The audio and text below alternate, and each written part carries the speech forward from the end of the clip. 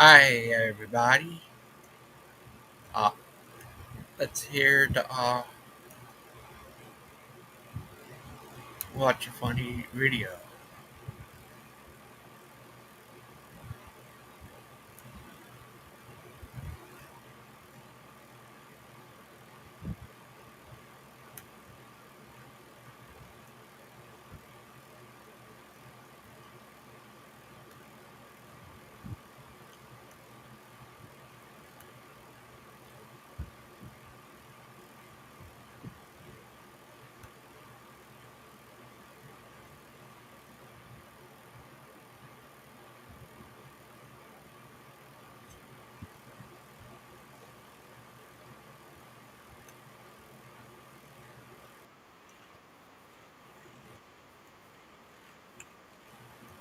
Here.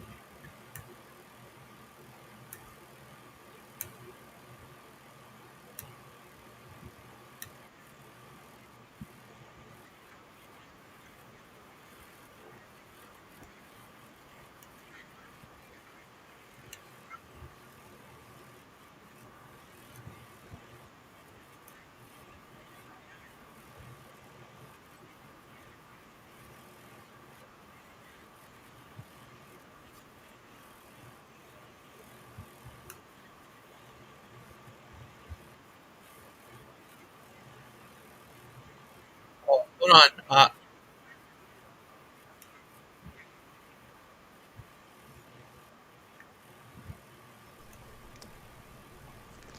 Did you know that Peter Ruckman actually exposed Steven Anderson, actually mentioned him in one of his books?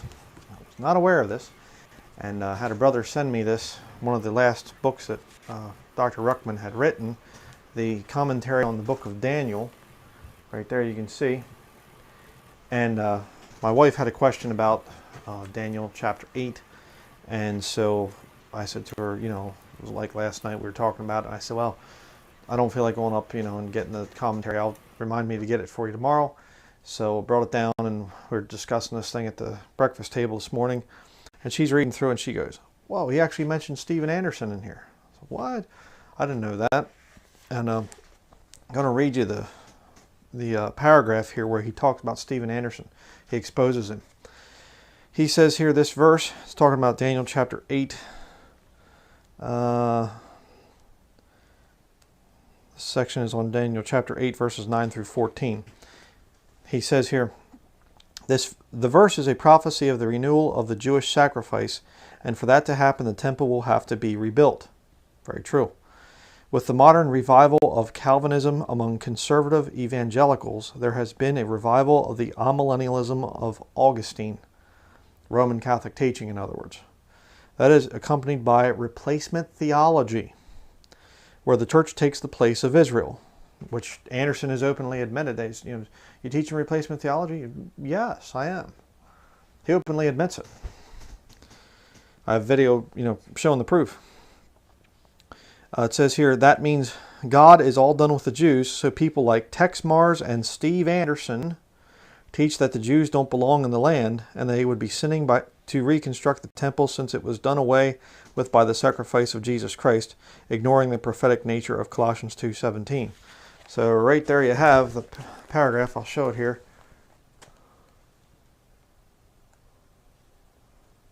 You can see that. So I find that interesting. Because a lot of people, all you ever want to do is talk about Steven Anderson. Steven Anderson's very dangerous. And even Dr. Ruckman in his old age could see that and realize the extreme danger of this Steven Anderson guy and his cult following. Yes, he is very dangerous. But again, just to kind of cover that whole thing there, it just, when you look at this stuff, you go, I don't understand how Steven Anderson can't get this, or Tex Mars, or whatever else, because they're dead spiritually. They're dead in trespasses and sins. They are not saved. That's how they're not able to understand things that are in the Bible. The Bible prophesies that there's going to be a temple that the Antichrist sits in. Now, the only way for that to happen is if there's a temple that's rebuilt in Jerusalem. And I'm going to be talking in real great detail here, probably later today. I'm going to be doing the video on the thing of this third temple. Extremely important, really wild stuff the Lord's been showing me. And but just find it interesting that even in his old age, as a man that really couldn't get around very much in things, even Ruckman could see the danger of Steven Anderson and exposed him in one of his last commentaries that he wrote. Very interesting. Just thought I'd like to share that with the viewers on this channel. We need to warn people about Steven Anderson. He's very dangerous. Thank you for watching. All right, I have here a book, The Local Church, by Dr. Peter S. Ruckman. We're going to go to page 37. Let me show you here. Page 37. Down here. Christians forget that once you put up a building, you are anti-New Testament. Ruckman's words, not mine. There are no buildings in the New Testament. Once you do this, you are in the state area, and you needn't pretend that you are not, for you are.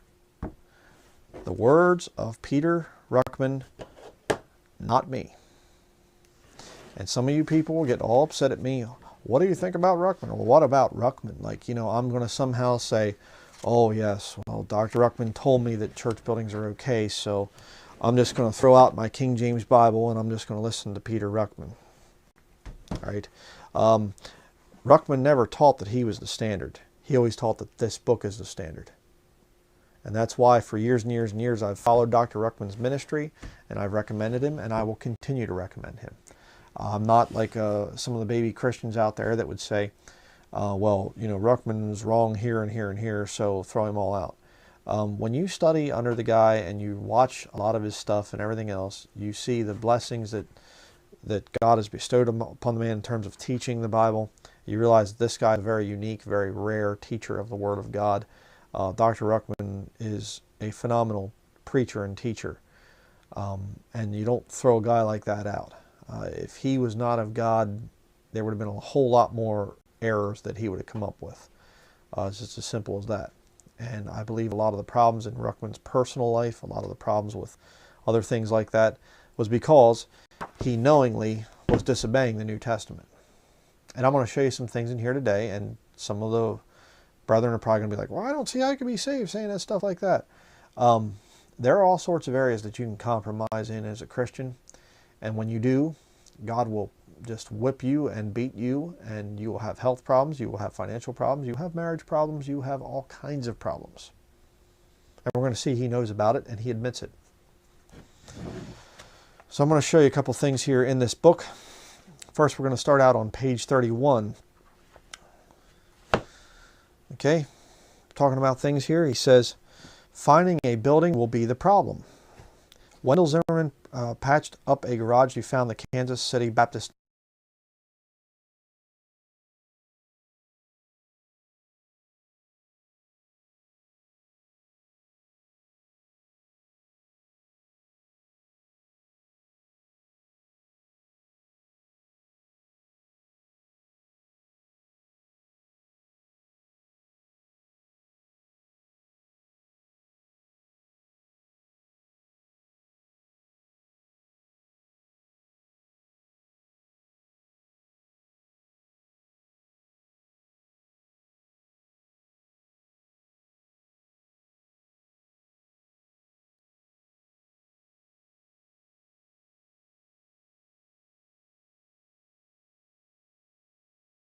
and go watch some Nazi propaganda. And you pitched his tent towards Sodom, and you pitched his tent towards Sodom, and you pitched his tent towards Sodom, and you pitched his tent towards Sodom, and you pitched his tent towards Sodom, and you pitched his tent towards Sodom, and you pitched his tent towards Sodom, and you pitched his tent towards Sodom, and you pitched his tent towards Sodom. I mean, there's probably some things that the devil uses other people for, but, you know, the Jesuits are pretty high up on the list. But let's go on to the next one. Exorcisms, once mainly performed by Catholic priests, were usually done quietly behind closed doors. But that's not the case with some modern-day exorcisms. As Fox 6's Sherry Palmieri reports, one evangelist says he has performed thousands of them. Take a look. Of Almighty God, torment! I curse you. You look at me, Satan. Quit tormenting him. Get up! Get up and face the judgment of God. Get up. Get up! Get up! Get out of the way, June. Just let the evil be there. June Kim came to one of Reverend Bob Larson's seminars for an exorcism. Who are you? Who are you? Your name? Murder, huh? Well, get up, murder. The 35-year-old, who was repeatedly molested as a child by a family friend, says demons have tormented her for years. Rage would come out of my being. It's just not normal. I just hated myself and just really angry inside. The biggest cause of demonic possession in the Western world is sexual abuse. More than 50% of the people we deal with have been sexually abused, mostly women. How many generations murdered? How many? How many? How many? The history of exorcisms goes way back 2,000 years ago to the origins of the Catholic Church. Let me stop there for a minute. Because you see the news reporters, it's kind of funny because these secular news reporters are telling the truth. But you get this faker, Bob Larson, who's a Pentecostal preacher, by the way. And you can check out his channel. He has a YouTube channel. And he does these videos, you know, answering your questions. And the guy's dressed like a stinking Jesuit priest. I want to show you some rather remarkable things about old Bob Larson here, this Pentecostal Protestant. Yeah, sure. But you see, this whole thing that this woman is doing and stuff, it's fake. Okay, these guys will use the power of suggestion. They're hypnotists. They will go in there, and then Bob Larson, I'm not a hypnotist. I don't know how to do hypnotism. He says that in another one of the videos that I watched of the guy. But complete faker. He's a fraud. If you want an exorcism, it costs you $500. I'd be careful of anybody that does these exorcisms and deliverance ministry and stuff like this. I know Bill Schneblin, which I've talked about and been promotional of some of the stuff he's put out. I'm real careful about that guy now, to be very honest with you. I mean, he's going wingnut Hebrew roots and the whole thing and stuff. And you know, there's some major issues with that guy. And it's always kind of bothered me. What's the deal with this exorcism, you know, casting out devils, all this stuff like this? There's some weird stuff, okay? Very weird stuff. But let's continue here. In those days, exorcisms were done more often because, as it was true in the time of Jesus, the word possession was used for any sort of phenomenon that people did. Burn them. You say, well, believe it or not. And he actually goes into Greek and United States in the last 50 years.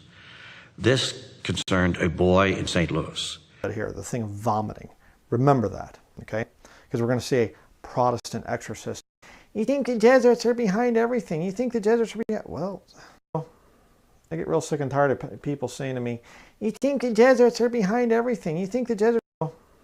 I get real sick and tired of people saying to me, you think the Jesuits are behind everything? You think the Jesuits are behind... Well... The one crazy Amish guy. What about some other crazy funny stuff? You know, Jesuits are out to get you all.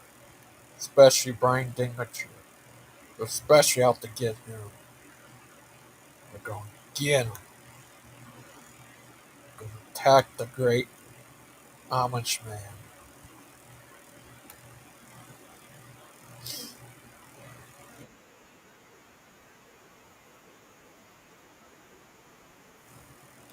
The crazy old Amish man. He's crazy.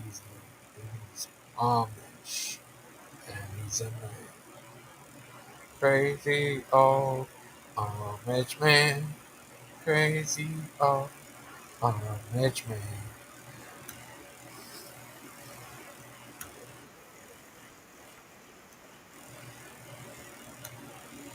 Watch some more crazy stuff.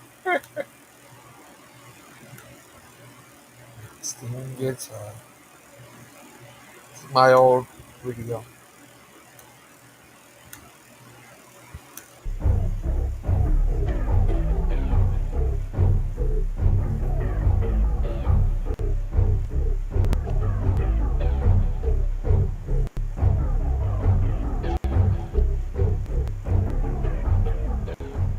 of Pastor Jimenez is saying, hey, we're not going to renew your lease. I mean, these people are dedicated. These people are researching. They're finding out, where we bank. They're finding out who we do business with. They're trying to get us shut down on all fronts. And you know what? Let me tell you something. I'm sick of it, and I'm not going to back down. And I'm sick of people not backing me up on this. And you know what? If you're not going to back us up, then get out of here. We don't need your help. You know what? We have hundreds of people here that will not compromise. And if you're not one of them, then get out. I don't want to hang around with a bunch of fag hags and a bunch of queer baits and a bunch of effeminates. Get out. Look, no one in a million years would have thought when I was a child that our country would.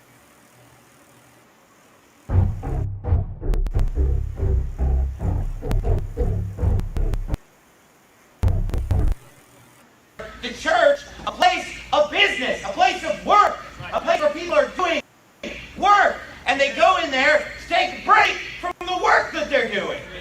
It's like a job. They go and they win souls and preach and serve and roll for things to get involved. It's not a place where you go like a theater and just sit down and enjoy the show and then walk out. No. It's a place of work, but lovers of their own understand that. They just want to come and have their itching ears tingled. They want the sermon to feed them, and they just want to feed and feed and feed when they need to get out there and work for the Lord. That's why we have a breakthrough at our church. You say, I can't believe you say business. Well, you know what? Jesus said I must be about my Father's business. You know what the first 4 letters of business are? Busy. Busy. And only communists and hippies don't like the word business. Now look what the Bible says here in 2 Timothy 3, verse 1. It says, this know also.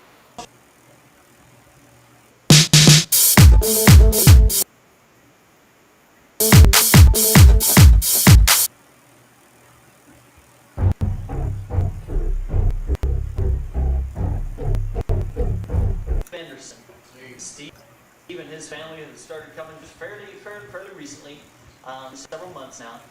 But Steve has been a blessing. I tell you what, I've appreciated him playing the piano this evening. I know Tracy and Regina appreciated that too. They got a little bit of break here. They wanted a break. They said, can we get someone else? I said, well, teach someone else to play. I said, Steve's going to preach tonight. I'm looking forward to this. I really am. Steve's got a lot of wisdom. He's got a lot of knowledge about some things that a young man more than likely normally doesn't have. I know he knows a lot. Pastors talked with him at quite length about the King James Bible, and Steve knows quite a bit about the King James issue and what it means to stand strong on the King James. And I appreciate that. I appreciate Steve very much. He's been just a good team to have in the youth group. Someone who's always you can talk to, and he's honest about how he feels about the Lord. And I appreciate that. Steve, if you'd come at this time, give Steve a hand if you would stand.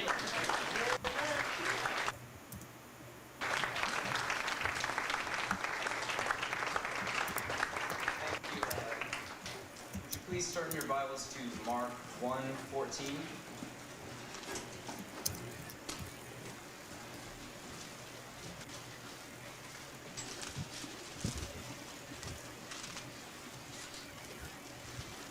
All right, we're going to be reading 14 and 15, and then I'm going to skip down to 21 and 22.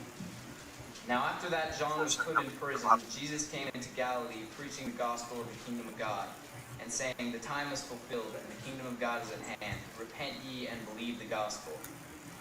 And then down to 21. And they went into Capernaum, and straightway on Sabbath day he entered into the synagogue and taught.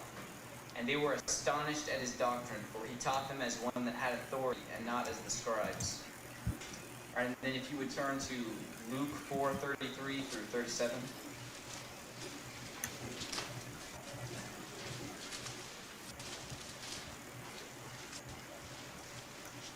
And in the synagogue there was a man which had the spirit of an unclean devil, and cried out with a loud voice, saying, Let us alone. What have we to do with thee, thou Jesus of Nazareth? Art thou come to destroy us? I know thee who thou art, the Holy One of God. And Jesus rebuked him, saying, Hold thy peace, and come out of him. And when the devil had thrown him in the midst, he came out of him and hurt him not. And they were all amazed, and spake among themselves, saying, What a word is this? For with authority and power he commanded the unclean spirits, and they come out of him. And the fame of him went out into every place of the country round about. And then just one more verse, John 5:26 through 27. For as the Father hath life in himself, so hath he given to the Son to have life in himself, and hath given him authority to execute judgment also, because he is the Son of Man. Basically, what I wanted to talk about today was the Christian's authority, which is, it lies in the Bible, because you've seen in these verses that Christ had authority. And we know from John chapter 1 that Christ and his word are the same. Jesus is the word. So if Christ has authority, then the Bible's going to have an equal authority. Now, when a Christian is speaking to people and he's quoting from Scripture, he's not just speaking his own words, he's speaking God's words. So he can speak with the authority, knowing that what he says is going to be the absolute truth. I mean, it's not just an opinion or somebody's point of view, it's not one person's interpretation. I mean, if you're staying true to the Bible, you're stating absolute truth, not just your belief, it's God's belief. And, oh, be seated, sorry about that.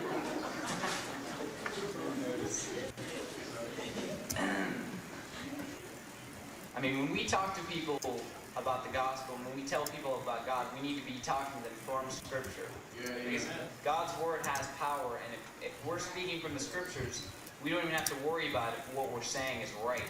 Because if we're just saying the Scriptures, we know it's right. Because God's word has the same authority as Jesus himself does. And Jesus is our example. We're supposed to look to him. Christian means Christ-like. And he preached the gospel, and he told people to repent, and he told them with authority. And he got his authority from the Scriptures.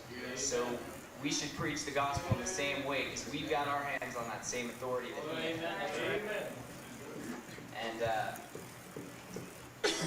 let's turn to Titus 2:15.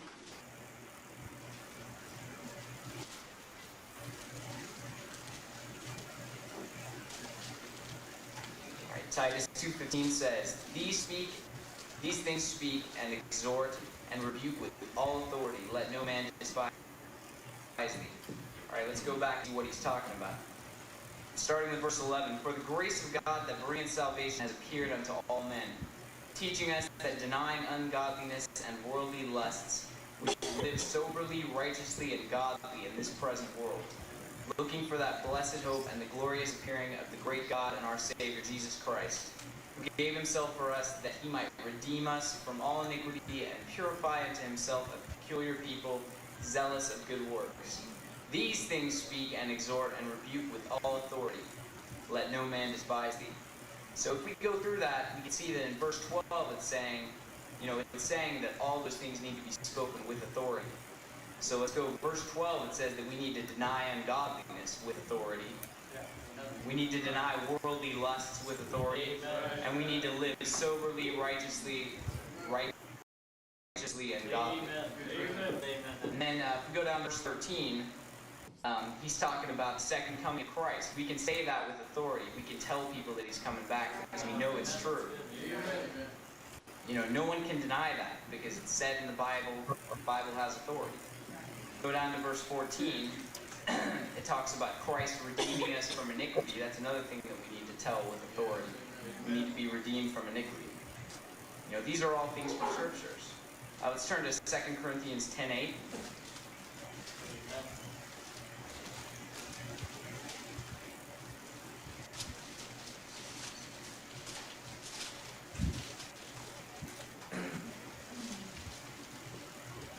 Alright, 2 Corinthians 10:8.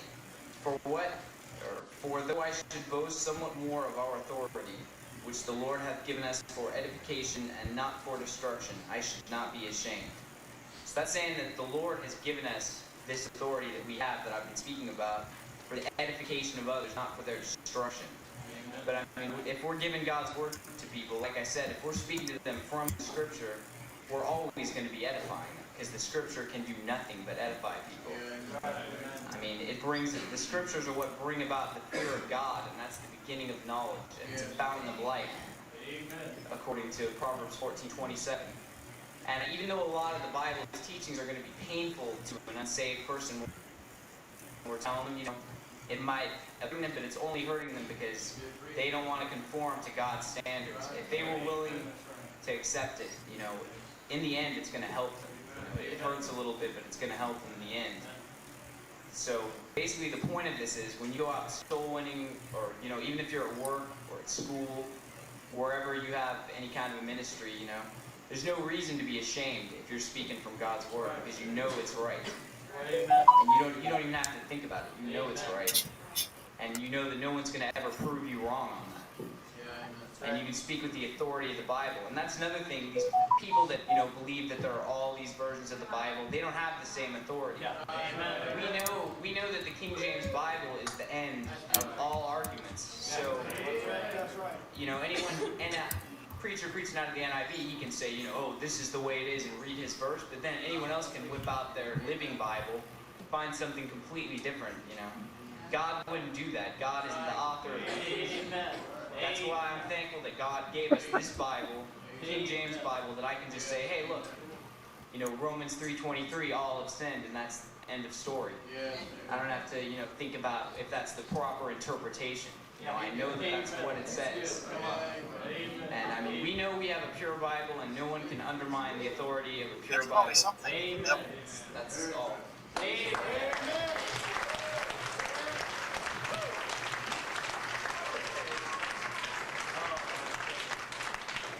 Praise God, that is wonderful. That is great. Man, the authority of God's word. Oh, man, I like that. Brother Steve, thank you. Man, that's good. It wasn't that good. It wasn't that great. Oh, wow. Man. From teenagers, I tell you what, the wisdom that God can give a teenager, the wisdom that God can give anyone if they'll just say, that's my authority. That's it. That's it. That's my authority. When I was a little boy, I had an authority. When I got older, where is my... Hi. Hi. Yeah, this is a young video of Steve Anderson. What? Yeah, that's when he was just starting out as a preacher. I think I might have even had a video of Steve Anderson when he was a little kid. Oh, really? I think so. I know I remember seeing it before when Wow. he was a little I would kid. never have thought. I wouldn't have recognized him ever. Yeah. Maybe it's the anger that's missing, and that's why you don't really recognize him.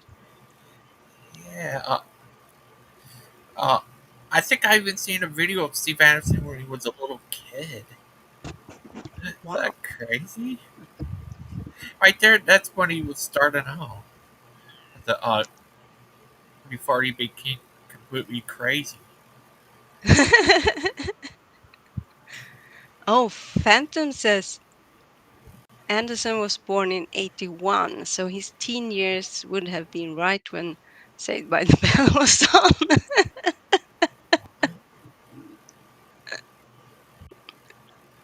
Yeah. Here's a on. thing about this is the guy I told about who Mhm. who disowned his own brother. Oh. Hi, Chuck. Chucky Chuck Chuck Chuck. Chucky Chuck Chuck Chuck. That's Mrs. Mott who does that stuff. Yeah, here's all kinds of old videos back in the day. I saved on here. I'm not If sure. anyone has a video of Anderson as a youngster preaching, it would be you, Gangster Ghost. Yeah, he was a teenager in that one video, and uh, he's all. I got all kinds of videos of him being crazy and stuff. Him and his baby. Yeah, And Robert is. that Oh, yeah, he that's abuses. what you say.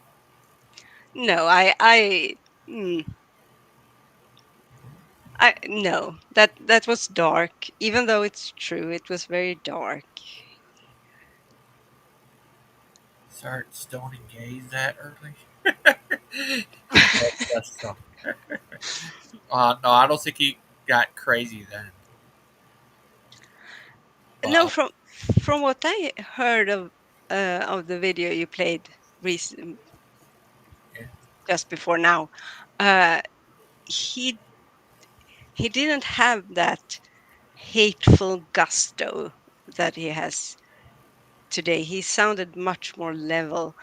I wonder when he came up with the idea that anger and hate was selling. I have no idea. Everyone stoned gays in the 90s. Yeah, Steve Anderson's a crazy guy. He's just so messed up and crazy.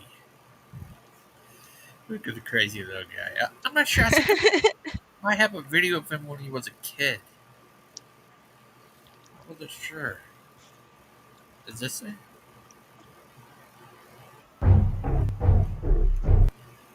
Well, I will this is go not to it. the child, etc. And it talks about I'm not sure about. I remember seeing her with a video of him as a little kid. Can you imagine Hmm. that? Like Steve Anderson as a little kid. No, I actually can't, especially after having seen, uh, as I said, I would never have recognized him. Oh, John Anderson speaks. Wow. What the- He's smoking. What? He's out there acting like a hippie. Mm-hmm. Yeah, it's crazy.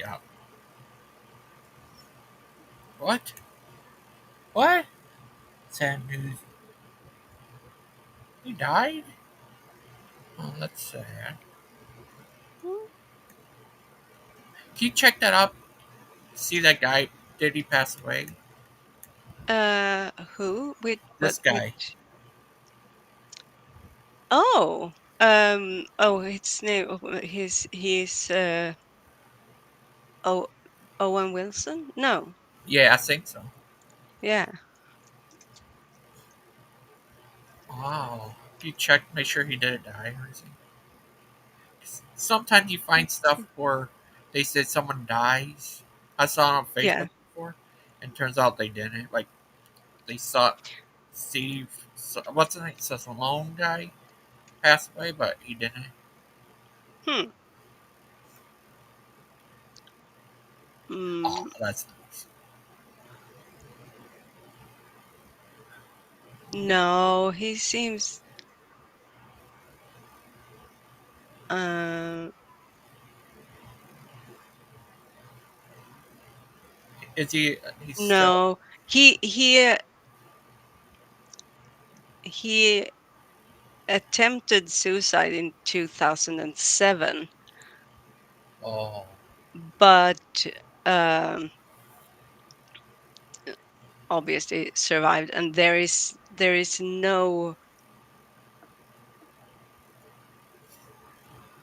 no reports, nothing about. No, oh, he seems to be alive and well. that's. Yes. I remember him from Cable Guy, and Oh, was he in Cable Guy? yeah, he plays the. I think he would play the crazy boyfriend, and not Oh. only that, he was in The Haunting. I remember he'd been in Hmm. millions of other movies. Like I think it might have been Wedding Crashers, and Yes, he was in Wedding Crashers. Wait, what happened? oh, sorry. I had to cough. uh, and um, oh goodness, I know a lot of movies he's been in, and right now my brain is just stuck. He's in uh, Dum Dummare.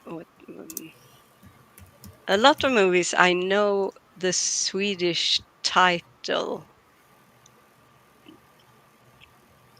Dummer, vad kan den heta på engelska tro?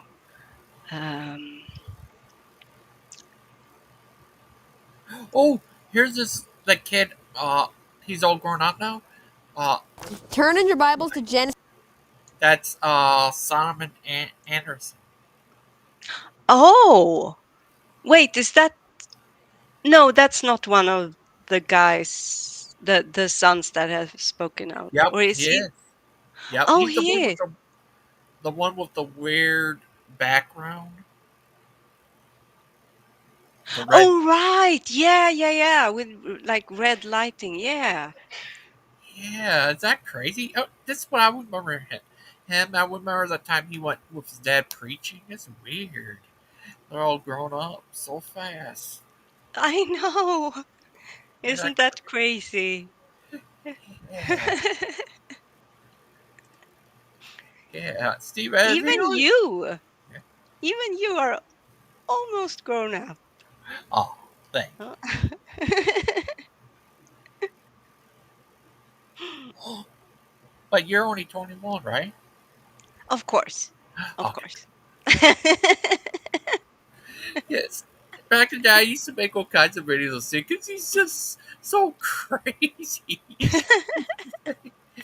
I'll make him even more funny like. Oh, Owen Wilson. Oh, check out Owen Wilson. Owen Wilson. Hope he's still alive. It doesn't say anything about him being passed away or anything. No, Oh, that's good. and that would have been on Oh, that's good. So like also, like if on you Facebook. Google. Oh, wait. Sorry.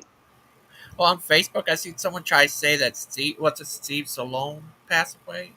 I looked up; he's still alive. The guy Oh, from Rocky. yeah. Oh, yeah. Sylvester Stallone. Yeah, he's related to that cartoon character. Jessica Rabbit. Uh, what is the cat name? Sylvester. I can pronounce his name. Yeah, yeah, yeah, yeah. That's crazy. Sylvester. There's. Is that weird? He's all grown up now. This is just a grown up little guy. Yeah. This is one. They grew so fast. He definitely takes more after his mom way he looks. But the Isaac, he looks more like his dad. Yeah, he's really there. There's a lot of Steven Anderson in his looks, though I doubt he. If I were to guess, I would guess he does not like to be reminded of looking or having similarities with his dad. Yeah, Isaac, he just reminds me the way he talks and stuff. That Yeah, sense that Steve Anderson in him. yeah, yeah. Like, Me too. this kid, he reminds me more the way he looks and stuff, more like his mom, Simon. I so I have seen pictures uh, of the mom at some point, but all I remember is that I think she had like long brown hair. I think.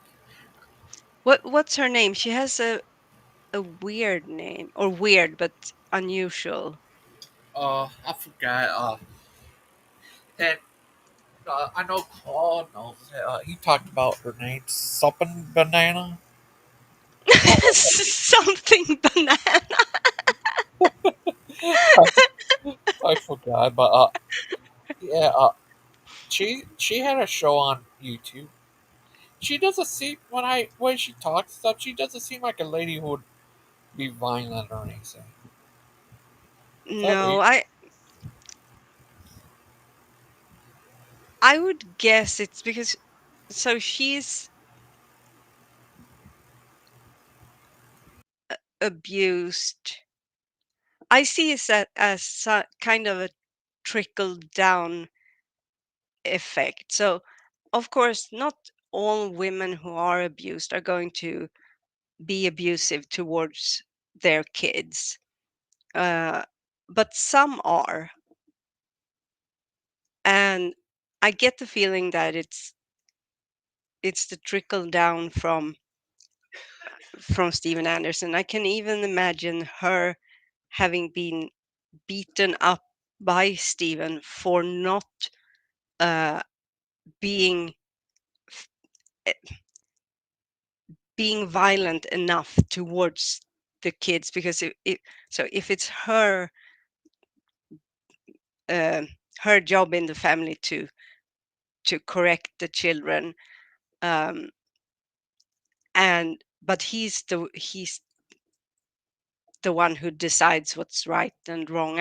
I can see situations where like he's punished her for not having punished the kids sufficiently enough, which is just disgusting to say, but uh, or she it's hard to say, and I don't want to make too many excuses for her, but at the same time she is abused herself, and at some point you have to take that into account when it comes to her actions, which doesn't make her not guilty or not abusive, and it doesn't take away the damage it makes on the kids, uh, which is why in this circumstance I view it as they both need justice done. uh, in some cases it's it's more clear that it's only one of the parents that is the perpetrator, but in this case it very much seems to be both of them. How you spell Jesuit? J-U... uh, G J E S U J-E-S... U Yeah. I T. Okay, thank you. Mhm. Versus the Jesuits. How much man going to take them all down?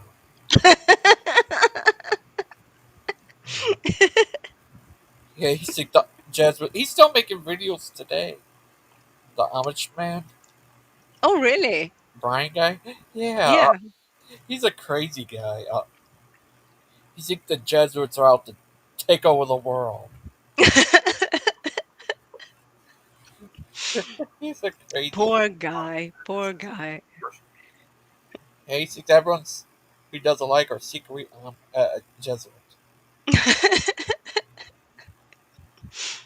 It must be so easy to always have someone else to blame, always something concrete that you can point to and say, this is why this and that happened, this is why the world is messed up, this is why I was failed as a whatever, I failed as a husband because of the Jesuits. I don't know.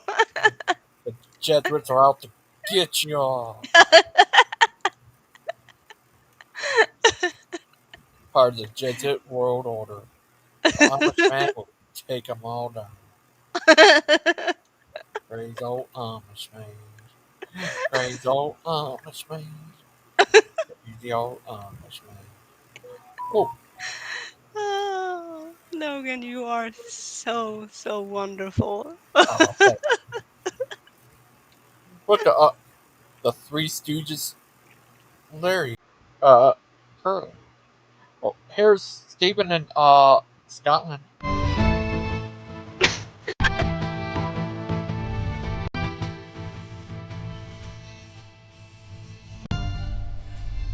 See, there's people there. He met the Loch Ness monster.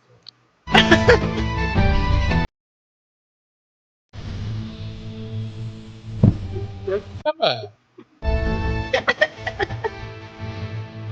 met Roddy Piper. Yeah, is that crazy? It is. He's Did just he a take those pictures himself or yeah. oh, He's that's part of the. amazing. It's funny what Spooky said. He says, "I have Anderson's conception video."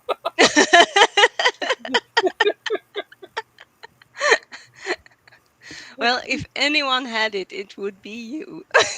Thank you.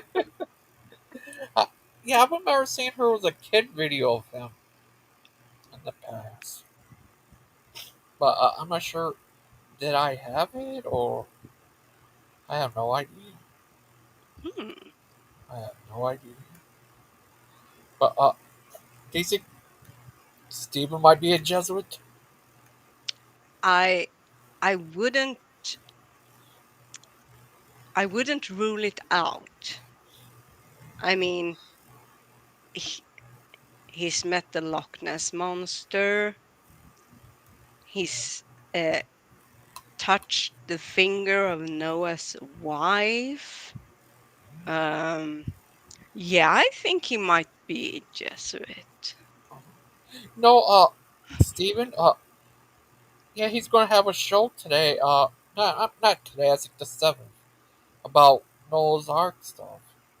It's like, I'm not, Oh yeah, right.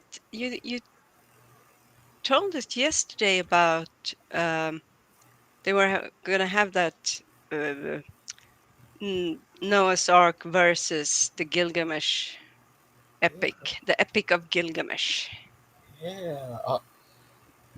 The or 7th, Gargamel, the Gargamel. Epic of Gargamel.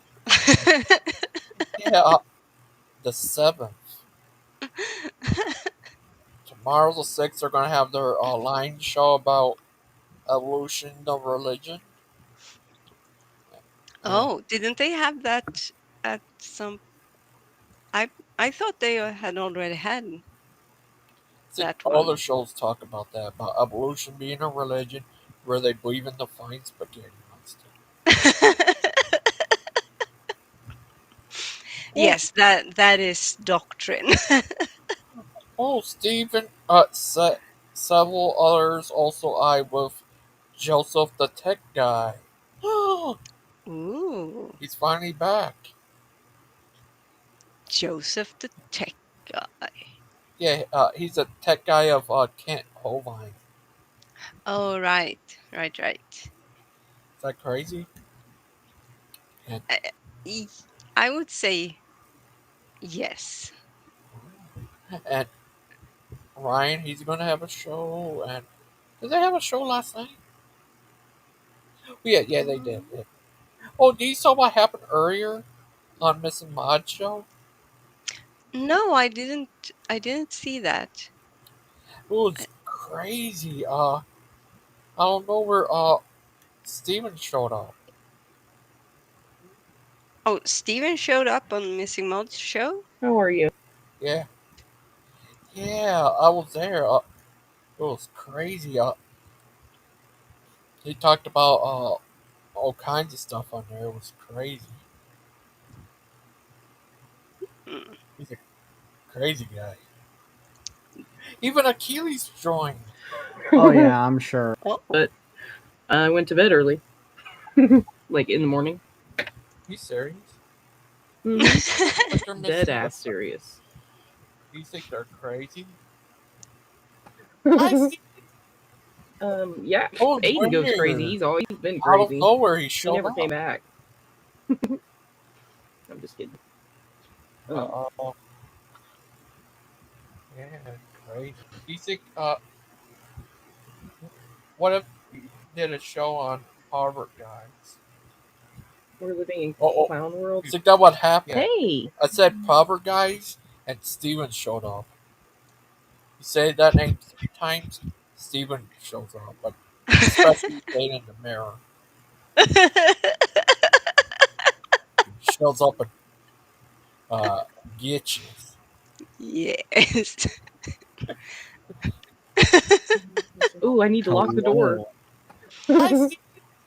Hello, Well, you Steven. don't have to lock the door. I'm only going to be here for a minute. I don't want any of these weird pedo apologists to come in here after you. Oh yeah, I'm sure. I'm sure. Yeah. If you need to say anything, just say pause. Yeah, I will. Yeah. Well, no, I don't think you need me to come defend you. You handled yourself like a boss yesterday. You really wore your crown and you slung those atheists all over the place. I was really proud of you, but you only gave it to the ones who deserved it. And you even got certain individuals to expose themselves as No one should be exposing themselves, right? Miss Arcus. That is very true. You should not expose yourself, especially not in public. But I'm wondering, what is he talking about? She was flinging the. Well, she got into debate with people yesterday. Oh, on her show. Yeah, Oh, okay, okay. I, I don't remember much. I don't know. I do remember that she uh had to do something to edit her video because they were showing who's here. The great and the only Loopy! Lupin! Hi, Lupin. What's up, Lupin, Gangster Lupin, Ghost? Lupin. Lupin, Lupin, Lupin. How are you? Hi, Can you hear Lupin. me? Good. Can you hear me? Yeah, we can hear you. Yep. How are you? Oh, I'm live right now too, so I'm just chilling. What are you talking about? Oh, watch about what happened to her. Year was crazy. It was what? With Steven and them and Miss Maud. What happened with them? Uh, when Steven came on there, it turned into a dumpster fire. I missed it. Yeah, you came on later on in there, but was I think when Tim was talking to Mark, I don't remember. This was Yeah, only a couple that minutes. Peter dude was weird. Why is that? I don't Which know. He's got some problems. I is was that? trying to Oh, let me first see if I Peter. can. Yeah, Well, that's a different Peter, Miss. Okay, that guy. Oh, That guy's been crazy. First Peter. Uh, he was on my channel, or he was on my. yeah. Yeah. Miss Mod linked up to your channel, I guess. Let me see. That guy was weird. He's a crazy guy. well, I Let me don't see if know. I can find it. I can understand the words he's saying, but I still don't understand what he's talking about. so it's not Peter, our friend Peter. No, It's someone else. a different guy. First Okay. Peter Pope. He's from the UK, I guess. I I don't know never. where the video went, dude. Well, I don't know. I never understand what he's talking about. Hmm. Oh, guess who's here? Who is here? It's Oh, maybe Dusty. I have it on. Maybe I have it on this video. Hold on, let me see. It's Bucky. Hi, Dusty. Buck. Hi. How are you What's today? up, everybody? Oh, I'm alive and well. Oh, that's Good. uh, Good. Good. Good. Are you he's working? yeah. No, not today. Okay. No. Oh, I'm so stupid. It's Saturday today. I get Oh well, lost no, in I days. don't. I don't blame you for thinking that because I'm usually working whenever you talk to me. Yeah.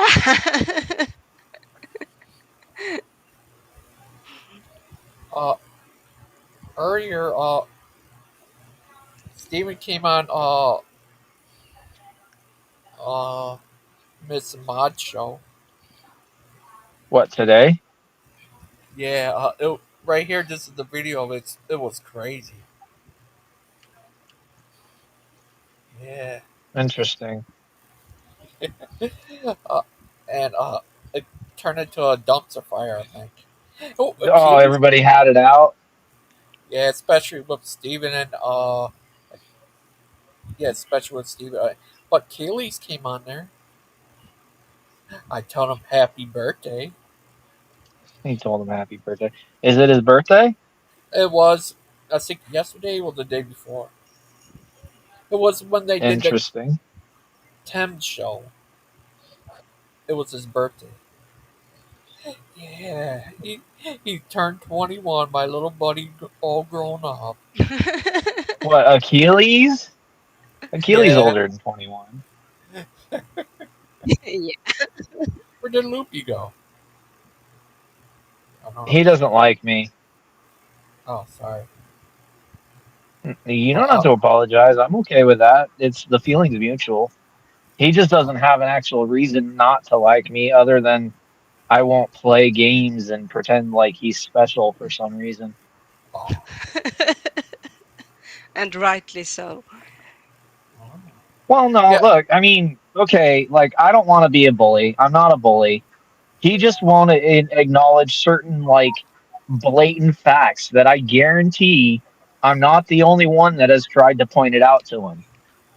Right? Like it's all good and well, but when you pretend incessantly that you have an IQ like above what you have, like I go through painstaking effort to prove that I don't believe that I'm like a superiorly intelligent person, but I have common sense.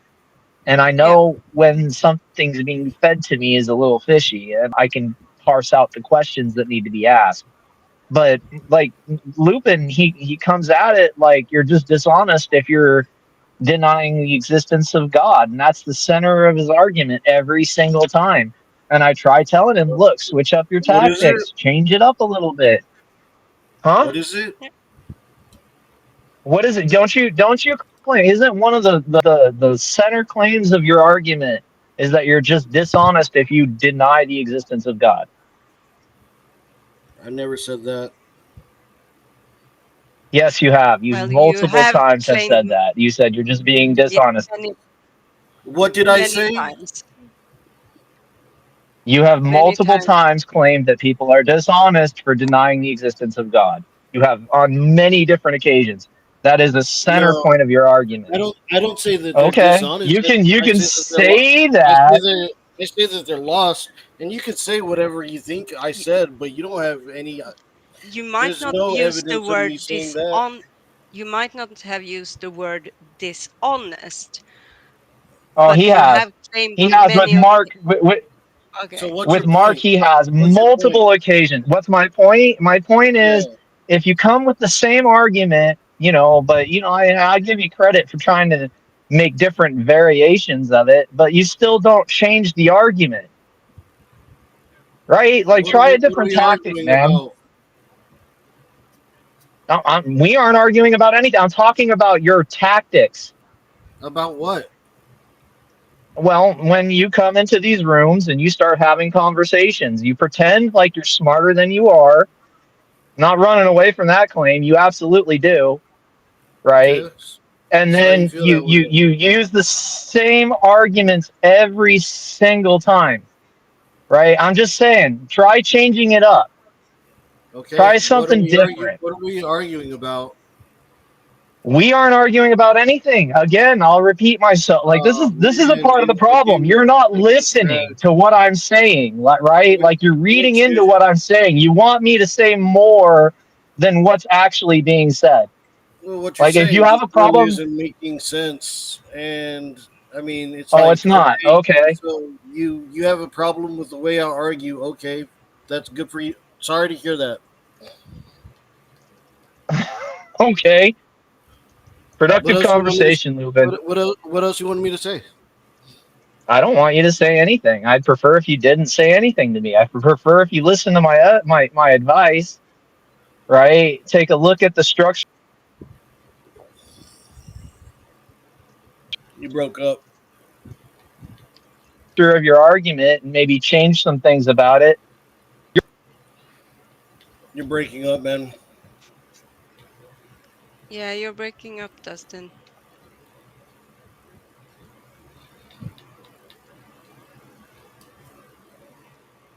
Are you there, Dustin? Picking up. Well, maybe I. Yeah, You're yeah, yeah. breaking up, dude. Are you still there, Dustin? Dustin, Yeah, I'm don't here. go. Can you hear me? Oh, Yeah, yeah, we can now hear you. now we can hear you. Now we can hear you.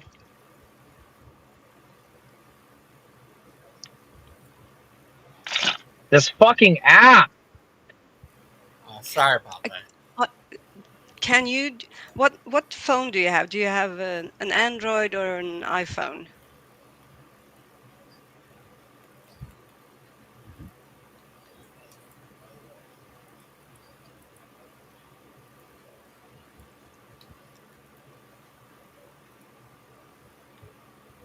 Dustin?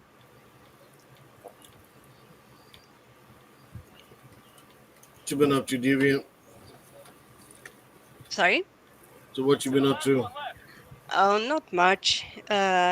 I'm I'm at Soot's place, so I've been hanging out with him when he's not working, but when he's working, I'm sleeping. Right. How's your tooth? It's gone. Oh, really? Did they pull it out or did it fall out?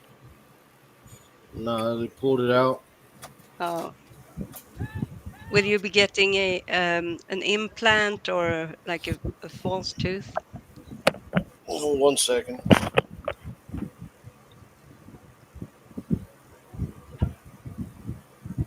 Oh, oh, Miss Outcast. Mm-hmm. Earlier, when it was 10 in the morning where I'm at, it was 10 Yeah. at night where Dan is at. Oh, so is he still in the Philippines? Yeah, I think he might be coming back soon.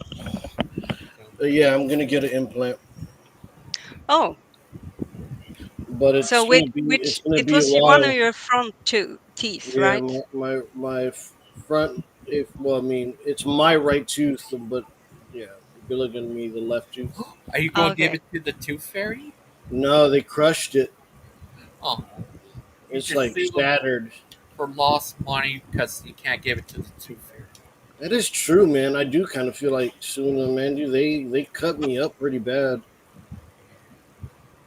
Yeah, my my left front tooth, I smashed it out 3 times as a kid. So I have an implant there since I believe I was 18 or 19 when I got the implant.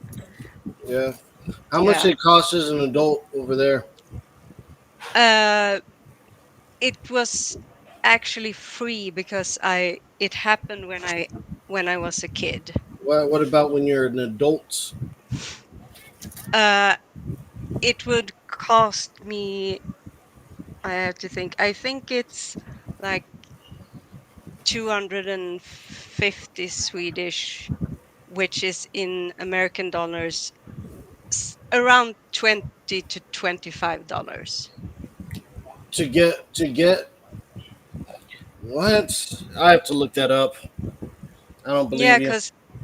because we no. So here's the thing: we have governments. It's subsidized by the government, and In throughout time, Sweden, right? Sweden. yeah, and It says around 15 to 20,000 yeah. But so I have because of my uh, insurance. P- no, because of my PTSD and yeah, it's primarily the PTSD, but also the ADHD. Uh, and so I'm retired and I am allowed a special, not a special grant, but I have a card. I don't really know the terms in English, but oh yeah. Ooh. Yeah, you want to get that fixed. It's in the process. It takes a couple Yeah. months. Yeah, I know. And they're gonna make a new tooth, and they're gonna look at the teeth you have and kind of make a pattern so it looks uh, it looks natural, which mine did at a point, but they don't they don't account for years passing by and me having been a smoker for many years. So Ouch. I pay for dental care. I pay the same price as I would if it was like regular health care. Um, Are you there? We can't hear you, man.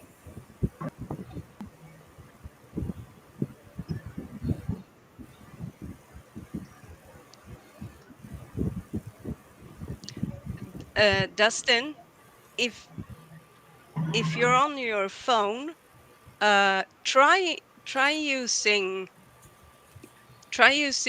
the link in your browser rather than the app. That's how I do it when I join from my phone, and it seems to be working better than the app. So maybe that could fix something for you.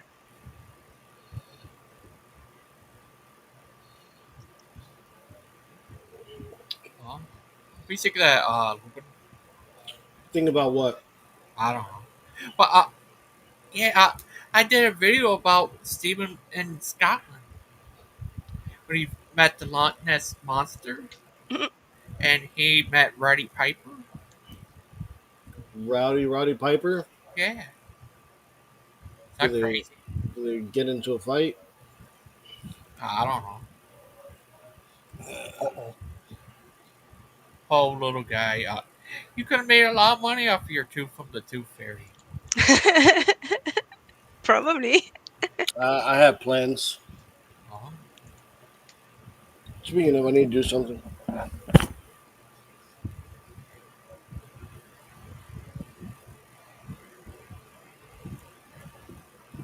Have you ever heard of David Wood, Miss Southcast? Uh, n- Not off the top of my head. Yeah, he's related to Hollywood. Oh, yeah. Oh, that's a good one. And he also got attacked by a skeptic. Skeptic. Skeptic? Oh, Oh, they. You don't want to get them stuck in your head. no. Sticks. Oh, uh, Lupin, you heard of David Wood, right? Baby oil? David Wood. David's Wood. David Wood? Yeah. Yeah. Yeah, he's a funny guy. Especially when he does those Mohammed stuff. That's so funny. What have his buddy up there as Mohammed? Wow, it's like the Three Stooges version of Mohammed. The What do Boom you Boom think? Rooms? Yeah, they're so funny. They have him meet all kinds of people: Darth Vader, Joker. Uh, what is that guy's name you like? I forgot his name. I think he became a Muslim. I need to wax my eyebrows. Andrew Tate? Yeah, that guy. He met him. He met David Wood. He Mm. met uh, Moses, I think. Met all kinds of people. It's funny. He's a funny little guy. How long have you heard of David Wood? Lupin. Lupin. Hold on for a second. Oh, Let me see. Let me see if I can share this. what is it? Is it My not for more domination?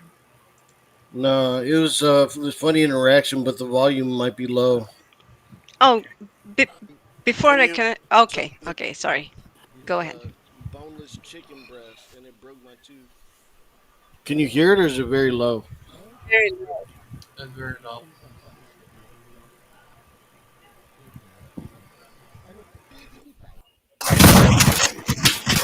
That wasn't me. Hurting with you. What's pedantic? I'm just telling you to follow the rules. I'm taking advantage of it. Okay, yeah. Anyway, that guy owes me $3 or £3. That Um, Peter guy. oh, He couldn't stop cussing. I told him every time you drop an F bomb, I'm gonna just charge you £1. And he dropped like four at a time. you're gonna have to go and collect. Yep. He's he's very strange. He's angry. I don't know why he's so angry.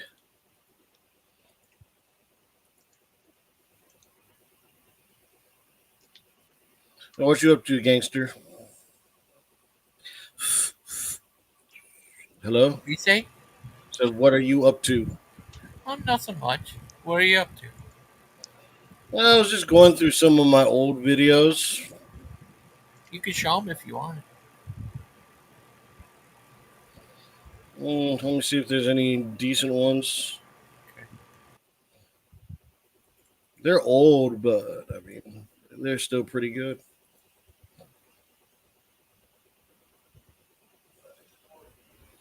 I'll have some funny ones of Dustin. You want to see some some clips of Dustin? Let's see. This was pretty funny.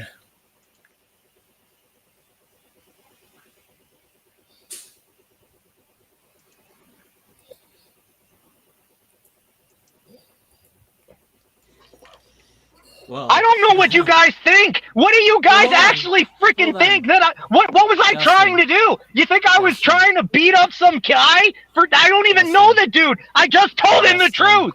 You guys are nuts. You guys are freaking blown in the head. Dustin. All right, Dustin. Let me ask you something, please. Okay, Chuck, am I able to talk now? Yes, you're up. Okay. Oh man, that was wild.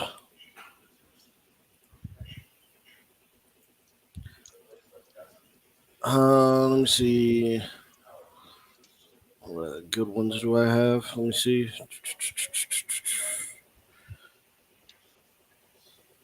Terry's live.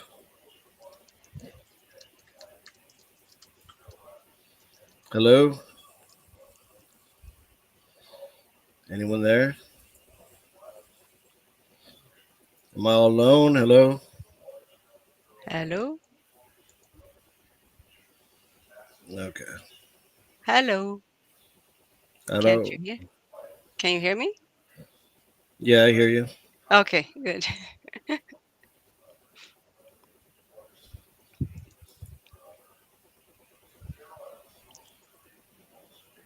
So can I or were you gonna show something else, or can I show you something? You sure? Sure. Uh, can you see it? No, you gotta let Gangster Ghost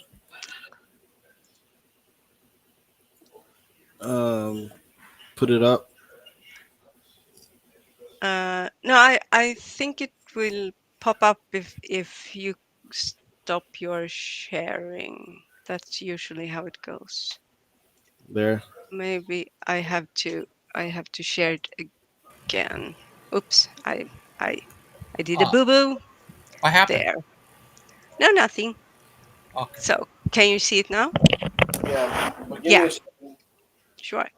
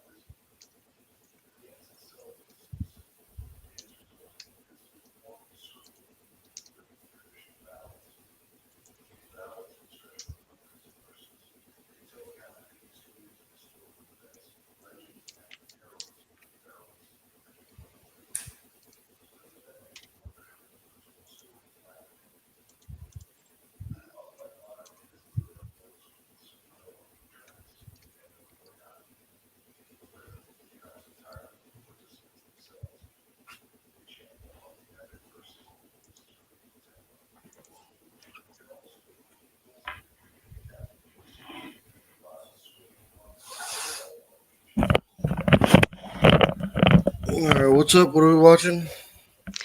Yeah, so I oops, wrong. I was looking up so this is Folktandvården. It's dental care in Sweden.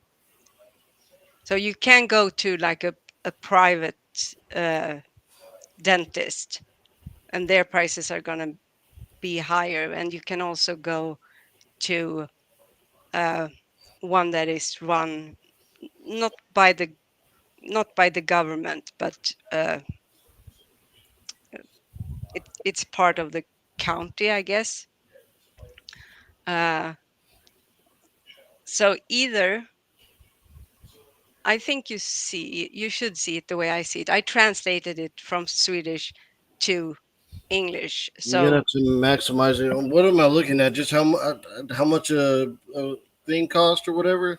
yeah, if you go with like a crown or a bridge, Permanent tooth, crown per jaw, permanent supported crown, jaw, laboratory, hinged.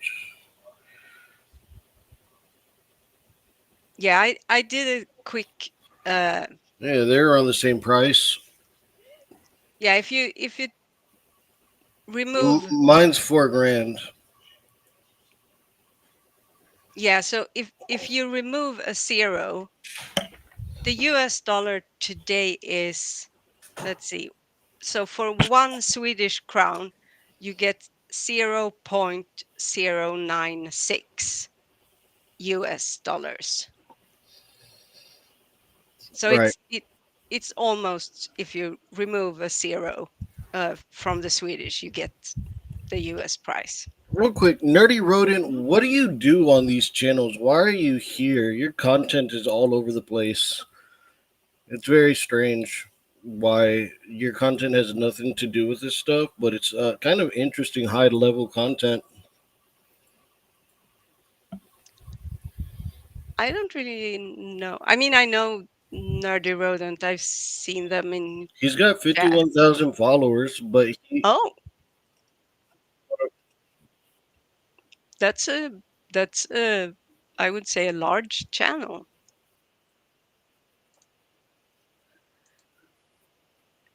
Yeah, so if you go with see if you switch out implant, because implant is a much more uh it's a much more stable, yeah, it's more longer lasting. invasive. Oh yeah, it is invasive too. Yeah. And you mostly do implant if, like in my case, I have no root. I had um Oh, a so pin. you got gum decay. No, but since I broke my tooth 3 times, I got a crown on a pin, but the pin ended up, when I broke the same tooth again, the pin kind of smashed the root into just bits and pieces. So they had to take out all the pieces and then wait for my jaw to completely grow into adulthood. And then they could do the implant where they put a pin into your jaw instead of just in the root. Mm. And that is see more about 1100. But as I said, for it would be much lower because I have this um, Insurance. I guess insurance insurance, so I don't pay extra for it. It's just part of our social safety net. Gotcha. Yeah. Yeah, it's not Yeah. fun. I mean, there are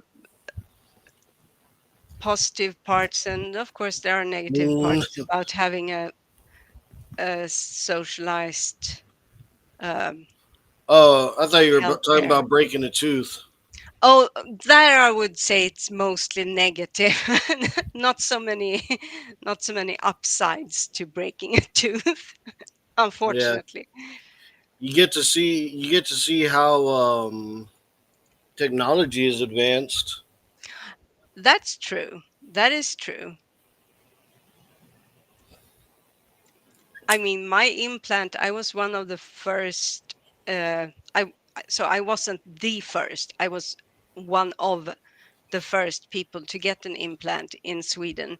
So I'm in this study group, uh, this research study group. And when I got it, they said it will probably last a maximum of 10 years. It's now been around 25 years and it looks, I Great, wouldn't say it looks looks good. great, but yeah, yeah, Looks it's lived up to it. yeah, for sure, for Yeah, sure. yeah. This implant, it should live up to it. Implants last a good while, like 10 to 15 years, and if you take care of it, Yeah. probably better. But yeah, it's intrusive. It's crazy how like violent it is. Mm-hmm. Like it was super violent with mine. Like you just hear the. Did you did you see them? Did you see them injecting me with the numbing the local anesthetic? No. No. Oh Mm. man, it hurt so bad, but I was like laughing. I was laughing, but it hurt. Uh, he didn't give me no warning. No, they often, sometimes they don't do that. I was pretty upset. I wasn't really that happy with the service. It's like he didn't really care that much, and that's just pain. It's painful. You know what I'm saying? Yeah. Yeah, it's like sometimes they, I usually joke and say that to be a dentist, you need to be at least somewhat of a sadist because they're often very violent and uh, don't care much about how how Nah, you as the patient are yeah, feeling. I've had really good dentists though. Sometimes, like whenever they're finished, you're like, you're finished. Like you didn't even realize it was done. Yeah. For a similar operation to this, the my previous experience was a lot better. This dude, he cut my lip with the scissors. It's like, how do you even manage that, bro? For real, how do you cut my lip with the scissors? Just because I couldn't feel my lip doesn't mean I couldn't feel that. I felt that. Yeah. That was wild. No, it varies a lot.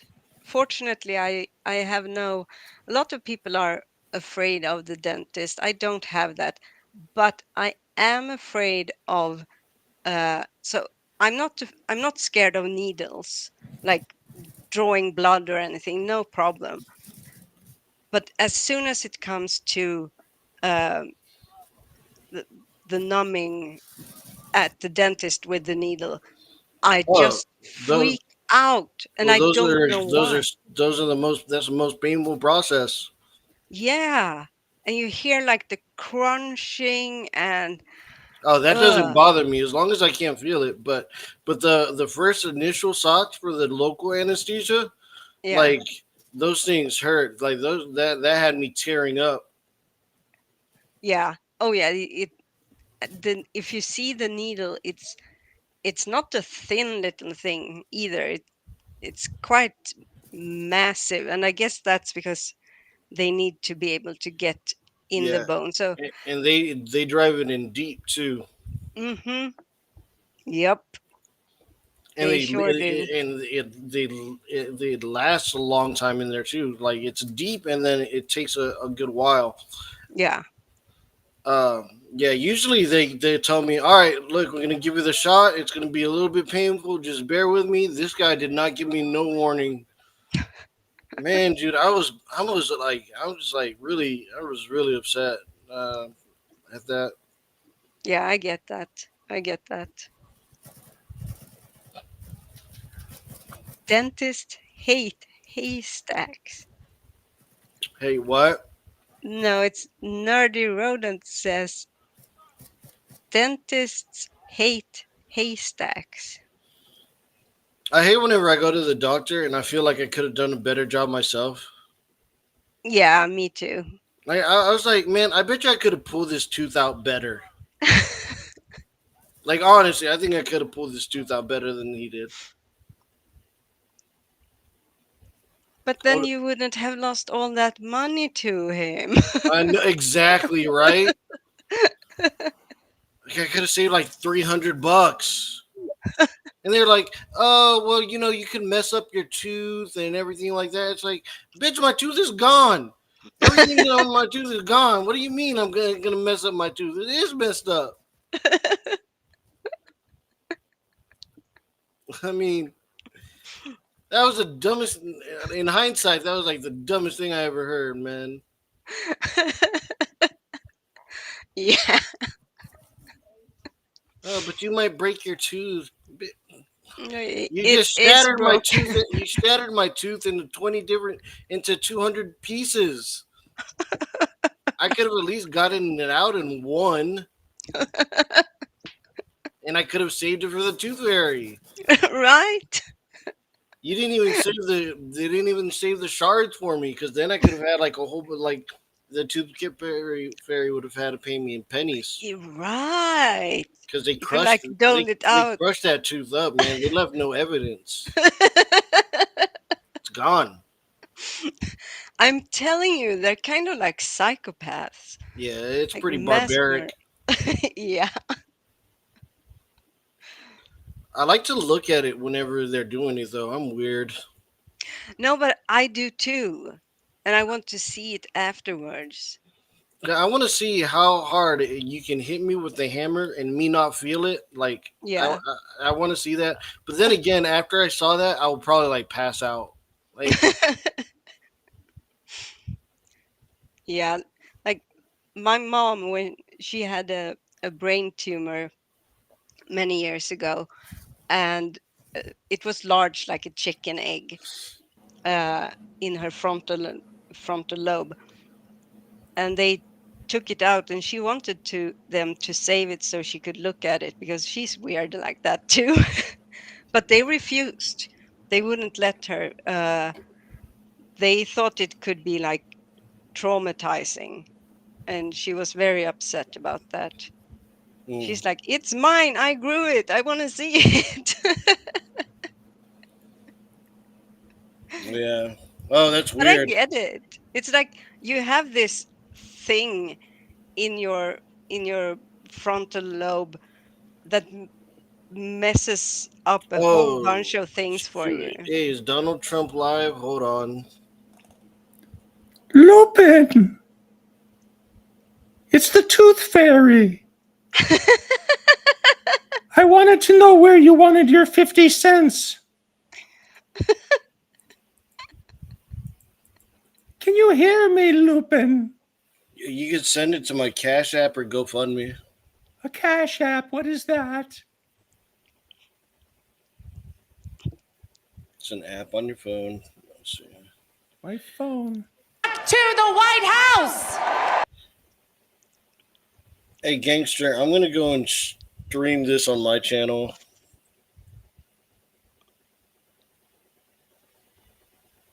All right.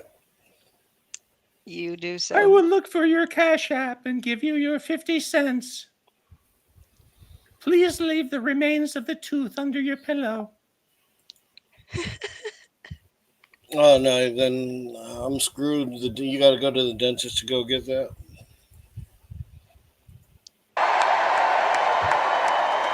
I'll give you 25 cents then. Well, we're 31 days away. 1 month from right now, as Donald Trump always says, will be the most important day in the history of America, because this is a pivotal moment for our country. And I don't even have to tell anybody that here. We can all feel it.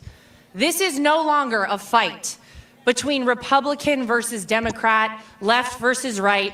It is good versus evil. That's right. And good is going to win this battle, ladies and gentlemen. And if you had any question whether God exists and he performs miracles, we got our answer here on July 13th, right here in Butler, Pennsylvania.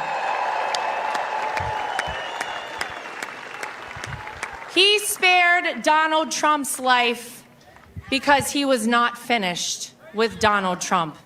And he did it not once, but twice. And I've said it time and time again, but now you feel it more than ever. Donald Trump was made for such a time as this.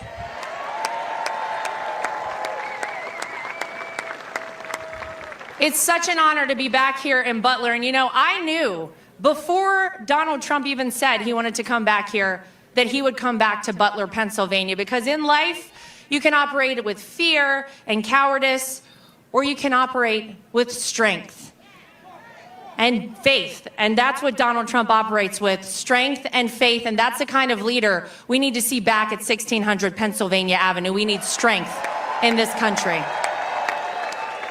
Yep. Yep. And Eric's right. I've been doing a little something with making sure that we have free, fair, and transparent elections, and that only legal citizens are voting in our elections here in the United States of America. If that's okay. It's been the #1 focus of the RNC since I took over alongside our chairman, Michael Whatley, back in March. We have had a big goal of recruiting 100,000 people to volunteer as poll watchers, poll workers, legal experts on the ground. And we said, I don't know, 100,000 is a lot. I'm happy to report that we have trained 200,000 people across this country to do that. We need more. We need more than just 100,000. I'm glad they got more. So our message. I'm glad they got more. I hope they help, man. I hope they help.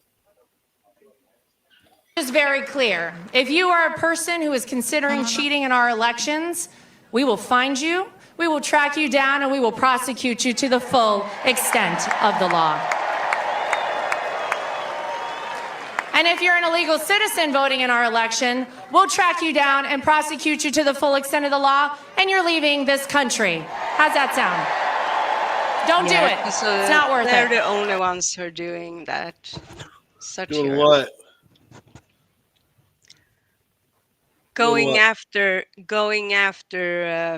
illegal taking actions against illegal voters. Yeah, the illegal voters. Yeah, that's a problem, don't you think?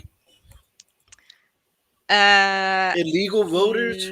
How would you feel if we just sent a whole bunch of people to your nation, to Sweden, and they don't have any papers and they can vote? You don't find that a security No, but they issue? then they can't vote. But they can. They do that here, though. How? People can fake the ballots. They can copy it. Don't you need to register to vote? No, some people will help. They'll help illegals register to vote. All they just need a voucher. They need a voucher. That's all they need to vote is just a voucher. Explain voucher to me, because I'm not really. Basically, if you're an illegal, you don't have any papers. It's illegal for you to be here, right? Yeah. But you have a house and everything. Okay. A voucher is you just going to your neighbors. You get 2 neighbors, and they just say that you live there, and then you get a voucher, and that allows an illegal person to vote. Oh, like a voucher for the house. Exactly, like a voucher that you're staying in America, even though you're staying here illegally. But I mean, you can't even get a job without a green card. Yes, it takes you can. more. Well, of course you can, but not a legal job. You can You can be illegally. What do you mean? Where? I- In the United States? Yeah. You can get a job without papers. My friends got Yeah, jobs yeah. without papers. You can. I don't know the term for those kind of works in They're English. not though, Mark. They're not prohibited. But they are. They're not though. They cheat. That's just one way they cheat.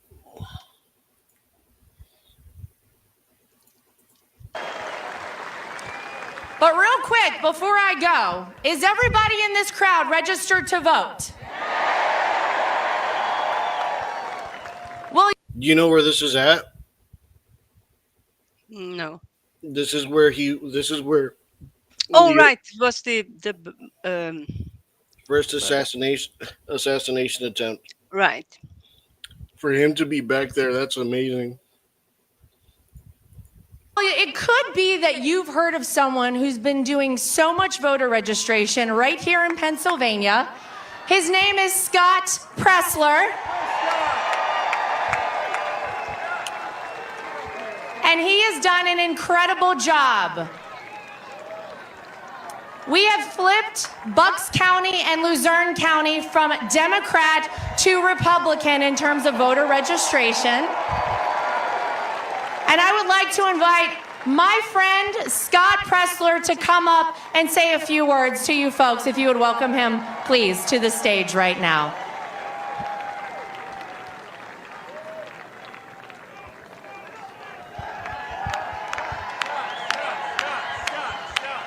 And he wore shorts for us today, so check out his legs. Look at this. Yes.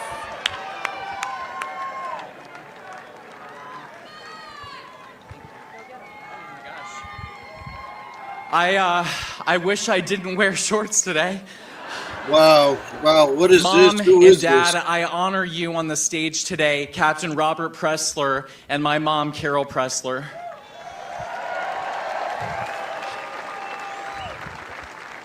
Pennsylvania, you have the power to change the world. Pennsylvania wins the White House, and so please, I ask you today, please check your voter status, make sure you're an active voter registered at your current address, and please visit vote.pa.gov and register to vote today. A message to our union workers. We want your vote. We want to keep jobs here in America. People that are here illegally and voted, so the fact checking doesn't.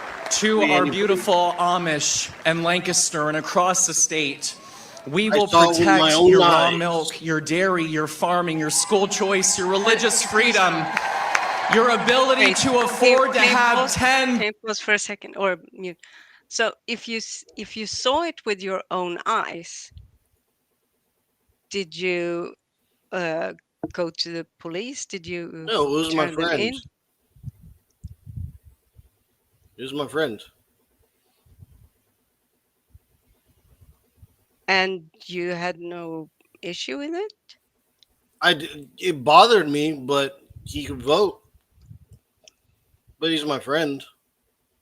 So who did he vote for? Do you know?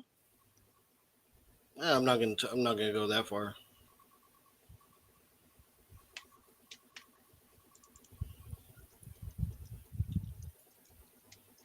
But he was able to vote. Actually, him and his family were able to vote.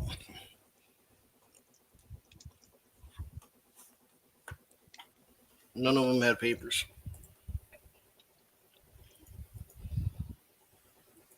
Beautiful children per family. To our hunters, 30% of you are not registered to vote. Please, our hunters, support the Second Amendment, register to vote. To our truckers. I have no idea who this guy is, by the way.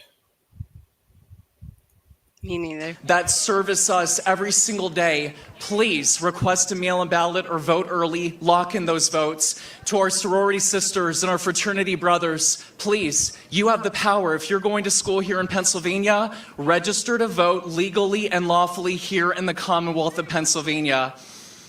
I feel this from the top of my head to the tip of my toes. I love our great country. President Trump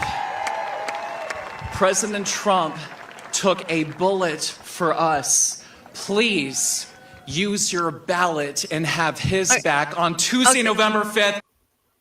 It's quite appalling to hear. I get that he's the presidential candidate. It's a big thing, but them mentioning it all again and again without mentioning the poor guy, the dad, the fireman who was actually killed by that bullet. That What are you talking about? Trump gave him one of the most beautiful like Trump will probably mention him in this but I'm not talking about Trump. I'm talking about it's been mentioned by like this guy and the woman earlier, and they're talking about, oh, God spared his life, but he couldn't bother to spare the life of the guy who actually died. what do I you I want them think to it's do? It was a I would want them to tragedy. I would want them to at least mention him. They do. I guarantee you They Trump will didn't. not this guy. Who No, and didn't? not Who the other didn't? one either. Who didn't? The woman who was talking in the beginning. Well, you got to listen to the whole speech. But I And heard deliver it. Pennsylvania for This is live. Yeah. Donald J. Trump. Thank you. But you can't change the fact that Trump took a bullet for this country, and he's the candidate. The one who took a bullet was the guy who dove in front of his wife and kid and died He doing so. took a bullet too. Yeah, it's a tragedy. Trump didn't take a Yeah. bullet. Trump got shot at. Okay, Trump and took he a bullet. narrowly A bullet hit him. he got a flesh wound does not count as a All right, hit. before we He took a go, bullet. Whatever, There's dude. no. what There's we're going no to do here today, ladies arguing and about it. gentlemen, is we're going to make a new memory in Butler, Pennsylvania. And this will mark the moment that this election was won for Donald J. Trump. Let's send him back to the White House on November 5th. We love you, Pennsylvania. Thank you. God bless. Can you pause, please? Trump survived an Dustin. assassination attempt. What's up, Lupin? Or No, it's Big Bad Mama. yeah, I know who it is. BBM, what's up? How are you doing? I'm good. What's up? I had I saw you pose this question a couple times to some people, and I had an answer for you, but I never was on the stream. I'm going to answer it real quick. So you asked why they don't use monkey organs or ape organs for humans, why they use pig organs, right? Right. So the answer is the pig organs are anatomically similar to human organs, and pigs come in many sizes, and they have large litters and are really easy to breed, and they're also slaughtered for food. So there's no ethical objection to using pig organs for treating human disease like there would be for monkeys or apes. It's for organ transplants, not for just treating diseases. Organ transplants. Right. That's what I'm talking about. They're anatomically similar to humans, and since they're already killed for food, it's not like you're killing a monkey to get its organs out or killing an ape. Dustin disappeared, but I think he heard me. Yeah, he has issues with the app he uses. Yeah. Good to see you, Dustin. Anyway. Okay, I'm leaving for this Trump rally.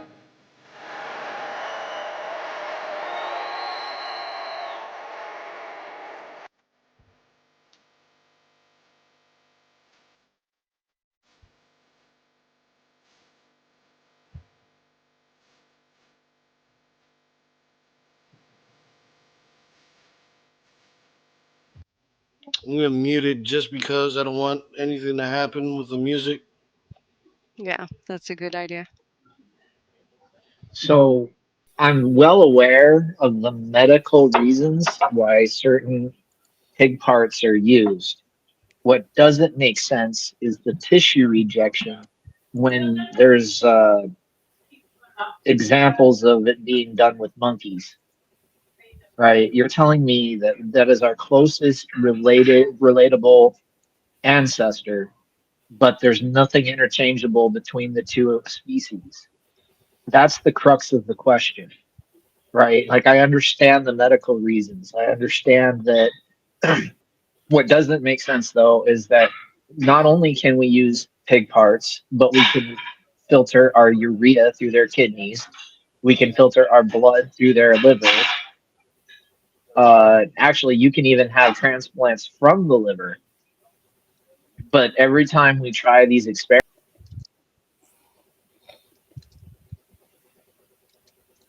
with monkeys, who are our closest relatives,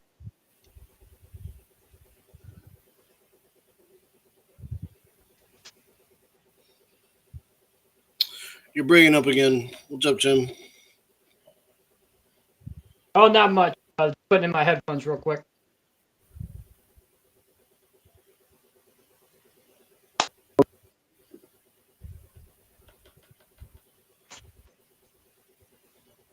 Can you guys hear me okay? A little bit. Yes. It doesn't sound that great. Keep talking. Testing, 1, 2, testing. No, you're breaking up. Yeah. Like how bad? Who's talking, Tim or Dustin? You got lag and you're breaking up.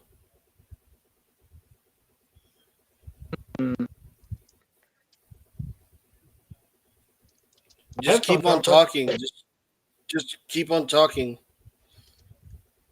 Okay, walk my dog, walk my dog, walk my dog, walk my dog. Keep Sound going. good? Keep going. Keep going. Talk. You walk your Walk the dog down the walk the street. dog. Yeah, walk the dog down the street. Say hi to the neighbors. You cut out every like 3 seconds. Dang it.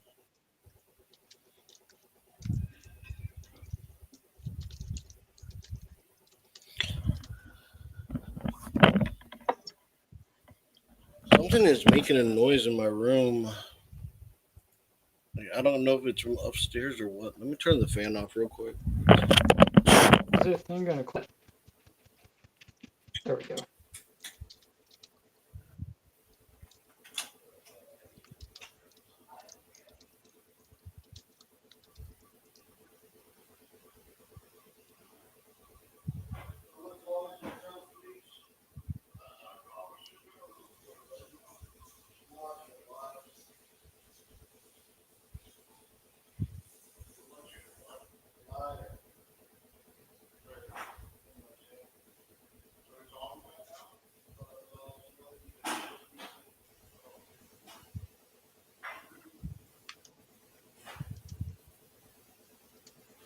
Okay, now I should sound better.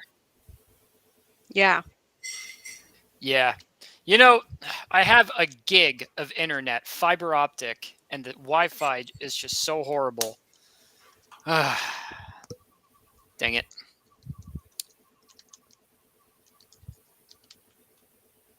I need to, like, complain more to my internet company.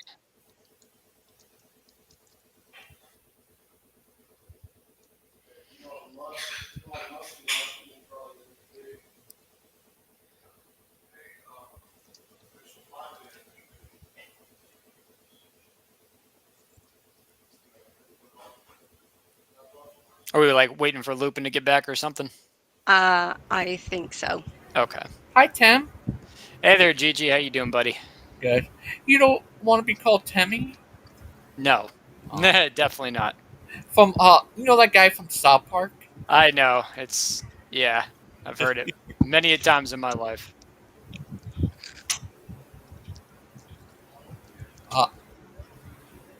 I think Lupin's a real life carp.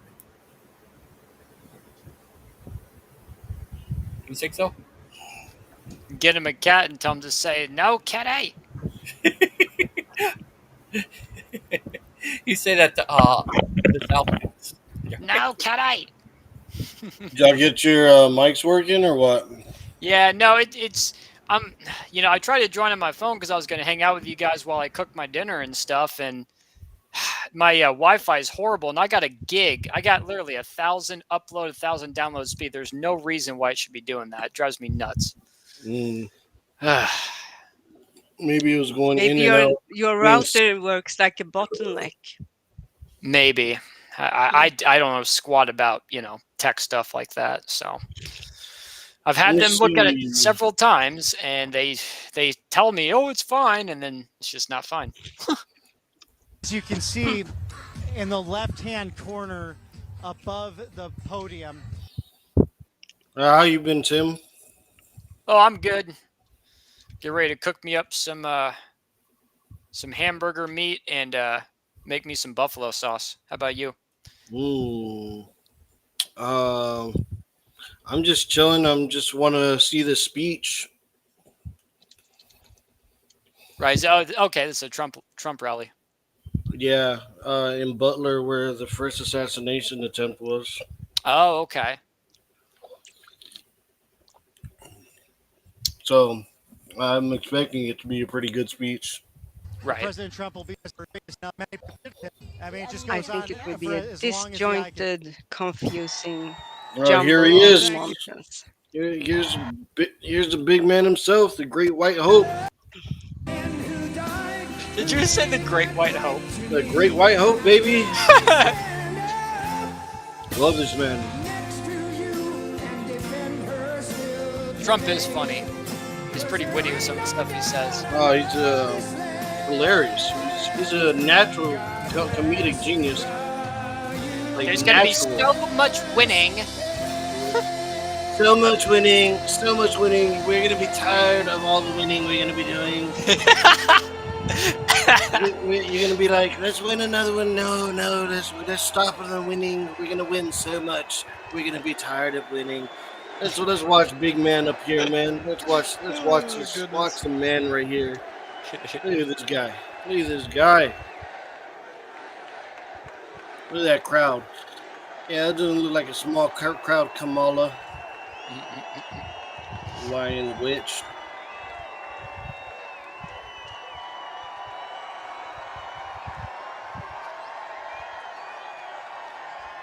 Oh my gosh, man.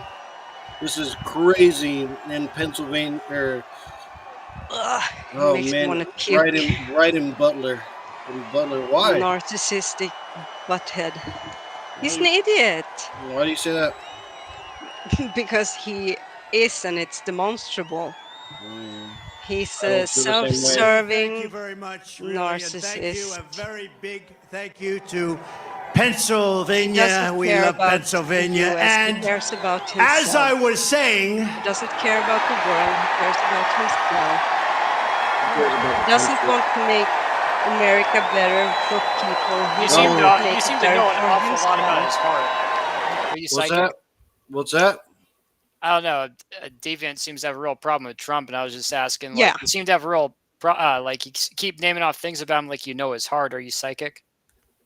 Of course I'm not, but so I have already seen 4 years of him as a president. I know how it ended. I know what happened during. I know his tactics. They're very, very blatant, and he's not very good at hiding them. He is a narcissist. Are you That is American? obvious. No, I'm Swedish. Well, how does this affect you? Well, maybe you know that the US is a pretty big and powerful country. Sure. So the president of the US and the political actions taken in the US will affect the rest of the world. And I happen to live in Sweden, which is neighboring Russia. That's more the reason why you'd want Trump, so he could get that war ended. No. That No war would be So, ended. and how does that- his character? How does his character define how he conducts politics? Because Well, being here in the U.S., I'm not well, a really. if- I'm not a if big you fan of know- Trump. Just to be clear, but when he was in office, we did have the lowest gas prices here in the USA. We had a lot of good things going for us. What's so good? A lot of low What's so grocery good about the prices. lowest Oh, about having the lowest gas prices. You can Yeah, gas up lowest. your vehicle for a cheap price. Oh, and Yeah, that's good. Why? Because because we have to get to work, and Yeah. yeah, gas kind of and is the there are main function of there are no transportation. other ways to transport in the U.S. Not only that, but our ships that move And also, our ships that move our is that the cargo, only and our supplies, our is Our food, that food the prices were lower. only our I food mean, again, prices. I'm not a big fan of Trump. is I'm not sitting here, oh, Trump this. I'm just saying no, the no, fact of the matter is when he was in office, things were way more balanced. Mhm. So no. you can, That's I mean, if you want to call we him the weren't narcissist, demonstrably that's cool and false. all, but I we don't care weren't about in any wars. We That's his. weren't in any demonstrably wars. false. The job he did speaks for That's itself. demonstrably false. It We sure That's were does. demonstrably It still sure false. in does, Tim. Afghanistan. Oh, I love that. We were already in Afghanistan. Trump didn't start that. I didn't say it started. You I said we love weren't in that any chart. wars, I but we were love that still graph. throughout We Trump's w- we presidency, the entirety we of it still in Afghanistan. we would have Yeah. we would have gotten out, and we would have gotten our equipment, and we wouldn't have Afghans. We wouldn't have lost those soldiers at Abbey Gate, and So why didn't he pull out of there? because Biden was in office at the time. Nope. Nope. No, He that was wasn't in office for 4 years while the US was still in Afghanistan. Why didn't he He pull was out of working there? on it. He was working on it, but whenever you get How? impeached 2 times, you gotta you're under attack constantly. No, You get I will impeached 2 say times. this. I will say this. For 18 months under Trump's presidency in Afghanistan, there were no U.S. deaths. Yeah, Trump did a 18 months is fantastic pretty job. significant, but he didn't pull Of out. course. I No. heard he was Yeah, but going if to. he was going to, but he lost the election. But a lot of people didn't And want him to, I guess, and it, he didn't. yeah, they were fighting against him. They were trying to politically assassinate this man and actually assassinate the man with all the impeachments, with all the legal warfare, legal fare, everything like that. Well, if you break the law, He then you didn't end up in court, he and didn't break the that's what law. happened. Isn't It was all bogus. It's all bogus. Oh, it that's a why he beautiful was thing? convicted. But also beautiful because look at the number. You can get fake convictions. That's the Of day I course. left office. It was the lowest border patrol, the lowest it's ever been. Illegal immigration. Today it's out of control. But I love it for other reasons too. You know that. So thank you very much, and thank Lee and what Lee has done. I can't imagine just looking at that chart. That chart literally saved his life. I can't imagine how that plays on his psyche. Like that's Not got to much. be He's chosen to have it there, so yeah, but the reason is he looked at that chart, and that's the only reason why that bullet missed. With that song. Well, it didn't miss, but it didn't kill him. And it's such an honor to have it. I want to just let you know that tonight I return to Butler in the aftermath of tragedy and heartache to deliver a simple message to the people of Pennsylvania and to the people of America. Our movement to make America great again stands stronger, prouder, more united, more determined, and nearer to victory than ever before. We're going to make America great again. Going to win the election. Going to win the election.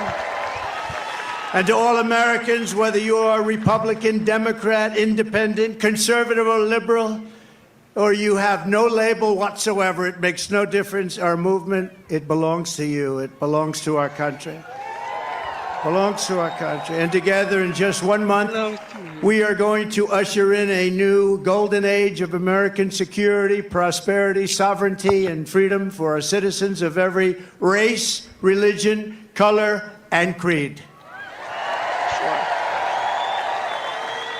Exactly 12 weeks ago this evening on this very ground, a cold-blooded assassin aimed to silence me and to silence the greatest movement, MAGA, in the history of our country. MAGA. MAGA. We love MAGA. He actually said the acronym. For 16 harrowing seconds during the gunfire, time I love it. I love it. I don't know. Stopped as- You should have just said it, "Big America Great." I don't know. I just thought that was kind of weird, but Trump's entertaining. He is. This vicious monster unleashed pure evil from his sniper's perch, not so far away.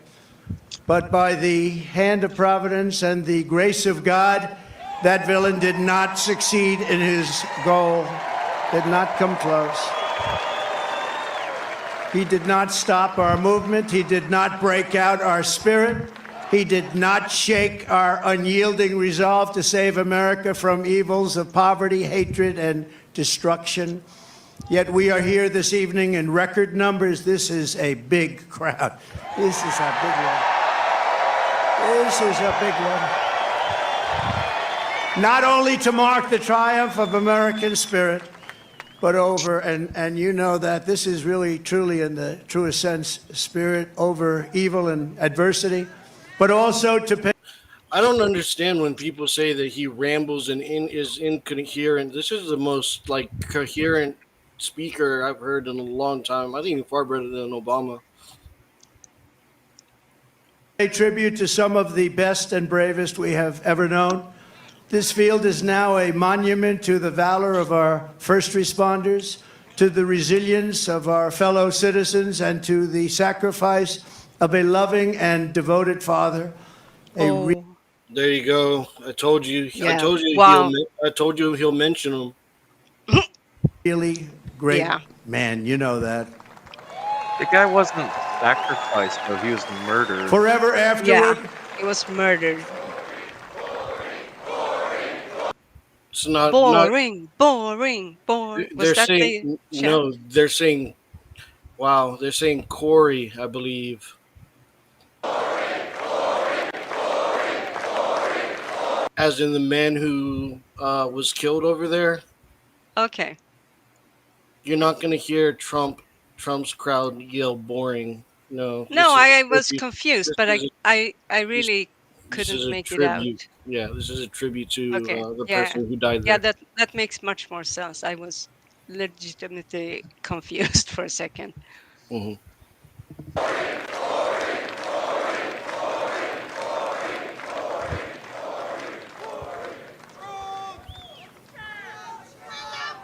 Forever after, all who have visited this hallowed place will remember what happened here, and they will know of the character and courage that so many incredible American patriots have showed and know, and they know it at a level never seen before, probably. First, I want to thank the men and women of the U.S. Secret Service who threw their bodies on top of mine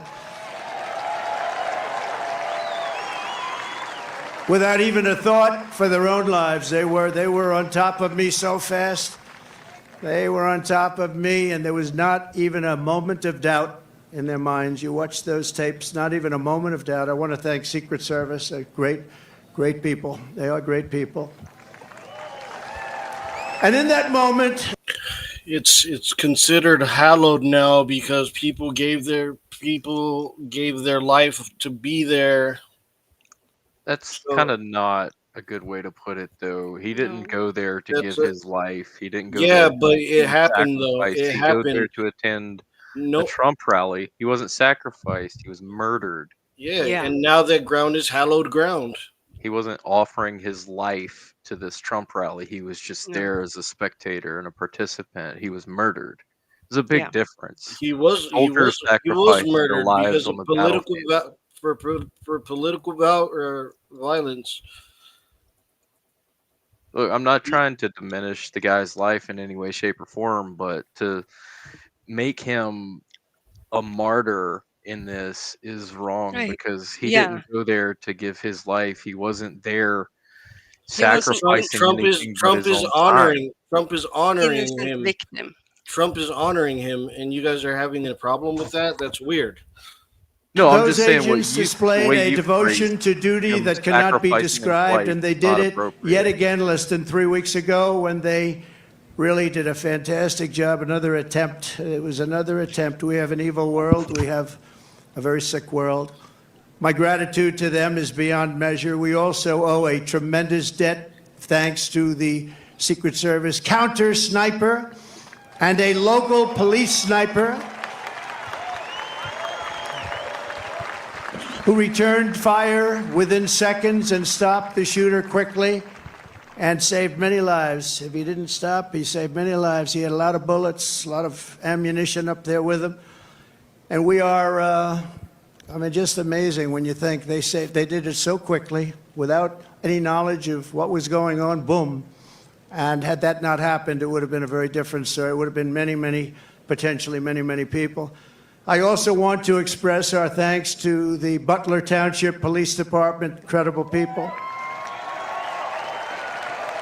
The Butler Sheriff's deputies, Pennsylvania State Police, and all of the other law enforcement heroes, as well as the emergency personnel and doctors, the medical teams at Butler Memorial Hospital, Allegheny General Hospital, who rushed me and rushed some of these very badly wounded people. They were wounded, a lot of badly wounded people, and in particular two people. And I tell you, they were very brave and great people. They were big Trump fans, and they still are. That means something. That was pretty amazing. You know, when I got up, I asked whether or not anybody was killed. I assumed that there would be a lot because I heard the bullets winging right over my head. They said probably 3. The doctors did such an incredible job. It was one great gentleman, but the other 2 have been amazing, actually. They've gone through it. They've gone through a lot. And when the crisis struck, they did really pencil. The world isn't sick and evil. There's sick people doing evil and selfish things, deeds in the world. There's a difference. Yeah. There's sick things going on. People are doing sick Pennsylvania things. proud. You've heard that expression, Pennsylvania proud. It's a great place. I went to school. I went to college in Pennsylvania. It's a great place. The people are incredible. Also, and I have to say, after returning to the field tonight, is one of the really brave Americans who was hit by the assassin's bullet, U.S. Marine veteran David Dutch. David, thank you. Thank you, David. Thank you, David. And David, we're thrilled to see your recovery is going well. Great doctors up here, I have to tell you, great doctors. Your courage is really an inspiration to us all, so I want to thank you very much, David. A great gentleman, great gentleman. I want to send our love to someone who could not be here because he has just undergone a major surgery related to the shooting. A man who is really badly wounded, like David, James Copenhagen, because James was a wonderful man, a big Trump fan. And Mr. Copenhagen is out there watching us right now, but he's in a hospital where they did some additional work, but he's in great shape. He wanted to be here so badly, but he's in great shape, and we appreciate it, and we're looking to his full and complete recovery. He will have a complete recovery. Thank you. Thank you very much. And of course, there's one more hero who could not make it back here tonight because he is no longer with us. Right? Can you maximize You know who that is, right? Corey, our beautiful Corey. Corey is not with us tonight, and he should be. They have his uniform we all there. miss him. He's become somewhat of a folk hero, I have to tell you. Who is with us is his beautiful wife and daughters and relatives, sister.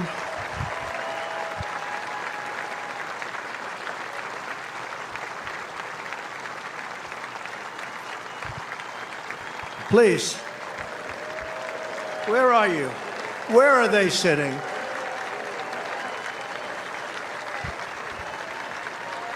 There they are. There's a lot of people. It's not easy to find people in this audience. Goes back further than you can see. Thank you very much. Thank you very much.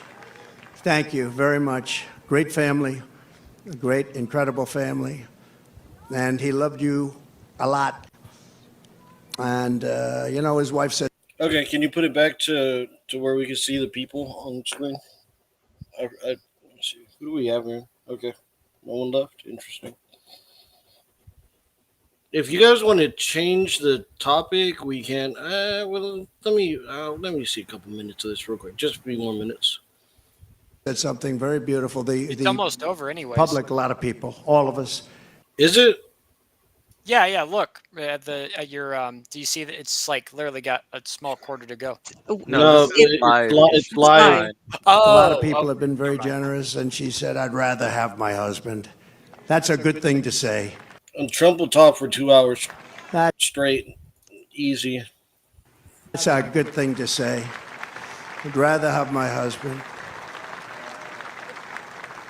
Corey Comparator was a incredible husband and father, a devout Christian, a veteran, and a proud former fire chief, very respected within the town. Everybody knew him. Few men volunteered to run into fires, but Corey was one of those who did. So, Deviant, before you were saying like he's not mentioning the victim. Now he's given a lot of airtime and recognition. Now, do you feel like your opinion changed on it, or what? Well, I'm glad that he is at least mentioning them. Um, However, I think it's painted in a very weird way. That might just be me, but this whole they sacrificed. I don't know. I don't want to be one that. So it's always easier to be on the outside and telling and be kind of the backseat driver and telling people what they should and shouldn't say and should and shouldn't do. And it's hard for me to say if it's just me or if it's the consensus of the many. But the whole like they came here to sacrifice. No, if it had been like one of the Secret Service guys who was accidentally killed, you could say they died in service. Uh, they took a bullet for me, and I would like to thank them for them. If it wasn't for them, I wouldn't be here today. Something like that. But he But, did but sacrifice. He did n- sacrifice his life to protect his family. yes, to protect his family, but he didn't go there to. It's like Mark. Nobody went there to go lose their life, but it happened, and he Of sacrificed his course not. life to But protect his family. So I don't understand what the you guys have he the didn't. issue with So saying that he sacrificed. he didn't sacrifice himself for Trump or for this crazy rally or uh, the Republican Party, or he was there as a spectator. Yeah, if Right. he knew that there was going to be a shooting at this event, he probably would not have taken his family there in the first place. Right. Yeah. I Well, mean, he's a I good just guy who saved his family. yeah, he so sacrificed his life to save his family. I don't understand what the issue is. I know you guys want to like diminish Trump as much as possible. I just see well this one as a losing battle. if that's First of all, the if way that's what he's you think, you didn't listen to what I said. I said it's easy for me to be kind of the backseat driver, and I Sure. don't want to do that. It's easy to just say, oh, he should have said this, he should. I want to be as fair as I can, and I did say I'm glad he mentioned it, but I do feel it has a weird spin, and I underline that that's just my immediate reaction. I could be wrong, so it's not me sitting here and trying to uh, what's the word, make a devil out of Trump. That's not it. I'm trying to Right. just give my honest reaction here and now. So Hmm. I'm Okay. just saying it's a little uncomfortable to say that, or the way he's implying that this man sacrificed himself for the cause. Yeah, his life was sacrificed for the sake of his family. Yeah. If what you're saying is true that he dove in front of the bullets to save his family, then yes, he yeah, sacrifices his life for the sake of his family. Yeah, he's a But hero for that. yeah, absolutely.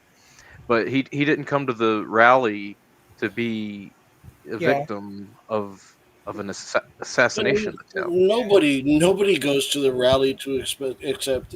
But the issue is that it happened. It happened, and the man sacrificed himself for the family. He went to go show Trump support.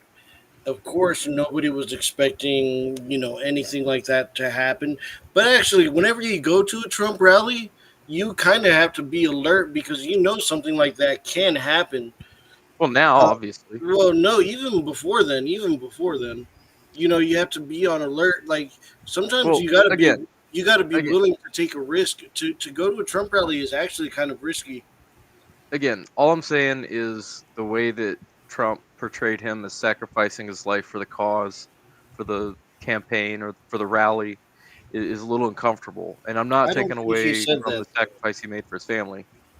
Yeah, I don't think he said that he sacrificed himself for him. That is What do you think, Tim? What you say? If Tim is still there. Oh, he left. I don't know where he gone. Okay. What happened, Did he Ern? ran into Well, he's probably doing something. I'll play fires? I spoke just a couple more minutes and then I'll let you take it back over. Okay, Gigi? Okay. to people that were with this guy would do I mean, it's your show. You play whatever you want. anything. He was brave, right? Brave guy like you. And he was also a protector who put his life on the line for others, and he loved doing it. And when the sound of gunshots pierced the air on that July evening, Corey leapt into the fire one more time. In his last seconds of this earth, he threw himself on the top of his wife and daughters. He didn't want them hurt. He threw himself. He said he knew what was happening. He didn't want them hurt.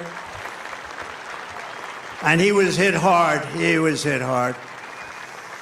And he gave his life to shield their lives. Every father and husband in America hopes that if the time came, we would have what Corey had. Tremendous courage, tremendous guts, and he wanted to protect his family, and he did protect his family. At this time, it is 6:11, 12 weeks to the minute that the shooting began. I would like to ask everyone to join me in a moment of silence.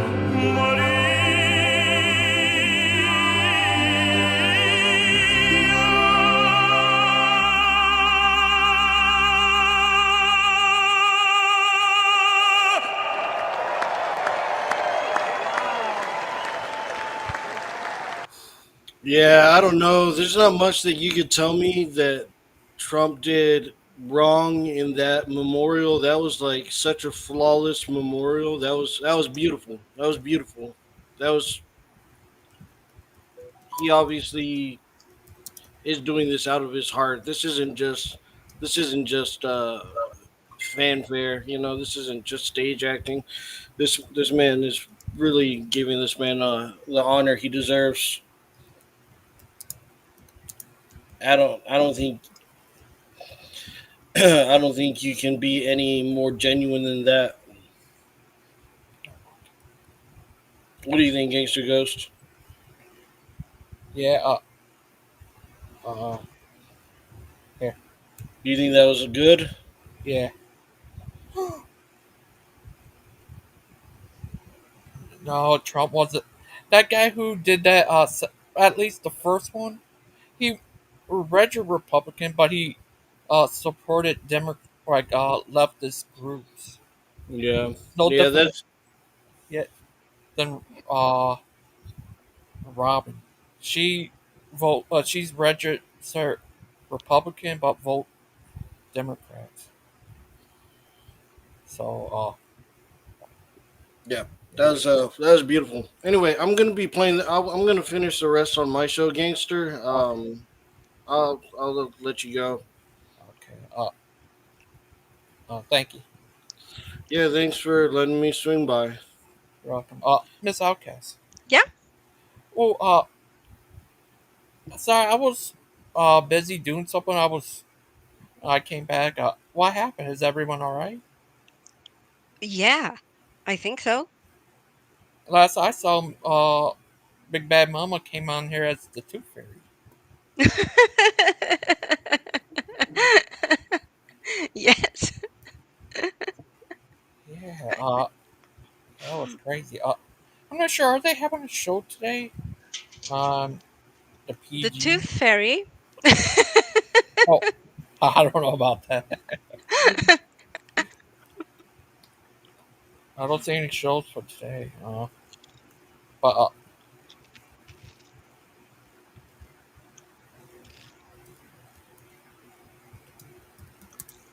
But what you been doing? Not much. Um, right now, yeah, I've been kind of watching what Lupin was streaming. Uh, Oh, yeah, and the Tooth Fairy showed up. yeah, What happened to Dustin? Where did Dustin go? I think he has issues with the app on his phone and getting it to connect and getting the sound to connect. And I think I don't know if he is watching right now and listening. I think maybe he would be better off if he joined not using the app but using the browser on his phone. I guess it depends on what type of phone he has and the OS to that phone. But that's what I do uh, when I have joined um, your show. I and used my phone. Oh, I use the so I unfortunately have an iPhone, so I can't use like Google. What's the word? Uh, Chrome that I use usually, but I can use the Safari. Uh, You yeah. serious? Mm-hmm. Let me say something. Why Mm-hmm. is it? I thought I don't get why any of the PGs having a show tonight. Do you think so? I don't know. I thought they had. Didn't they have quite a lot? Um, what's the word? Scheduled? Scheduled? Yeah, they're all one's tomorrow, one's the day after. others like the 6th, 7th, and 8th, and 10th, and 11th. But nothing seemed to be for today. But it's Saturday today, and isn't Oh yeah, Stephen a I forgot Steven. Today is his 7th. ri- 7th. right? Oh, well, Burr Pike said he would like to debate him over that. Oh, really? Yeah. That would be interesting. And sorry, I was a bit busy doing other stuff. I came back. First, I let Big Bad Mama in, and I went off and Dustin too, and then I was playing video games, and I was busy doing I had stuff doing. I came back. What happened? Is everyone all right? Yeah. Oh, yeah. Okay. No, not nothing bad really happened. Are you all Yeah. right? Oh, yes. I am. I am. Mm-mm. But yeah, it was crazy. But where's Aslo? Where did he go? I don't know. He's been kind of quiet in chat for a Oh, while. he left. He said he would join when Lupin leaves. What? Yeah, that's what he said. Oh, he's smoking crack. No, I'm kidding. I'm kidding. Yeah, it was crazy. Yeah, I was joking around with Ted say, "Tama." And Lupin could be Cartman. But who would be Stan and Kyle?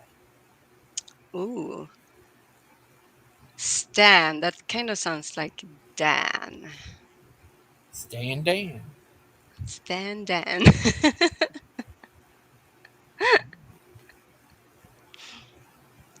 So How about you were in the middle of you were talking about something happening on Missing Mods Oh stream? yeah, it was crazy that time.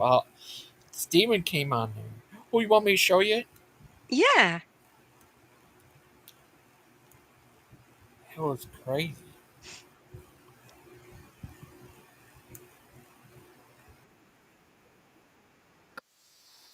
Oh, it's already Halloween.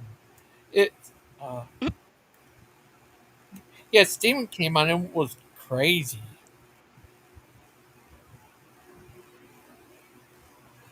I don't know where he was there. I was, wow, Themselves as a himself.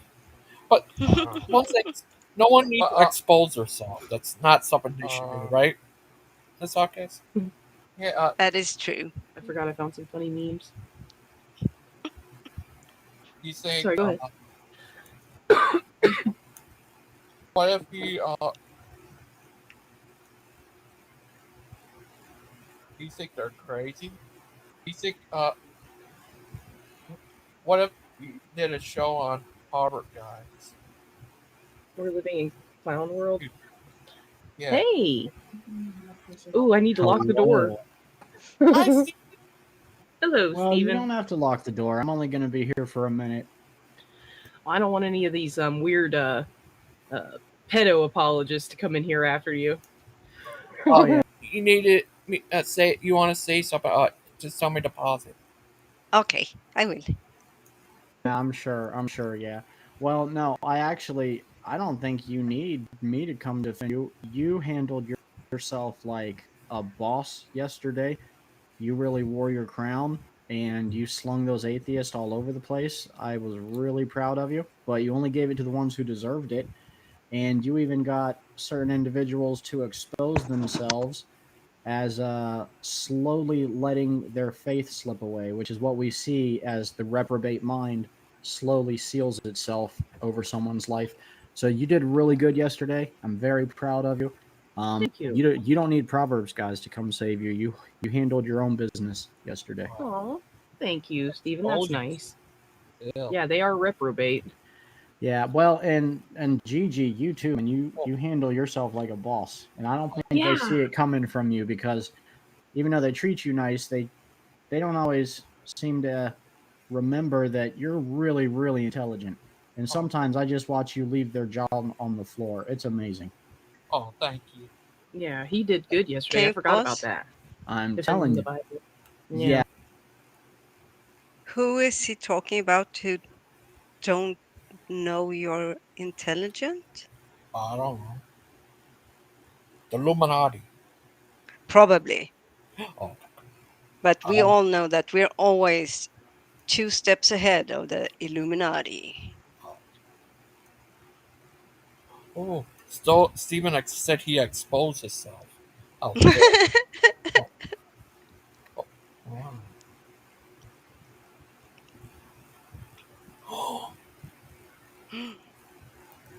Yeah, it's crazy. Dan tried to separate individuals and communities. Like Dan is trying to separate it. Yep, that is true. But we already knew that. And Gangster Ghost. Yeah. What you say? I said Gangster Ghost. I No. think I think you're breaking up. Oh, am I? There? Uh, I'm what the? coming through to Right. you. Can you hear me sing this silly little song Yeah, I can to hear you now. you? Okay, good. No, Yeah. I said Gangster Ghost knows who's who and what's what. Thank you. Yeah. Oh, hi, Josh. Oh, hi, Josh. Yo, what's up? How are you Up today, to Josh? dub. Doing good, gangster. Hi, deviant. Oh, Hi, hi. that's good. Did you saw earlier on Mr. Mod show? I'm sorry. You saw what happened earlier on Mr. Mod show? I wasn't. I was tuned into missing mods for like a little bit, but just kind of listening in the background. Um, I didn't really notice what happened. And what's up, Tim? Um, is everybody okay? Is she fine? Is she okay? Yeah, everyone's all right. It was just what they call a dumpster fire. Yeah, as long as Missy Mod is okay and nobody's pissing her off, I don't. It doesn't. Oh, I don't that really matter. part, the last one, she was angry. Mm. I don't, I don't understand why she was angry, but she was angry. I don't know, man. She's so easy to get along with. I don't understand how people end up making her upset. I don't know. You have to ask. I don't know. No, I It's, mean I get it. Like the people start talking over her. Like I know Peter kind of like sometimes gets under her skin a little bit. But I like her show. It's always fun for me. And I try to be polite to everyone. She's real nice. So like I said, I mean, you can't please everybody, right? yeah. It was crazy. Her hair was all crazy. Like, Steven was on her. Achilles. It was crazy. Tim, I apologize for calling you names. A lot of personal attacks. I left up to me. Oh, that's nice of you, Mark. Yeah. I like Tim. I like Big Bad Mama. Mark is cool too. Mark is super cool, but it seems like he's always in the middle of something too. um, Yeah. Uh, I, Yes, as he wrote in there in the comment, I've been enduring a lot of personal attacks and I let it get to me and took it out on you. My bad. Uh, it is true. He is under a lot of attacks. So yeah, I mean, um, I know Mark is a Calvinist, so I mean, I wish me and Mark could like talk more about the Calvinism stuff. I like yeah, I'm strongly against like Calvinism. okay. Tim is too. And well, of course the PG guys are too. I like Especially. Tim. Against it. I think Tim and I saw Tim and Mark were having a discussion about um the whether the Jews killed Jesus, But I think Mark made a good point, and it seemed like Tim and him kind of like were in agreement because he said that even though um even though I think the conclusion was that even though physically it was a Roman centurion, the one that actually physically pierced Jesus, Yeah. like the Jews, they are the ones that were ultimately responsible because when they were given the option to free Barabbas or to crucify Jesus, they asked for Jesus to be crucified and to free Barabbas. And they specifically said, like, his blood be on our hands and on our children. So it's like, I think it comes into the question of like, is the murderer the one that pulled the trigger or the one that ordered the kill, you know? Both. I mean, Well, if you're just a gun for hire, like you don't have any like stake in the game, like. And I think that, I mean, you can make an argument that Rome really washed their hands of it because that's what Pilate did. He washed his hands, um, and he was like, "Hey, man, like if this guy does end up being the king of the Jews, like I'm not gonna be held responsible. Like I'm like I'm only carrying out what the people are asking me to do, you know." yeah, I think maybe this thought just came to me now. So forgive me if it's not a good analogy. But I was thinking in a modern day society like in the US where you still have the death penalty. Uh, let's say someone is convicted of, say, murder or treason or something that would give you the death penalty. Uh-huh. And he is convicted, but the reason he is convicted is because of people on the outside having like planted evidence or um, led a heavy campaign smearing this guy, making him look uh, guilty, Uh-huh. putting people from themselves in the jury or whatever. And then the guy is, I was about to say the gas chamber, but I'm guessing you don't use gas chambers. Put in the chair. Uh, is it then the executioner who is the murderer, or is it the people that uh, That made set it up. sure That it set up was? the whole thing. Yeah, Um, I mean, the the reality is that somebody needs to have the job of executioner. yeah, You can't just leave a bunch of pills or a gun and say, "Hey, you're locked in this room. Shoot yourself in the head and take these pills." right. Like you can't, because they probably won't do it. No, You know, so somebody has to carry out the task. Unfortunately, um, but I think that the ultimate blame falls on who made the order and on what basis did they make the order. Like sometimes like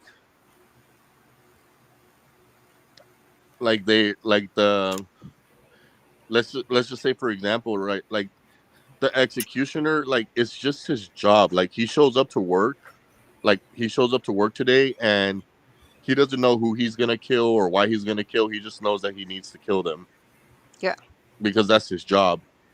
yeah, And so I mean, ultimately that guy could say like, oh, I don't want the job of executioner because I'm taking people's lives. But somebody will eventually say, shit, I'll take that job. How much does it pay? I'll do it. Like I don't care. Because they are morally convinced themselves that, hey, I'm not this person is not being killed unjustly. Like they went through the court system, they've been found guilty. um but what you see is a lot of people trying to like pawn off the blame. Like um the way it's set up is like there's a jury, and then the jury then they all decide like guilty, and then the judge enforces the punishment. So the judge has the discretion to say what what the punishment is going to be. The jury is only responsible for determining whether the person is guilty or not.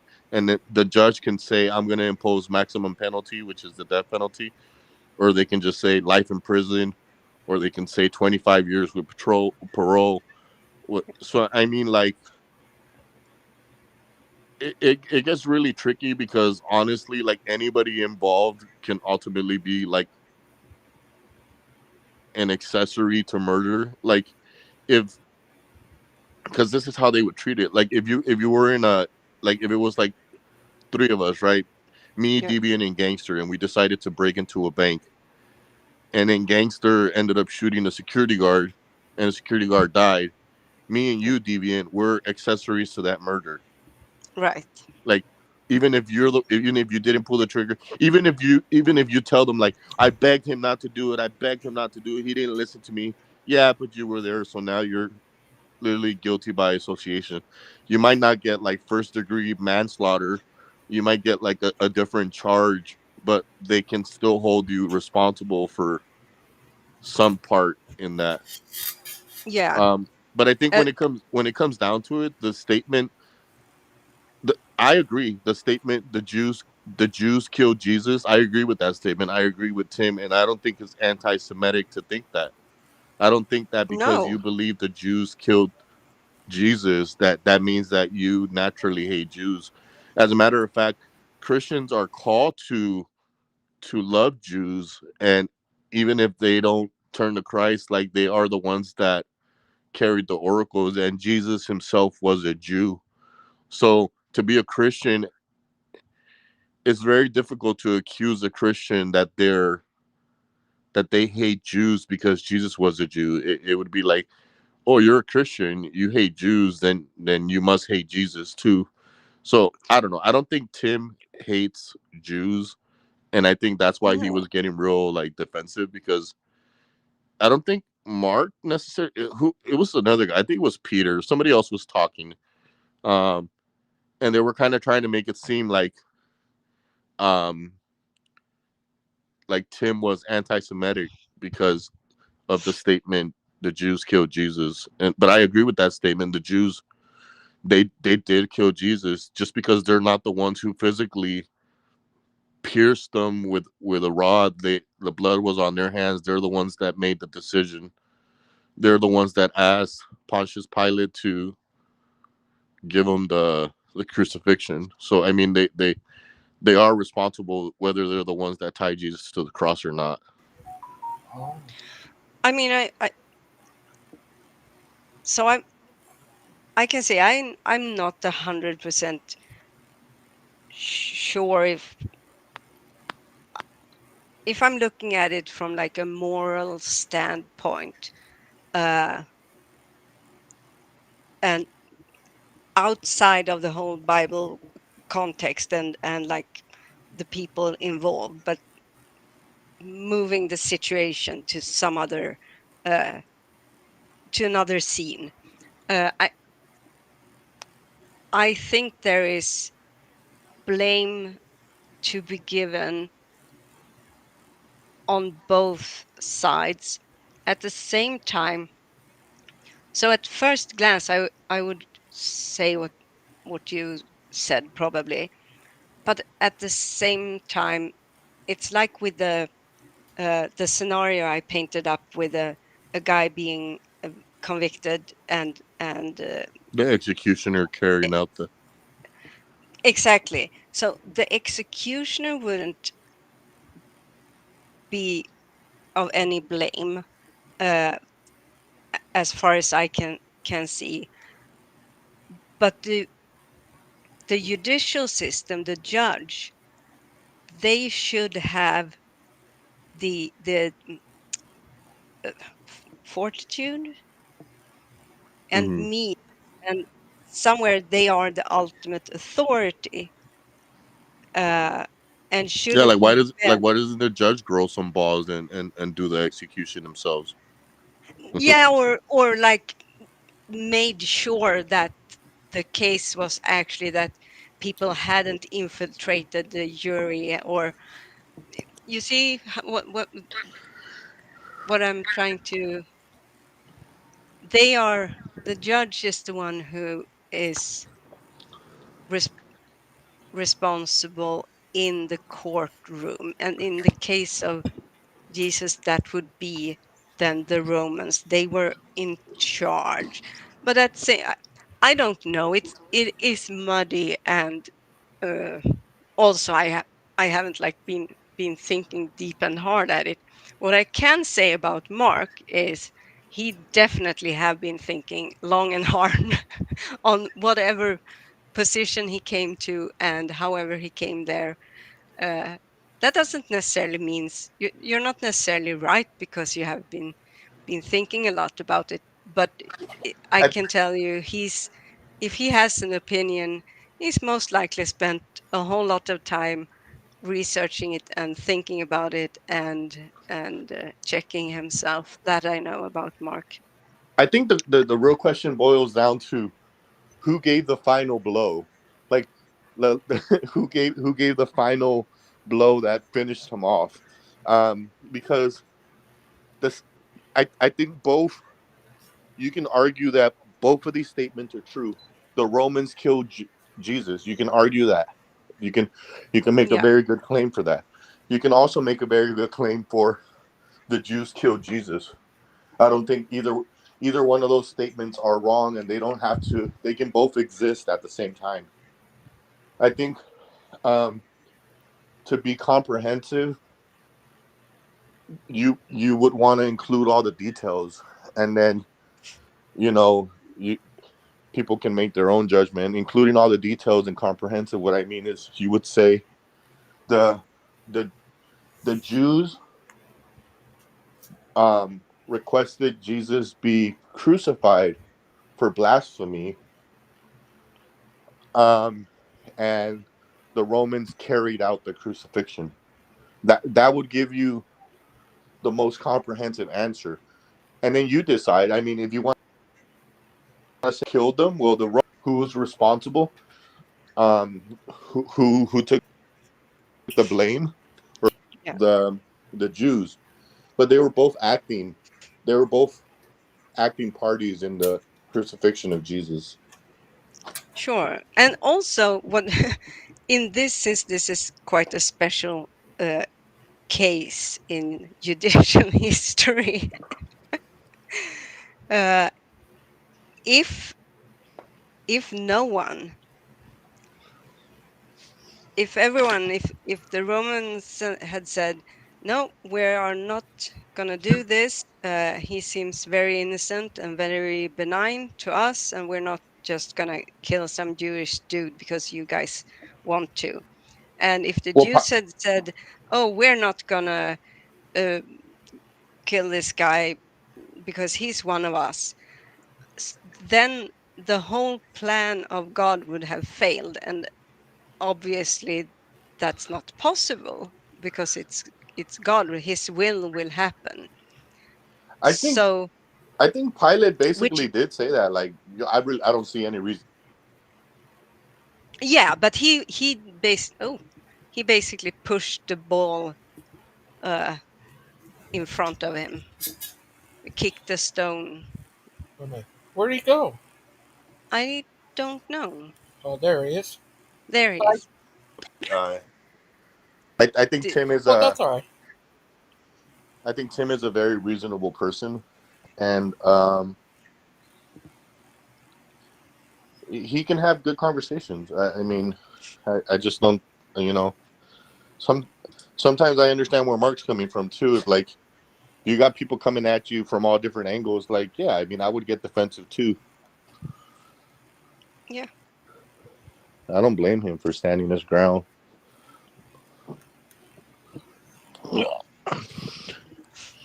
Oh, But yeah, I mainly came in here to say hi, Deviant and Gangster. Hi. Appreciate you guys. I'm going to you're take always care of welcome. some business right now, but if you guys are still live in a bit, I'll be back. Okay, you're always Okay. welcome on here. Yeah. It was good talking to you again. Yeah, no, it's always fun to talk to you, Deviant. You're very polite. And Gangster, thank you for hosting. I'll talk to you guys later. Talk to you Talk to you later. later. Take care.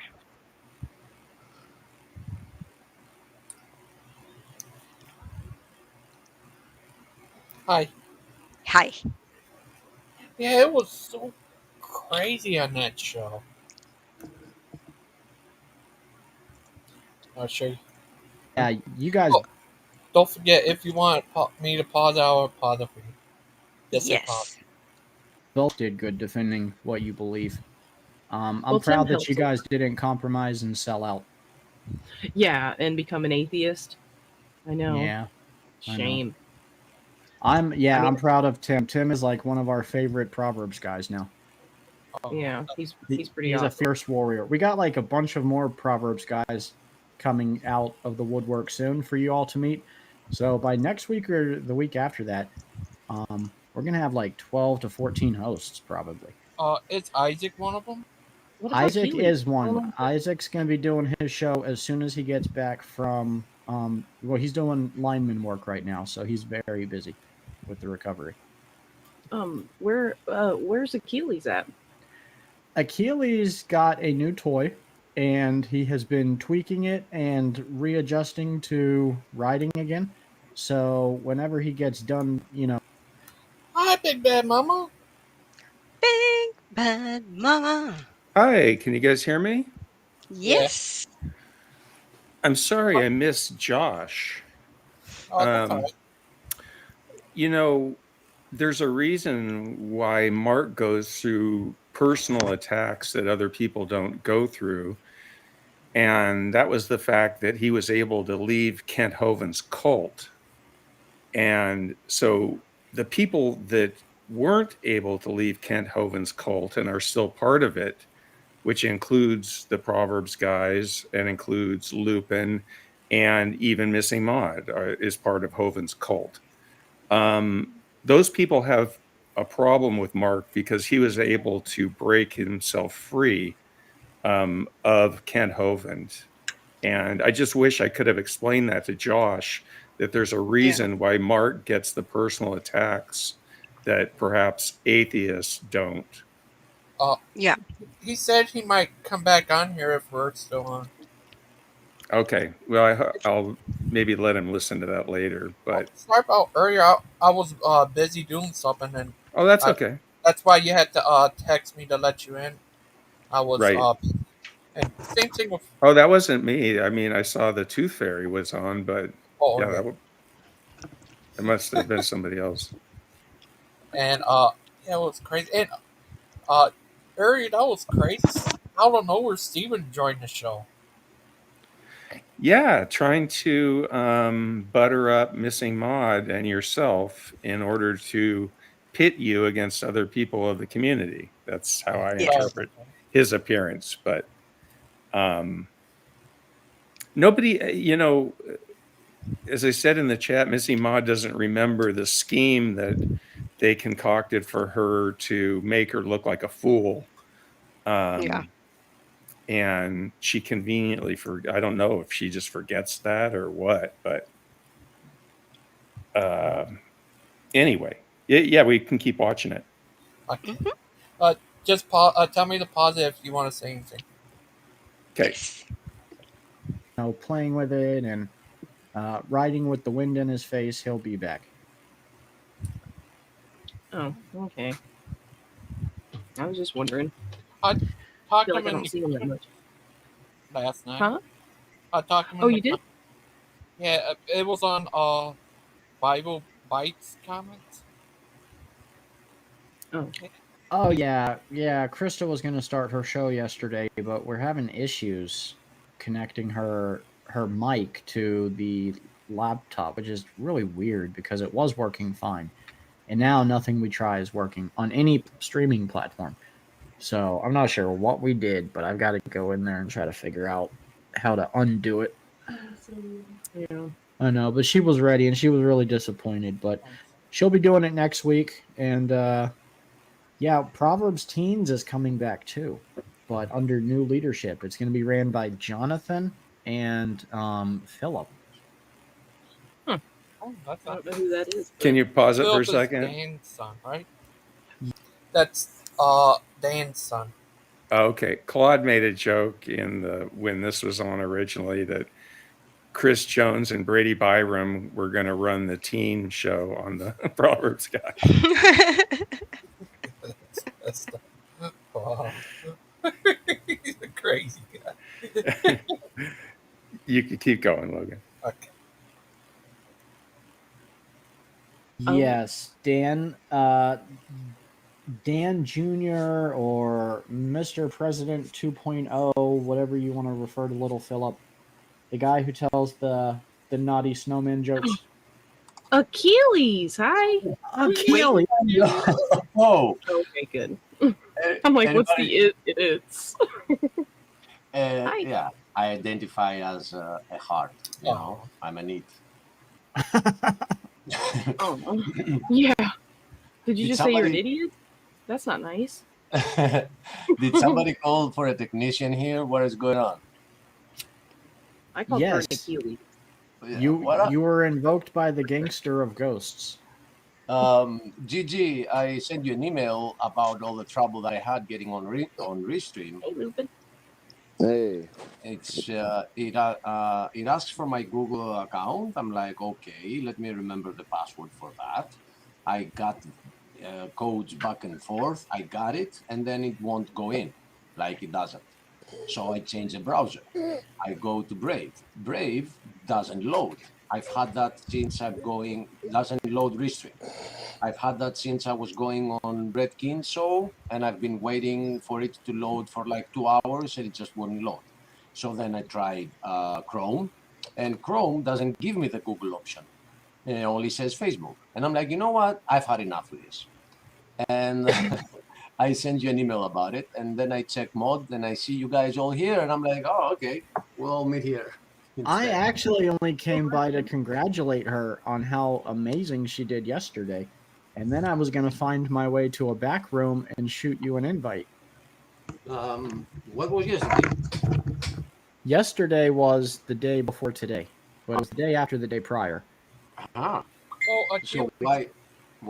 And how did she do great? I don't know. Oh, I got what you're saying. No. So yesterday, she got a certain individual with the initials of MS to admit that he believes in full-on evolution and that he believes that's how God created the world. So he admitted that publicly. We have it on record. You could gotta tell grow the up. defeatist mentality he had.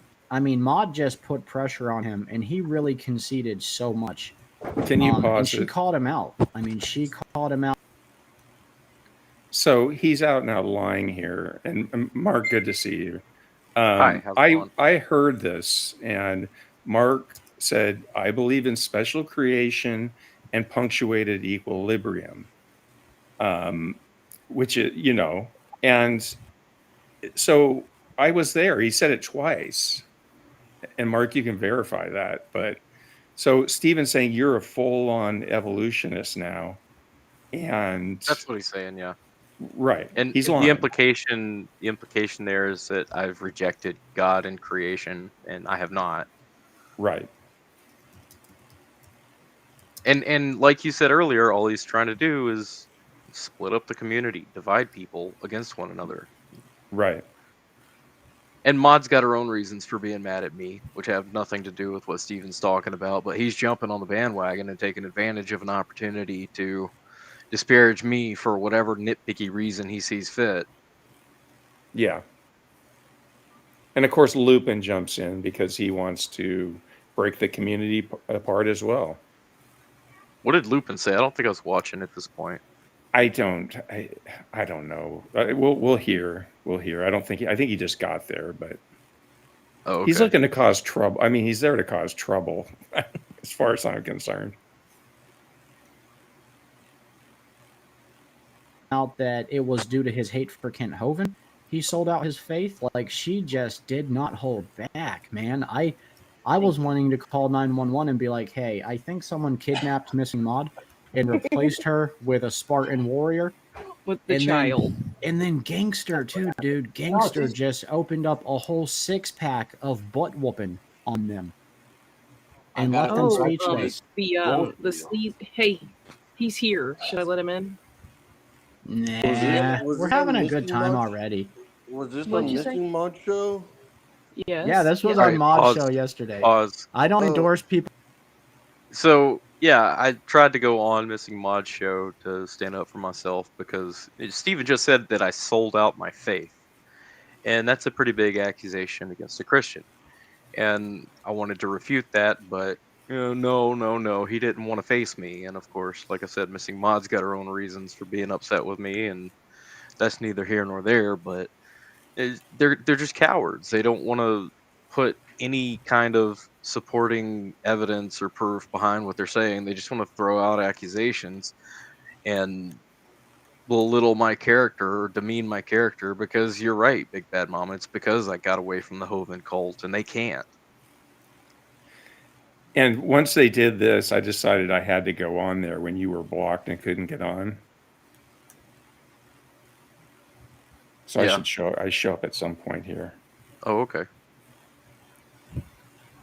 People go watch every episode, but I certainly endorse them to go watch yesterday's episode and share it and like it and spread it around. Was that like after? Was that like after I said Mark has basically become a atheist? Was that And I after you think, said that? I and don't then, think so. and then was it after or before? I don't know. When did Lupin say I was becoming an atheist? Everything blends together. Did he ever If, actually say that, or if is I he got just that, jumping in? I think he's just Like, saying that now, but he's trying to take credit for something that I didn't thought Lupin and happen. I buried the hatchet. I thought we laid our beef down, and like, why is he? What the He's heck? amongst his peers now, and so they all go they have no real honor or real Yeah. honesty. So wherever they are, they kowtow to those people. And right now look who's he's surrounded by, Stephen and Achilles. Right.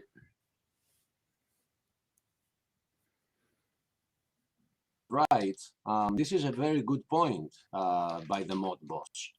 I haven't watched, but from what I understood, from what I heard from Steven saying right now, so it is possible that a hatred for somebody makes you roll back on things that you shouldn't and making you lose your own faith and start believing in apes. Achilles, has it Oh sing my it to goodness! you? Hang on, pause. What? Believing in Oh apes. no, you might start believing in apes. Oh yeah. Didn't we that's hear funny. that already? Didn't we hear that line like in the He past doesn't at have some point? enough faith like the atheist to believe in apes. Right. I don't believe Oh in these my. apes. I believe in apes. Oh my goodness. Or I'm a birds. heathen now. No, Right. birds aren't real. Birds are government surveillance drones. Go ahead and play. I need to say this, y'all. It's your birthday song. Ain't very long. Thank you. Thank you. Yeah, happy birthday. Sorry we Thank missed. you. I missed your birthday. I wrote And it down. just so you know, Achilles, Gangster also made you a birthday comment in all caps, like yesterday or the day before. I liked and hearted it. I'm sending you a heart. Oh, thank you, brother. I wasn't around. I just joined one show of PGs. I've been very busy, and I just said it like live that it's my birthday. So thank you, everyone. It's not your fault that you didn't know, but it's very funny that I have the same one day later than Azo, and we're so different. Because I heard on Missing Mode show that it was his birthday, or was it Gangster show? It was Gangster show.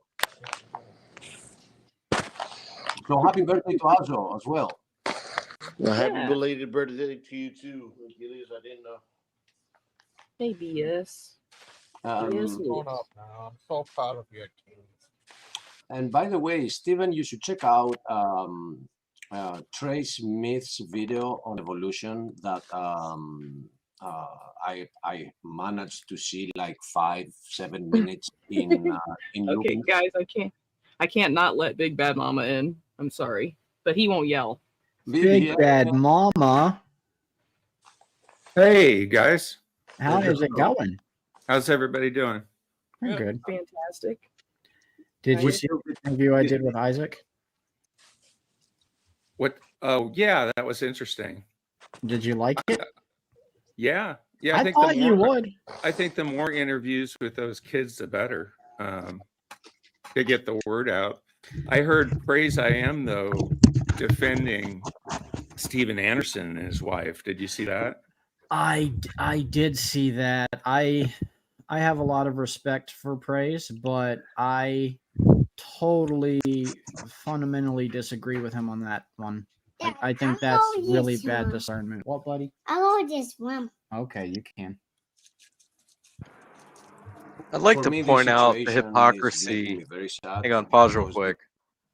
I'd like to point out the hypocrisy of Stephen Boland's stance against Steven Anderson when Hovind has admitted to just as bad of abuse, if not worse, on his own children.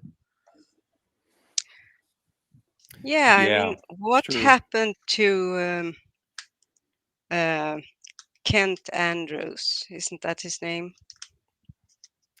Yeah, I mean the I guess it's a room. I don't know if it's a rumor or what have you, but he was ill as a child and COVID didn't take him to the hospital, and so he suffered like irreparable. I don't know if it's something with his organs or with his brain or what have you, but So the story with Kent Andrew was he had a fever that went on for days, and Kent refused to take him to the emergency room.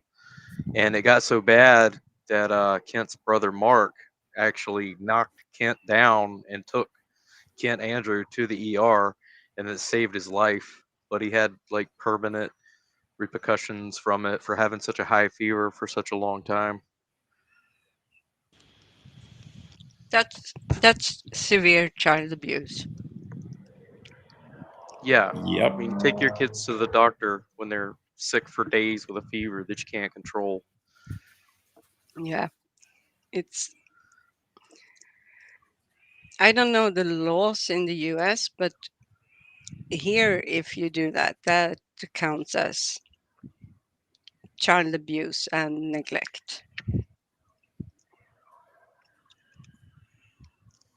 Well, I don't think they ever pursued any charges or anything like that. I mean, Mark just handled business and took Ken Andrew to the hospital, and he got, he got better. But he's still suffering long-lasting effects from that, most likely. Yeah. Go ahead, Gangster.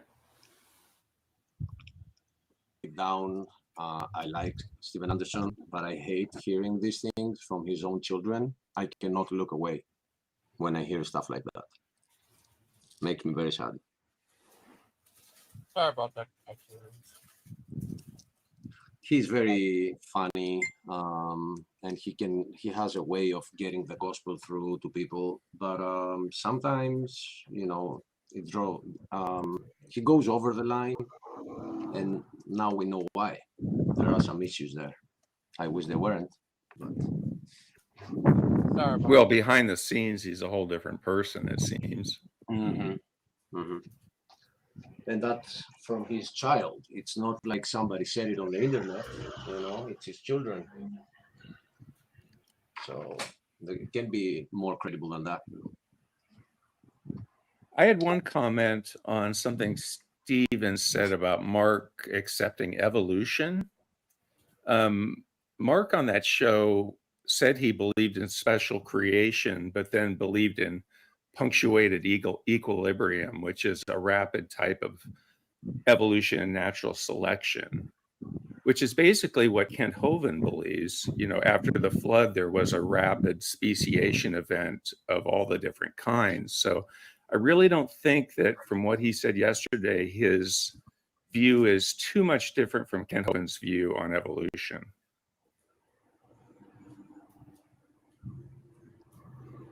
Silence. Silence. Steven's busy talking with Bobby. You're might have to repeat that when he comes back. I think he's I'm just saying on the show yesterday where they said, you guys are saying he accepted evolution.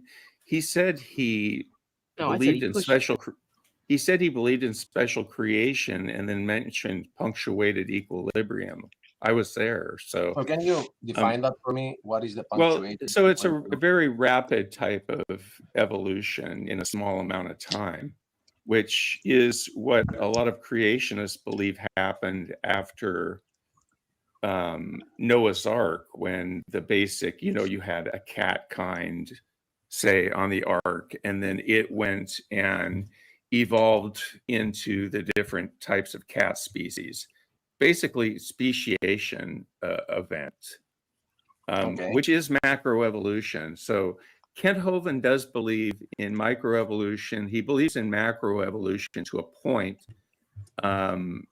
though he'll say that he's 100% against evolution. Okay. I don't know if somebody believes that all the animals that we have right now go back to the ark, I'm with them. There are what you describe as speciation. I believe in it too, and I see it as well. But this is not the time of millions of years, and DNA changes and mutations.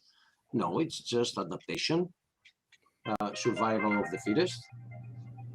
Well, that happens through mutation. I mean, you agree that mutations get passed on from individual to individual. But they are mostly, mutations are always negative. What we know as a mutation, we don't actually have positive mutations. DNA Well, mutation. I mean, there's the mutations that led land mammals, say their paw, into becoming a fin when they entered the ocean. I mean, that was like mutation after mutation after mutation that allowed that to happen. And so in terms of that organism, that was a positive because it allowed sea mammals to be able to swim and catch prey and survive. They always had that ability because sea mammals were not in the ark. They were in the water. They had a lot of it. Well, I mean, we have the fossil evidence that they came from land. Yeah, you can just dismiss that. You just dismiss that fossil evidence. And I coined a term today as I was watching Trey Smith on Lupin's channel, which was I kind of Logan, forgot. can you pause for a second? I'll tell you when I remember. Mark, do you come on later on here? Yeah, much later. Okay. I don't know what happens. Steven doesn't say anymore on this stream. Yeah, he kind of went away when he was exposed for not having an argument. So it's probably not too interesting to watch any more of this, in my opinion, but it's up to you guys. Yeah, Me first. Go ahead, deviant. Ladies first. Oh, thank you. No, I don't really understand what was going on there. So Steven said that Mark was a full-on evolutionist and that he had no faith anymore. And so my point in going on there, was to basically say what Mark had said on the previous Missing Mod show, which Steven was misrepresenting a lot. That's why I had to finally leave, to be honest. Yeah. So, and nobody was calling him out on it. So yeah, that was my purpose. And then we start talking about evolution and what have you. But my Mark. whole point was just to Mark's still the same as he was. He's not. You didn't change him in one show by owning him or whatever they were trying to say happens. Well, evolution isn't even in the salvation issues, and they're trying to turn it into one. That's what got me. Right. Well, And they have other it's all. beef with Oh, go me. ahead. Go ahead, Mark. They have other beef with me. It's not about Right. my belief Right. in. You could have said you poop purple or something, and they're going to disagree with it right after you got done, drinking a gallon of, grape juice or something. It's You know, Hovind. right. Yeah, that's what it all boils down to. Essentially, is I don't follow or worship Hovind like I used to, and they're still stuck in that. Yeah. And we saw them refuse to, as you were saying, Mark, and I think Deviant too, but that they aren't willing to scrutinize Hovind like they are Steven Anderson because they're still part of the cult. Right. And Right. It's blatant that's their cult hypocrisy. lead. That's their cult leader. Yep. Yep. And they're still like deep in the cult, whether they live on the compound or not. Well, you can just see the cult mentality when you go to their show. Really, to me, it's that mentality you see us versus them. Yeah. Especially with somebody yelling, or all of them at times. I would suppose, heretical teachings. And did you notice the gatekeeping in the beginning when I Yes. came into the back? I guess the back. What do you call it? Backstage of the Yeah. restream or StreamYard. And Missing Mod asked if she should let me on, and Steve was like, "No, no, no, no, no." And of course, her being in charge of the access to the panel was gatekeeping for Steven because she doesn't want to hear any refutation of what he's saying because it lines up perfectly with what she Hey, how you believes, doing? that Oh, I'm sorry. now a reprobate because I don't follow the cult leader anymore. Yeah.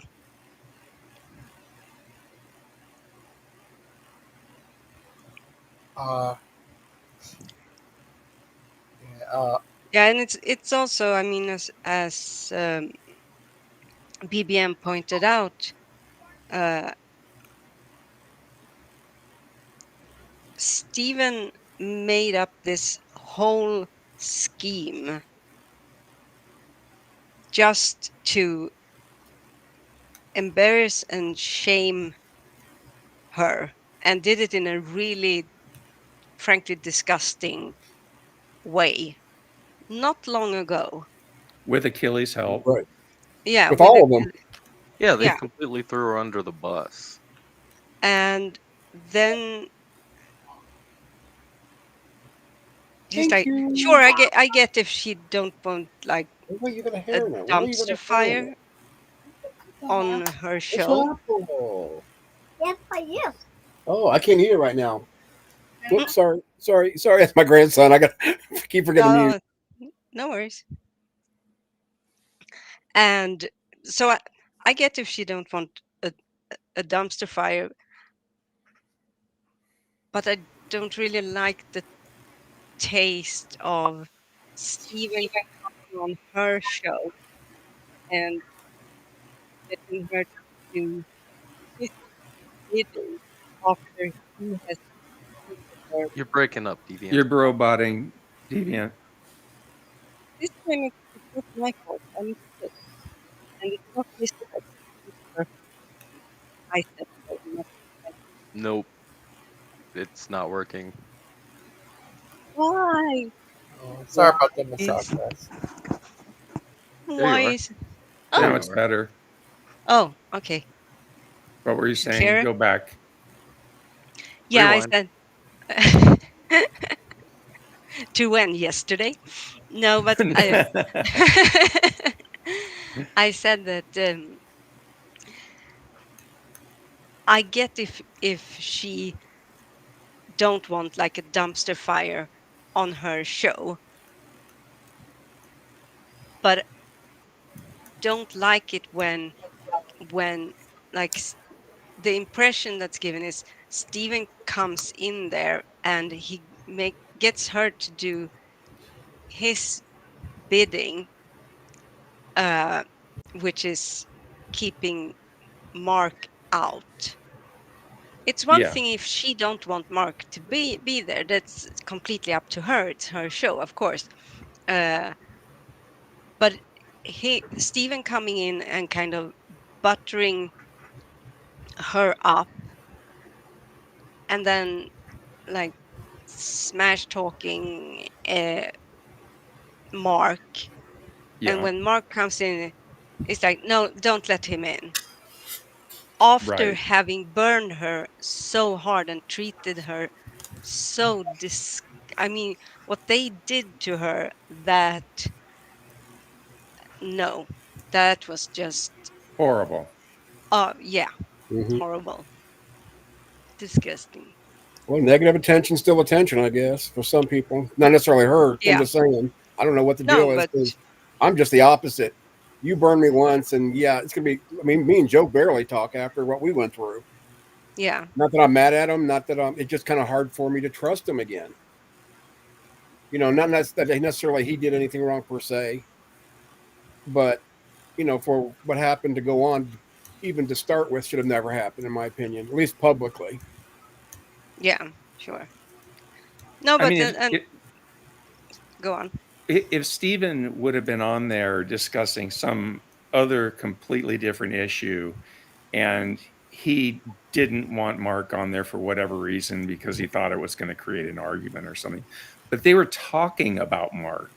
Yeah, That's what really sucks is if they're talking about you, you should have the right to get on there and defend Meet your yourself. accusers. Right. Yeah. And that was that was pretty crappy. Right. That he was able to butter her up by saying, "Oh yeah, you behave like a boss, and you're the," it just was sickening. yeah. And then I get accused of being a manipulator in the chat. And that really bothered me. Whether you were or weren't, bring receipts. That's the only thing I've got to say. And she may or may not be right. I'm, Mark. I'm just trying to stay out of the middle. I guess I'm trying to play devil's advocate here, but at least, when somebody asks you why, what, and where, you know, this is what No, you she did. You did this. Yeah. refused to bring Yeah. up any kind of supporting evidence or anything. Just baseless accusations, and some pretty serious ones too. And that's the problem I had. I mean, if she was just saying you're a butthead, that's one thing. You're on your own, dude. But somebody, Yeah, I called a mean, I can take liar that. or yeah, That's fine. just certain Call me an things that asshole, bother and me. she did. It's Right. whatever. We just went through this the other Um, day with somebody else. I forgot who was accused of doing what, and I kept saying the same thing. That's pretty serious. You don't say that about somebody. I can't remember what it was, and I wish I could. And I then mean, if Lubin, somebody's lying, if I'm telling a lie and maybe I'm not aware of it, bring it to my attention. Correct me so I can be right. And I, in I don't private, at want to be least. stuck in a lie. I don't want to be stuck in the mistruth. But you guys, you both should be wore out. 4 hours of back and forth, or however long it was. Jeez, that's why I was so wore out. Then I seen Gangster put it had a stream going. And it's like, do I want to go in there? Not because of Gangster. It's like I don't want to go right back. I just left this and got away from this because I don't want that kind of. It's starting to make me grumpy, really, to be yeah, honest. negativity. Yeah, I mean, if you notice, and I'm not saying it's Mod's fault or it's Mark's fault or it's anybody's fault per se, but when you keep hearing the same crap and not you two, just the fighting, the arguing, whether it's with Lupin or Achilles or Steven or me or whoever it may be at the time. Yeah, Yeah. it's tiring. It's tiring and Yeah. it's draining. I mean, I was defending myself from baseless accusations, and we couldn't get past, what lie did I tell? Right. It's like, you're a liar. Well, You lied. You're a liar. What lie? No response. yeah, you guys have your own, dynamic going on. That's right. I don't know if it's a Several of them. dynamic as much as a dysfunction. Dysfunction. Yeah. Yeah.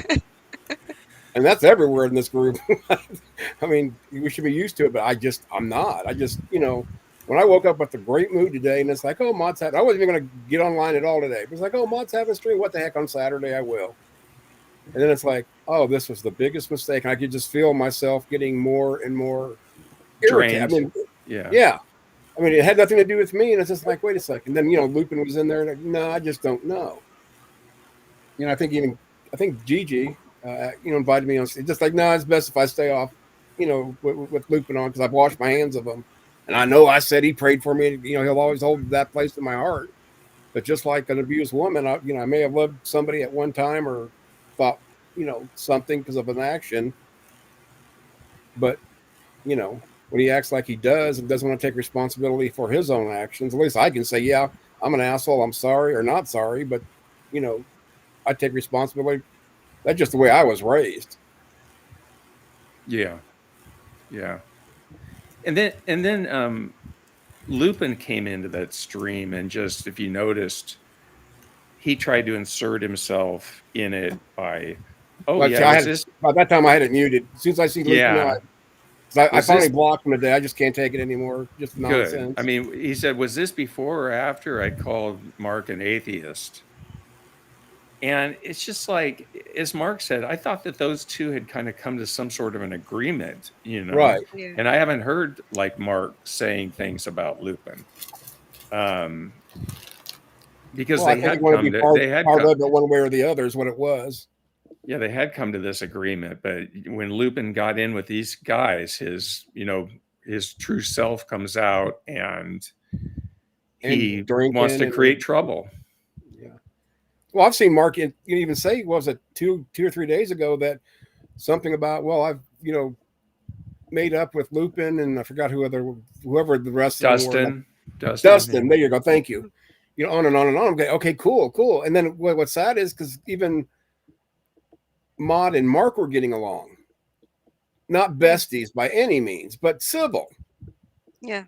And then the last few days, it's like, whoa, wait a second. But I'm that's rude when and an asshole? No, but see,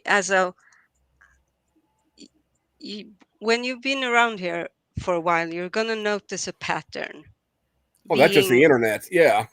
In general, anyway. Yeah, but this is a very it's a very one-sided pattern. It's always them. As soon as things are kind of calming down, it's like the PLs are bored and they want to stir up shit. They don't want to have to look at themselves and their own actions and their own lives. So they come in under false pretenses and play nice for a little while, and then they start sowing shit. And we saw it today. Yeah. Yeah. Well, if it gets to that point, really, whether it's Gangster or somebody else, maybe somebody else should start another stream, and let whoever's fighting in that one, and then have a decent conversation in another one. Because there is just no way around trying to have a decent conversation today at all. And there may have been after I muted everybody or whatever, but it was just like, man, I sat here last night thinking about it when I start thinking about things that people said to me or about me, and I want to, I can't, I'm going to get online and we're going to talk about this, then I know I'm starting to get to that point where I need to take a break or get away from it, Yeah. But, and that's what I did today. And thank goodness my grandson was here. He calmed me down, not calmed, but get like you woosah. to He's my focus on woosah. other things. Yeah. Puts things in perspective when you have your grandson there. Here we're fighting about, oh gosh, Mark's talking to a girl, blah, blah, blah, blah, blah, whatever that really is about. Don't care. It doesn't have anything to do with me, and it shouldn't be out in the public.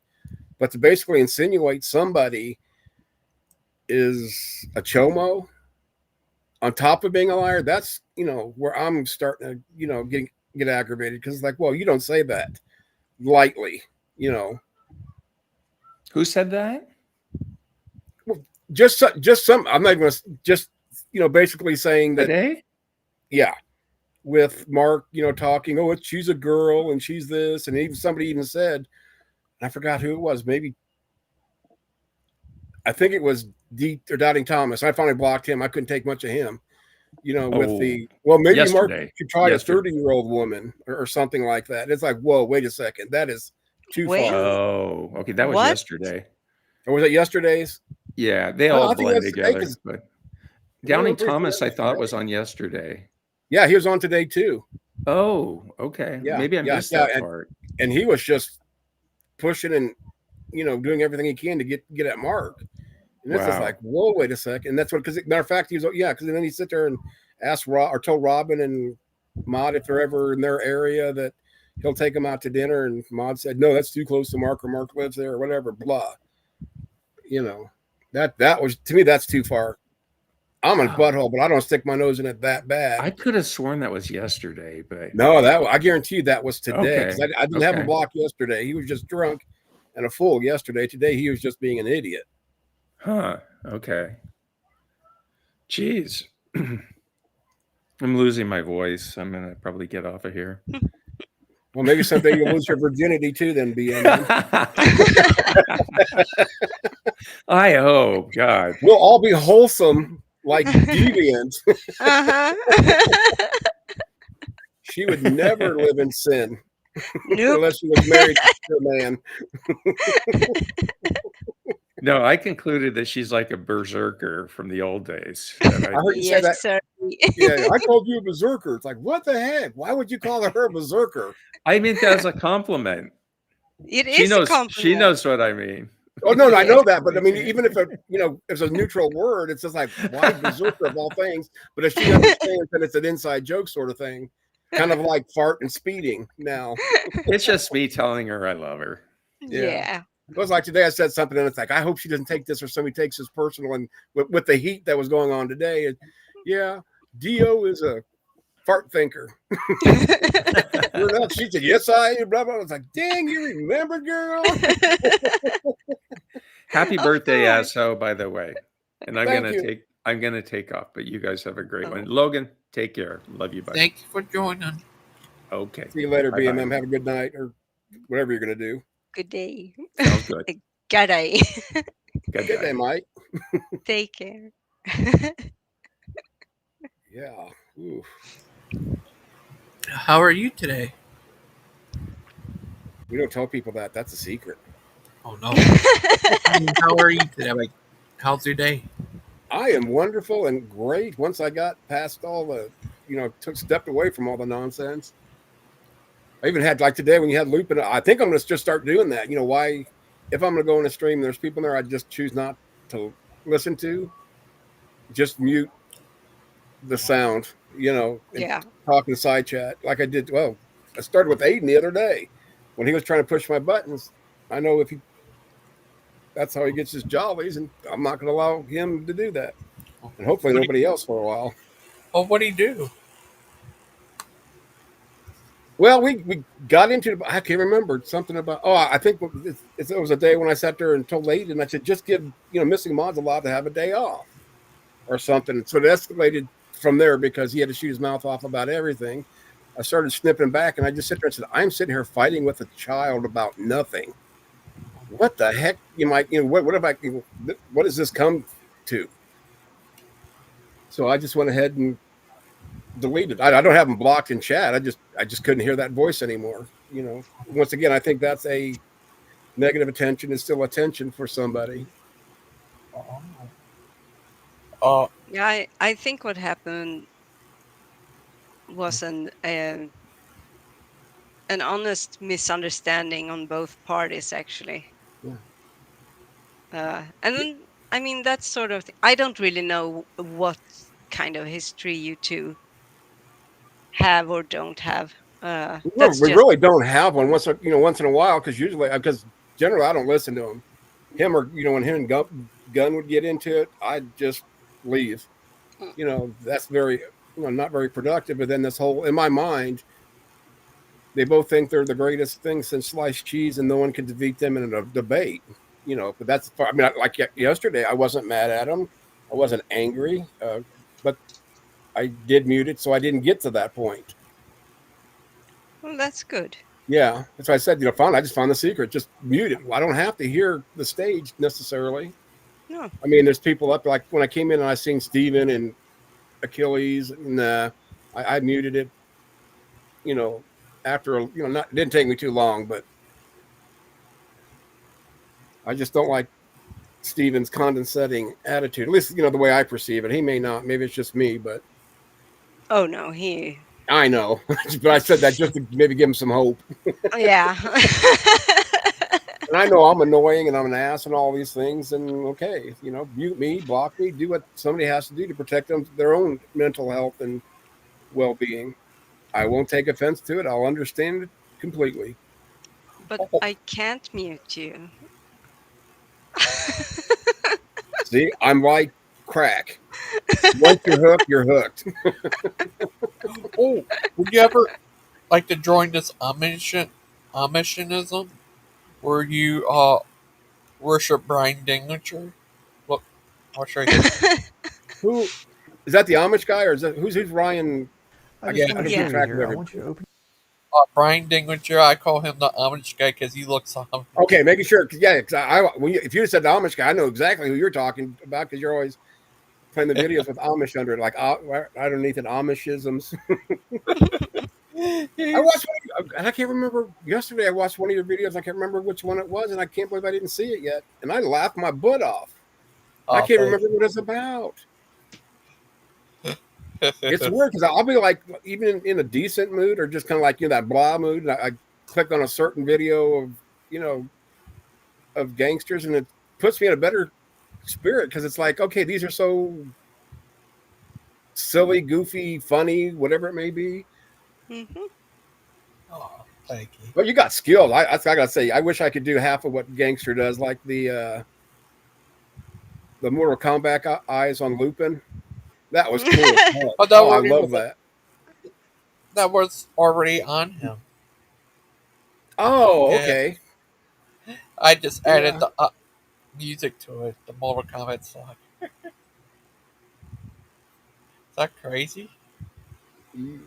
Yeah. This guy A lot of the wants you. stuff you use crazy, Gangster. You're a rebel. Rebel. This guy wants you to worship him. Well, we can't have that. I just want to show you here. I want you to open your mind for a minute, and I want you to just look at this thing logically. You're an atheist. I want you to worship me. Question: do you agree with that statement there? No. Yeah. Yeah. Because in your mind, you believe the rebellious nature Why? against God. Stop this for 1 second, though, I'm going to Gangster. look for. Okay. Why ask a question, even if it's rhetorical, and then turn around and answer it anyway? Because his answer is totally different than my answer. In his preconceived, presup mind, that's the answer. Yep. But He's it's a not crazy. reality. Oh, know what he said? That I seen one of my videos. He said the other day. He thinks that he calls TV hell a heck of vision. Television? Yeah. Yeah, I've heard that for years. That's like the old timers. Well, back in the 50s, we didn't have television. We had outside and run around. And it's funny because then we were also running around outside as kids and yada, yada, yada. Now, today's a different question or a different story. No, you can't. Get back here. You're not going to the bathroom. Get back here, girl. Ooh, what is that? I agree with you, Dustin. Ooh, that's blasphemy. So, how's your day going, Gangster? You're always asking me. It's my turn to ask you. Oh, going good. Yay. Uh, how's your grandkids? I've only got one that I know about anyway. Oh, he's wonderful. He's on my Jack. You know my puppy, right? Jack Black. Yeah. He is following this kid everywhere. Oh. So, yeah, at least he's got a protector. Although he gets Yeah. kind of a little rambunctious with them, but This guy, Brian guy. Yeah. There's good things about him and bad thing. What bad thing is, he's a bit crazy guy. He thinks that there's all kinds of crazy like think that anyone who disagree with him are Catholic. So it was just it was funny. And other thing is, the good thing about him, but he stands up against Steve Anderson, and Steve Anderson tried to deny the Holocaust and all that stuff. He stand up yeah, against that them. is so stupid. Yeah. So, who do you listen to when you want to what preachers do you listen to that you actually like, or are there any, I don't know. or do you just like with Christian Pike and the Petty Boys and like Mark, whoever's talking at the Yeah. time, or And Father Charles. oh, Father Charles. Sorry, yeah, I do want. Wasn't meaning to name everybody, but Yeah, no, sorry about that. Yeah, no, you're right. yeah, Father Charles and Nice. Yeah, because like when I thought I was an Exian, I mean, I like Charles Stanley. I liked like even David Jeremy. Of course, some of these guys you may not know because it's back in my day, a little bit older. I wasn't much into James White, but I love James White's take on King James only, and he really destroys it. oh, Um, I need to. I also like. You ever heard of Michael Jones? Inspired yeah, philosophy. IP. Yeah. Yeah, I would like to hang out with IP. Not religious discussion, but he just seems like he could be a nice guy, but he's definitely way off on his theology. Uh, him and you ever heard of David Wood? Yep. Well, yeah, because I just remember I told you earlier David Wood got spanked by the Skeptic. The Oh, Skeptic just released the video of him. oh yeah, I forgot. I say, why did he spank him? Well, a lot of it. And you may like David Woods, and I don't want to turn him off to you because I'm not here to damage your faith by any means, regardless of what other people may or may not say. Um, I just don't. He's off in a lot of his teachings. He's off with sometimes the way he presents it, not so much loving.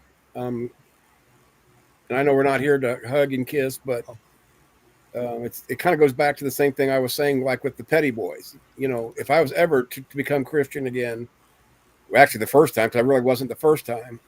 But say if I ever become Christian, it would be because of especially Christian Pike. I don't agree with anything he says, pretty much in his teachings, but I like to listen to it just because of his mannerism. He's calm, he's fluent, he knows his stuff. At least what he believes. And it's kind of nice that when somebody pushes back a little bit, or like say him and Mark, talk about little stuff. It's friendly. It's not a I've got to win attitude sort of thing. There's an outside. Yes, I accidentally found it. Poor nerdy.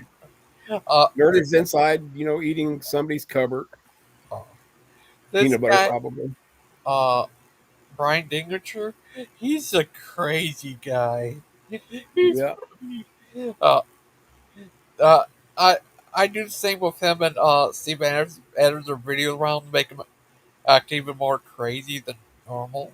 Right. Not that they need help being crazy, but you make it a funnier crazy. Yeah, make him teleport around. It's so Yeah, funny. you keep on doing this. You're good at it and you enjoy it, I'm sure. So Oh, don't let thank you. anybody tell you to stop. Plus, I look forward to him, and I really do mean that. Oh, thank you. Thank you. You're welcome. And actually, from now on, when you send me a link, if you want, just send it to Facebook. You don't have to, because I don't check. Well, I do check it first thing in the day, and like later on, if I think you may stream, I check for links. But I mean, you usually put them in, or you were there for a while, putting them in Facebook. So if you want, just put them in Facebook. Okay. Then I'll definitely get them sooner than I would if they're in my trivia Okay, thank you. email. Yeah, well, Plus, it's probably easier for you, wouldn't it? yeah. Well, and sorry, do you ever heard of TTOR? TTO tour? I don't think so. Uh, he was buddies. He's buddies with Brad. He's a likable guy too. I see. I talked to him a lot. He been on here a while ago, and I've been on his show before. He's a pretty good guy. He talked about superheroes in the Bible. He talked about, and yeah, it was awesome. He's a likable Nice. guy. Yeah, like Samson and See, with all the bad that's on YouTube, there's still a lot of good on there. Whether you believe in God or you don't. I mean, like me. I mean, we both could sit here and listen to Christian Pike and enjoy it. And then have a conversation with afterwards and not get in a fight about whatever was just said. I enjoy that aspect of, say, multiple belief system rooms. but a lot of times it's also a dumpster fire, and I'm getting less and less, you know, sticking around for those sort of things. Some Sorry people about for it, I don't. No, it's not your fault. You don't start the fire. I didn't start the fire, or they didn't start the fire. It's always been burning since the world's been yearning. that. Wait, back in the day, did you ever watch wrestling back in the day? I still watch wrestling, dude. I watched the In fact, I just old. watched it last night, Friday night SmackDown.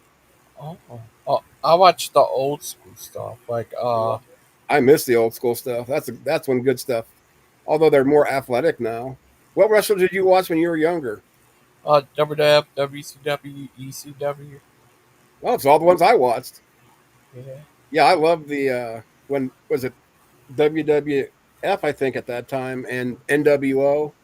That's probably been WCW. the best Yeah. time for wrestling fans. I think Yeah. it was so new, so different that two different companies are going at each other on the same stage. Yeah. Is that crazy? Yeah, Uh, it was neat though. They had some bad butts. Kevin Nash, Razor Ramon. you know, Razor Ramon passed away. Yes, I know. He, I seen. You know who? Well, obviously, I'm sure you know who DDP is. Yeah. Diamond Dallas Page. He's been helping some of the wrestlers with their addictions and their problems. Razor was one of them. Yeah. Jake the Snake was. I think Jake the Snake was the first one, or the first one that I found out about. And I just thought that was awesome as heck. And just to watch that, and Razor was actually been able to get up and walk around. Not towards the end when he passed, but he definitely was a happier, healthier person. In part to DDP, but I mean, Razor definitely put the work in. No, it's not. It's real. It's real. Guess who's here? It's Hey, sports it's me. entertainment. Okay, time to leave. See you later. Bye. I No, do I have have. to take a I got a phone question to call. ask you, Mark. If Yeah, you don't what's mind up? that, you don't have to Go ahead. answer it, or you can get into it later. Because I've heard so. I mean, I've heard other theists. Evolution, God, yes. The way they interact or the mechanics of it are a little bit different, or actually probably different, pretty far from the ones I've heard over the years. But how do you describe or tell how God uses evolution? Was it?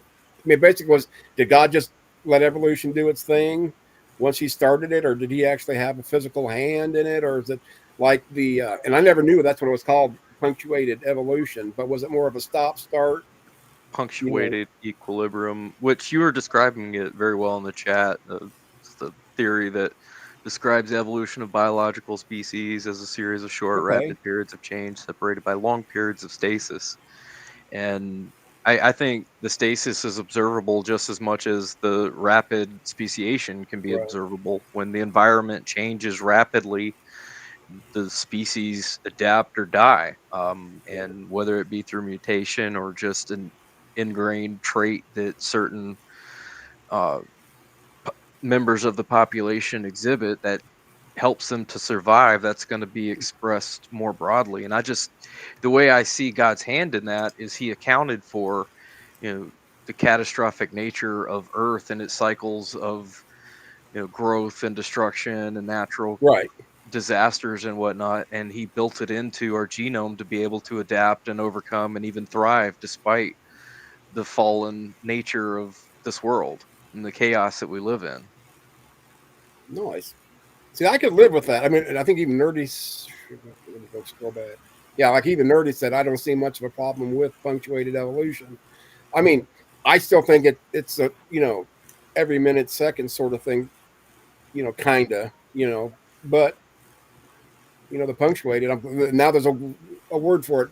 I just got to remember a term for it. Hey, Speedy, how you doing? Yeah, I'm just kind of curious how that worked for you compared to other people. And yours actually seems more rational than some of the ones I've heard. Well, it's based on what we can observe and Right. what people in the field that actually have degrees and study this stuff have determined to be factual. I mean, Right. we look at the same evidence. Everybody sees the same evidence. There's no denying what we pull out of the ground. It's a matter of interpretation, and I just tend to agree with the people that are professionally trained to study and determine what these ancient ruins we find mean, whether it be, you know, dinosaurs or ancient civilizations. I'm not equipped to understand what all that is, but people are. They make a living, they make a career.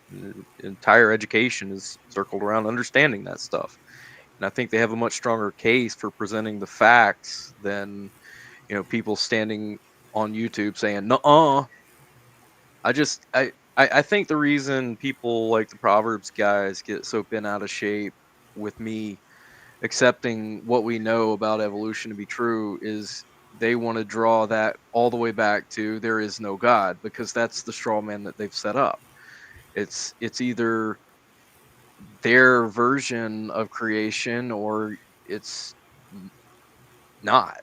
It's the made up religion of evolution, and it's just a straw man. It's because they don't understand it is why they don't have arguments against it. That's why they just disappear whenever they're challenged, or in their own little echo chamber they just block everybody. Right. Or try to justify.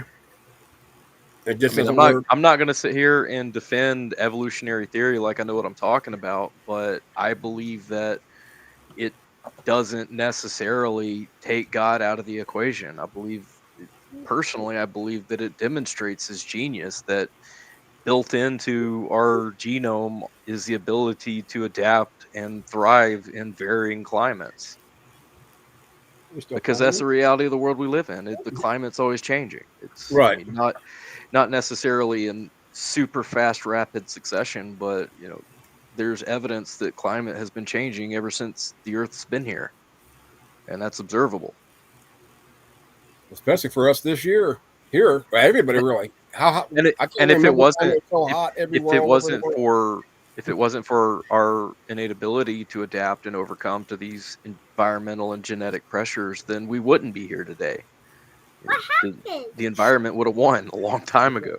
I I hit mean, the as wrong button. cruel and inhospitable as it seems to us today, there's environments that we cannot live in, but we managed to adapt to what we have, and we thrive as a species. And every species that's alive today is here because they've been able to adapt and change to the ever changing conditions of the environment. And everything wants to kill us. Exactly. It's almost like Literally. we don't even 99% belong of the here. earth wants to kill us, and no, that's yours. I don't want no more. Thank you anyway. You keep finding all those down there. Look, this is the one you don't want the black ones. Those are nasty. You don't like them. I do. I like Sorry. But for Well, them we're to jelly take beaning it. for them to take my layman's understanding of that one. evolutionary biology Is it black? and conflate that to me What's selling that? out my Okay. faith is it's a huge stretch, and it's just not true. I think that But one. still, I mean, it's still, that's what I get. Why people argue so, other than just, I got to Not be that right. one. Okay. Shh, I'm talking, Bubba. You know about manners. But I didn't list her. You might list her, gangster. Oh, I don't know. You got a typo. It's okay. I'm just giving you a hard time. I'm the last person that needs to be correcting somebody's spelling and grammar. Oh, okay. What? Have I done something? No, gangster typed in there after you said I'm back. He Oh, said, "Good, we list you." I don't know if we're asshole. kissing you, we're licking you, we're just missing you, we're I dissing don't, you. or all of the above. All the above. Uh oh. Where's Mr. Soot? He's gonna be kicking some butt. I'm gonna put that right in there. Don't wanna Yeah, lose it. I just said nighty night to him and Oh. helped him fix a door. Oh. Did you tuck him in with his blankie and his teddy? I kind of did. Thanked him on that ass, kissed him on the forehead, and said, "Go to sleep, boy." Exactly. No, I just kissed him on the forehead. And yeah, we don't need to get into it. Yeah, a few other things, but this is. Hold on. This is a family show. But Well, with Steven and Missing Mod's behavior this morning, trying to basically gloat about what they're saying is me losing my faith, that doesn't look good for them. I mean, aren't we supposed to be winning people to our side? But instead, if someone who is a Christian has a difference of opinion, you shame and ostracize them from the community and label them as having lost their faith. Do you think that's attractive to people who are no. on the edge, on the verge, or seeking? No, it's And totally off-putting. right. And as an atheist, I've been advocating that. How many times when I've said, if I ever get saved, it's going to be because of, or yeah, I was even saved. It's going to be because of people like you and Gangster and Christian. It definitely wouldn't be the petty guys. Well, it's one Exactly. thing to question somebody's doctrine and say, "Well, I don't quite see it that way. Let's discuss our differing views." It's a completely different thing to just pull out of the blue to say that somebody's not a believer anymore because they have a difference of opinion. I mean, Right. it, it's It Yeah. just doesn't. there's something else motivating that. Right. They're And the not they're Bible not sister. saying what they're saying to have genuine discourse, to have dialogue, to Or to discuss help the you in your disagreements walk we in have. faith, Or even. yeah, if they really do think that I'm slipping in my faith, they're certainly not helping me to You're recover going from that. about, the wrong way to try to get you Yeah, back. They're adding slippery soap to the slide. Right. If Yeah. if that's their goal, they're going about it the wrong way to help those that are in need. My faith is strong. It's unshakable. It's nothing that I possess that I can just like lose grasp of, and I get that from the Bible. It's a gift from God, and it's nothing that I can lose in that regard because it's been given to me and I just have it. But they want to take the things that don't really matter in a salvific perspective and turn it into this big ball of wax like I'm some kind of There you go. evil person now because I have a disagreement on one topic, which is evolution. Well, I remember I mean, I know the Bible says something about not bearing false witness against the brethren. And I was thinking there was another one about false accusations, but you don't, I mean, I can't remember for sure. Maybe I'm just thinking about the same one, though. But either way, if your holy book says, don't bear false witness against somebody, then why would you do that Because they without don't want receipts? me to No, be. no, yeah, no, that's rhetorical, totally. Yeah. That's what I don't understand because that's what turns me off of. Okay, here I am in a mixed room of faith, a mixed, faith room, I guess, and it seems like in that instance, the atheists were behaving better than some of the theists, and we're supposed to be the, devil spawn, especially deviant. Look at her, got a cat picture and got whoops, little pokers poking out there. Not that I've ever noticed. You're not helping No, me talk, little guy. You make me talk nice. Go away. but it's also Just don't knock them off, buddy. like what they are arguing against, or attacking rather, is that Mark isn't following their position, and their position being the absolute minority within all of Christendom. Right. Right. So if someone had a false doctrine, if there is such a thing, which I gather there absolutely is. I mean, look at what's his face, Really. Joseph Smith. Not so loud. They're talking. Definitely false doctrine from a Christian perspective. Sure. But if they are going to try and admonish you for having false doctrine, they're the one in the minority. They're the fringe grouping. Because I promise you that Kent Hovind, and even Kent Hovind's version of creationism, is the minority.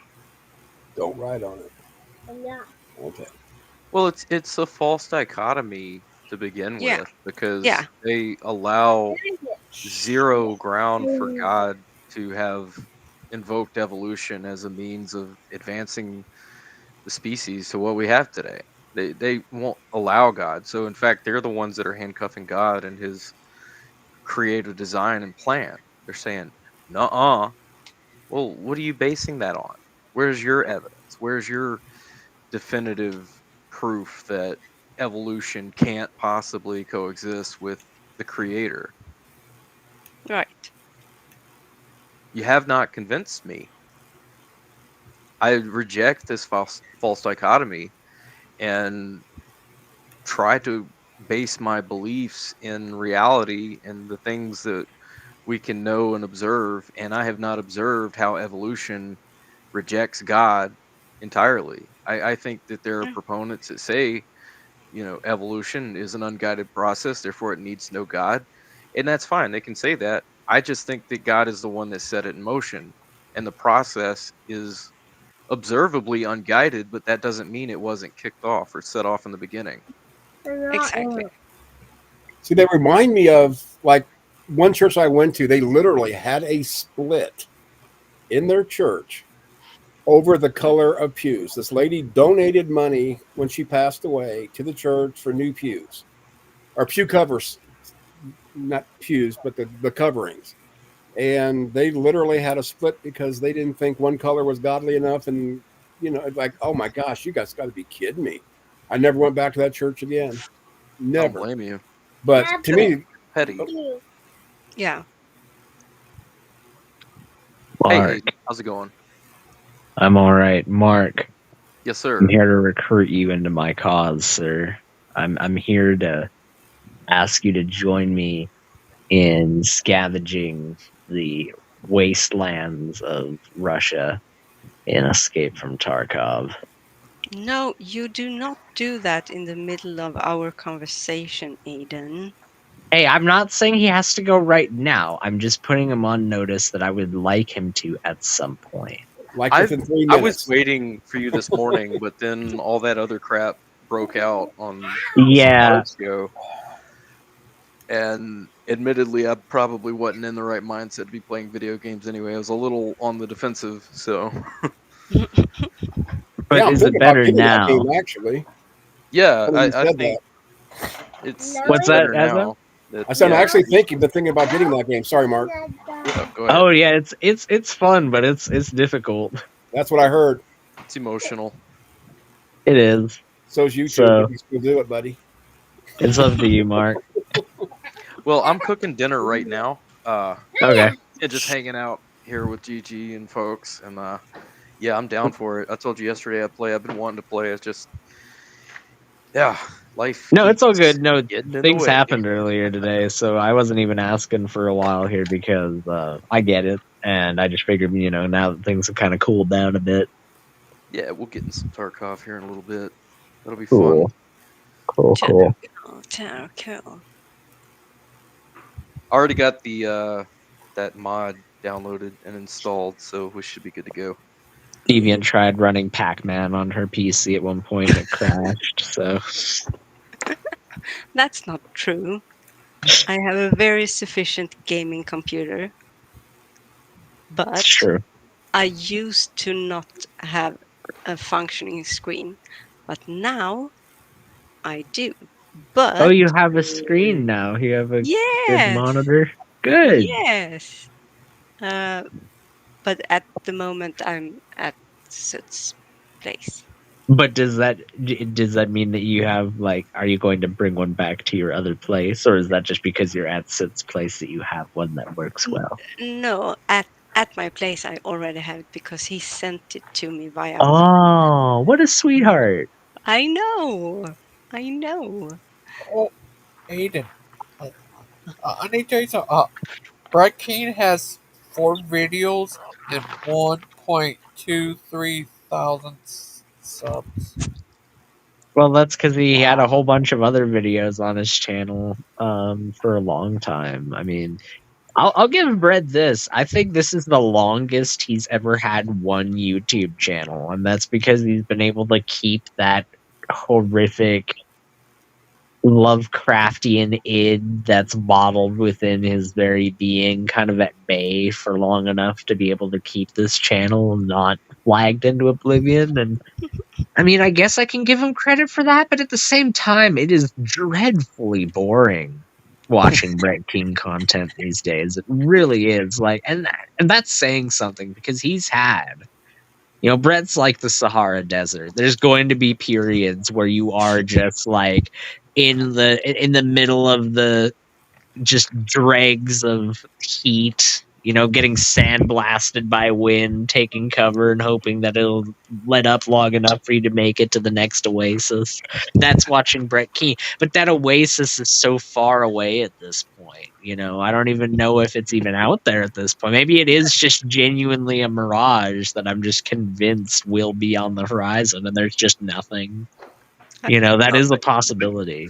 But I hope that's not true. I really do hope that you could go over to the oasis and cut what do they call it? The Dornian knot in the situation.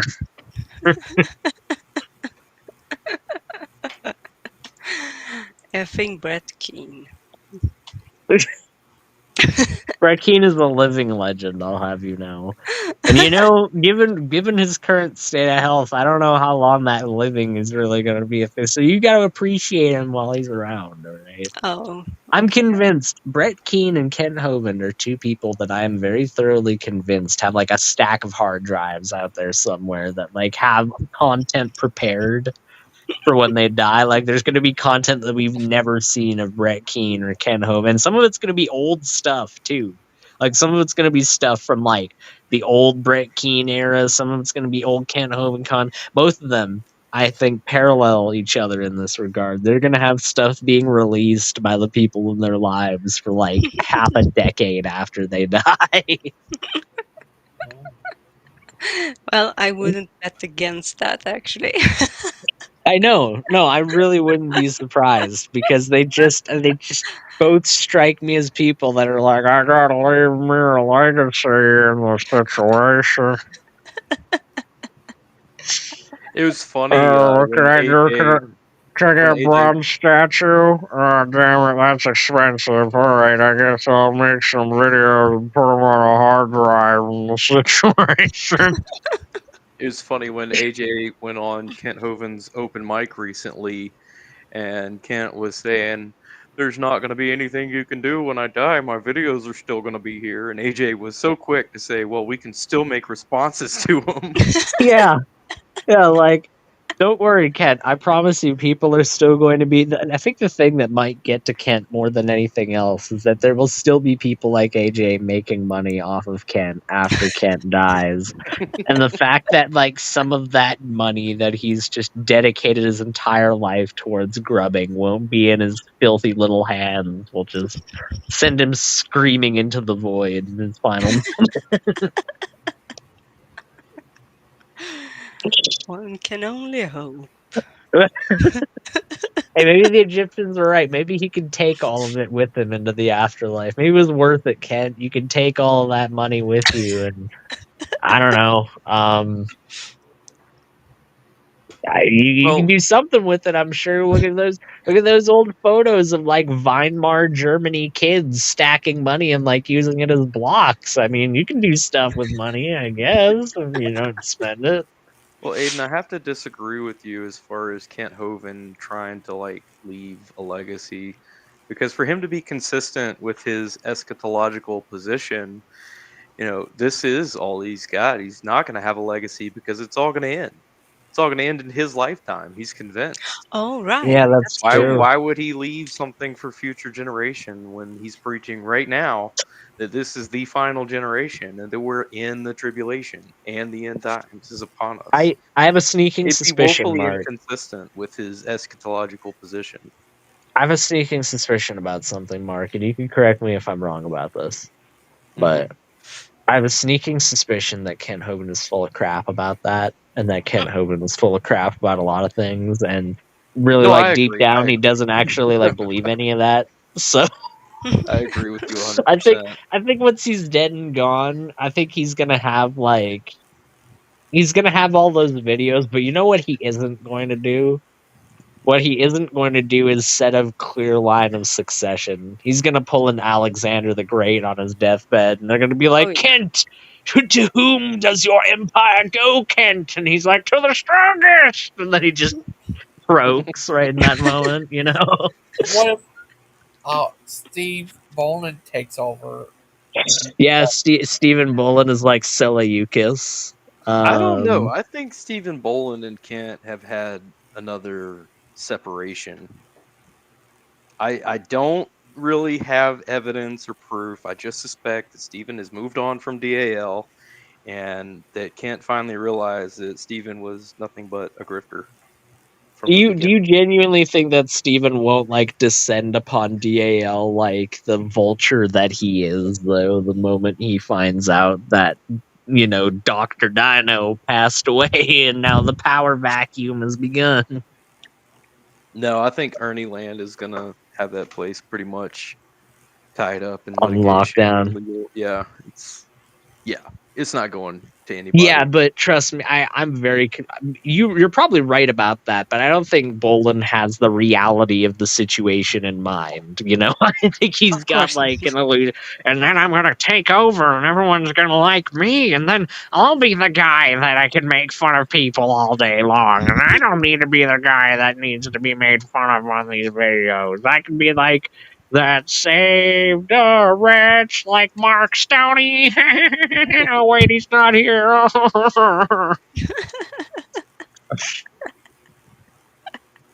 Well, according to Hovind, I'm not even saved, so It's true. Right. True. You're not even saved, Mark. I have a But copy of the Book of Life right here, and you ain't in it, son. what a charlatan. yep. Right.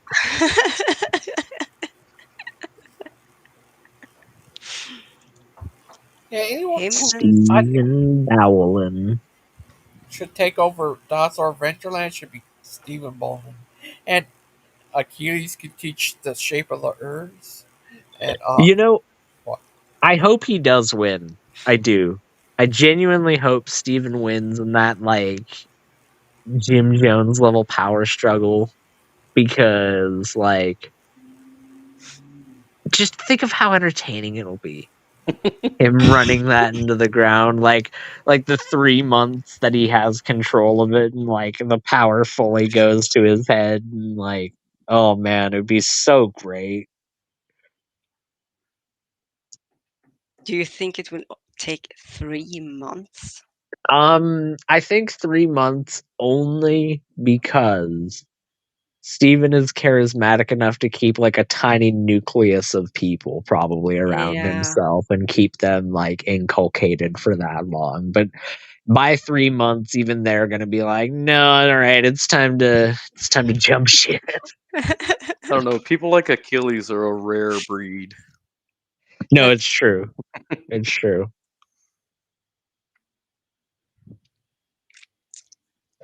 I just love you know, like Dan, he was telling me in Messenger because I just said offhandedly one time after Steven made that interview, and he's like, I'm Stephen Bolin, and I'm in charge of Proverbs guy. I just messaged Dan. I was like, what happened to President Dan? And he sends me this big screen about how, well, you know, I'm in charge, but I'm not actually in charge. And, you know, Steven says that, you know, he's in charge most of the time, and I'm only in charge of spiritual matters, and he's in charge while I'm away. And it's like, yeah, okay. That's what I think when I think of the word president. It's like, yeah, but I'm like only president sometimes. He's Just basically when it's Joe convenient. Biden, is what he's He's a saying. He's scapegoat. like He's a scapegoat.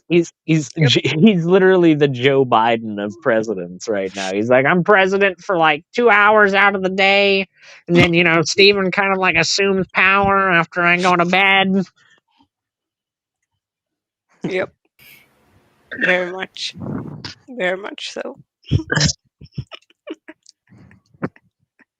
You know what I found really funny? I sent it to Mark because Dan was like sending me all these like images of this like missionary work that he's doing over in the Philippines.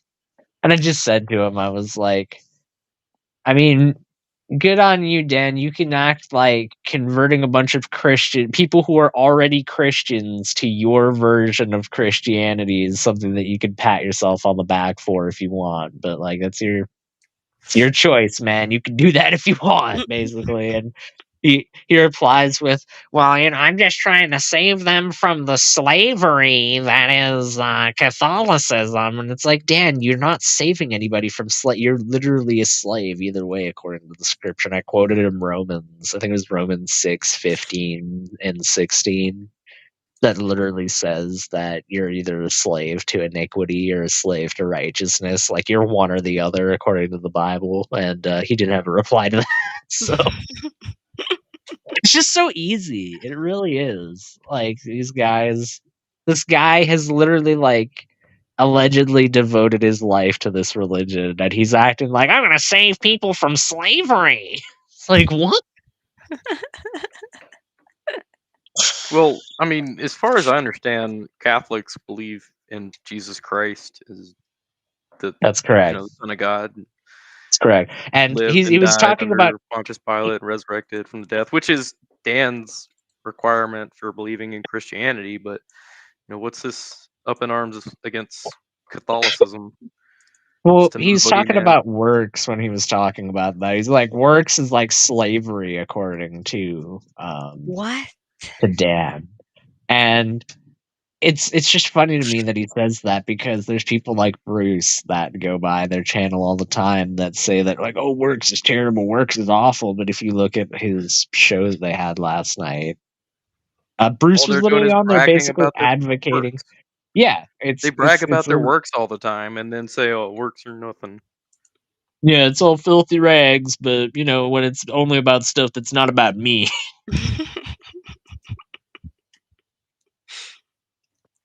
Yeah, you could be forgiven for thinking.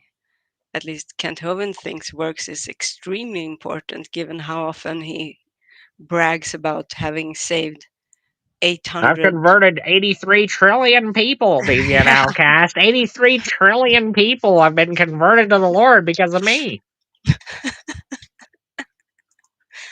We've baptized over We're including 100,000 bacteria. heathens.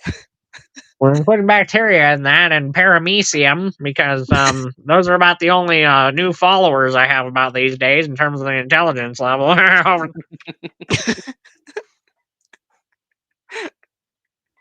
Oh, Grace is gonna love that. I just dropped a big old chunk of ground beef on the ground. Oh boy, yeah, she's Come here, gonna eat Grace. that up. It's all yours, right there. Come on. You're not in trouble. It's for you. Eat it. Eat it.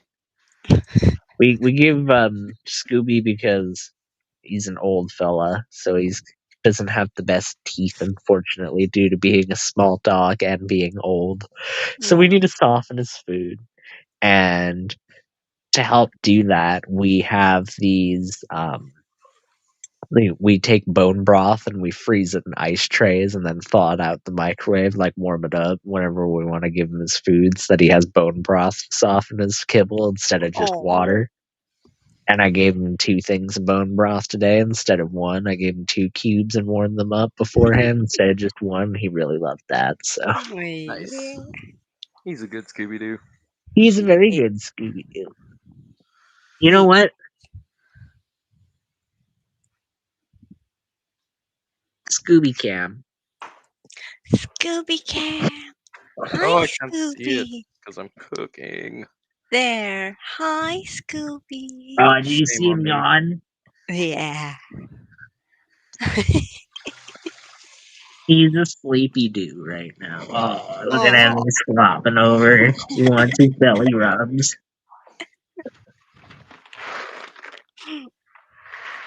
I just think it's such a crazy coincidence that his name is Scooby Doo and the blanket has Scooby Doo on it. I mean, like, isn't that a crazy coincidence? Mm-hmm. Total crazy coincidence.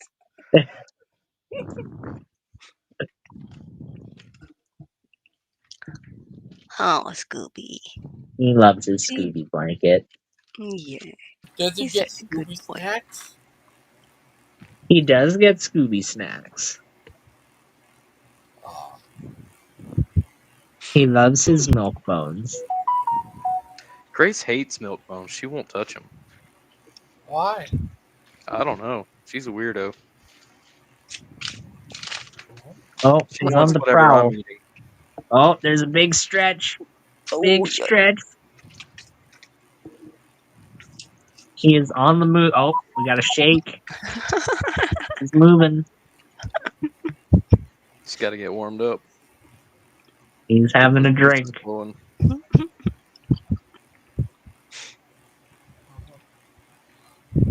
If Steven took over the world, would you bow to Steven? I think Scooby could win a debate against Steven. Genuinely. I think if Scooby and Steven had a debate, Scooby could just bark a few times and Steven would be like, oh yeah, well you're just a heretic, and then he'd leave.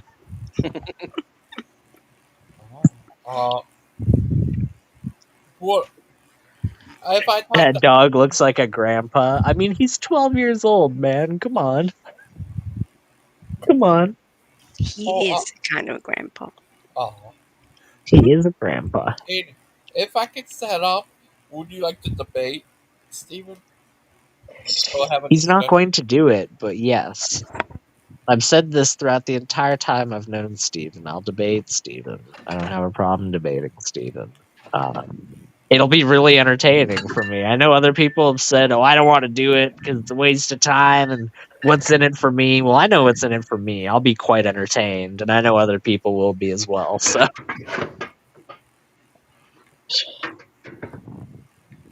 Yeah, I'd watch it. Would it be on Kent's Tax Crimes? Kent's Tax Crimes, yeah. Yeah. No, I want to be on Noah's Ark just because I want to watch Steven try and, like, justify how that story could somehow literally be true.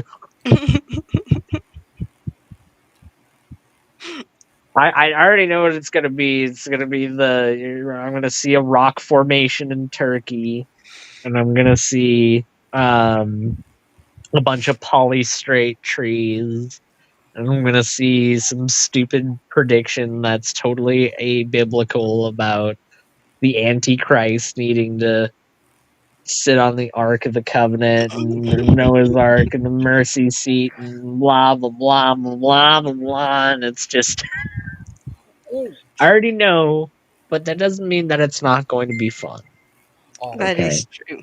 But I think Steven should take over Dinosaur. I mean, if people didn't enjoy doing things they didn't know the outcomes of, then nobody would ever rewatch a movie. No one would ever reread a book, you know, if they didn't enjoy something they knew the outcome of. Yeah, that is true. Yeah, it'd be great if Steven did take over Dinosaur Virgin Land. It would be. It really would. It would be more interesting than any of the other timelines. All the other timelines are going to be all boring. We're just not going to hear anything about it. And, like, it's just going to devolve into a bunch of stupid legalese. The next thing you know, Dinosaur Adventureland will be owned by some LLC, and all the cabins will be rented out by BlackRock or some other mega corporation or something like that. It's just going to be really, like, it's going to be so underwhelming, the ending, if it isn't the Stephen Boland ending. So that's why he doesn't deserve the ending. I mean, he deserves the actual outcome of it at the end, which will be like it horrifically imploding in his face. But I think we deserve that ending in terms of the entertainment that it provides. You know, I think we've earned that. You know, That is true. Yep, for sure. self-worth is one of the most important steps towards, like, self-actualization. So I think that part of that is realizing that we deserve nice things, and one of those nice things is watching that outcome. It's the train wreck that is. Yeah, exactly. I loved it so much. Mark told me that on Mod's show that like it was like infested was I think the words he used or something like that with like Steven was on there and I Lupin was didn't on say it there and infested. I might have implied it, but I didn't say it. sorry, you called it a cesspool. You called it a Yes. cesspool. Yes. That's what you said. I misquoted you. I'm sorry. Cesspools never get infested. You know, they're very No, sanitary never. places. yes, they're not at all That's right. famous for. That's right. this Anyways, so the uninfested cesspit that was that show at that moment in time. I decided to go on there, and Steven like immediately turns tail and runs as soon as I go on there. And I'll admit, I roasted Lupin over the coals really hard. It was. I didn't even yell or anything like that. I was just kind of mean, and he ended up leaving as well. So I like messaged Mark. I was like, "Yeah, I think it's clear enough for you to go on now. We've got it. I think I've cleaned house enough. It's just him left." Well, they keep accusing us of being a tag team, so why not play into it? Exactly. Exactly. Exactly. So true. If we could you imagine how devastating we'd be if we actually did function that way? Like if we had something prepared ahead of time and worked off of each other. We Could just you steamroll imagine? people. I know. Well, I We I just do seen it you off two the work dome. your magic. It's beautiful. Oh, thank you. Truly is. Mark. Yes. Oh. Turcotte is calling. there was somebody that did that on Gigi's show while I was at work, and I almost got freaking fired because I busted out laughing. I'm about to call somebody, and they like just pick up the phone, and then right when everybody's going, oh. Oh, sorry about that. Oh, we forgive you.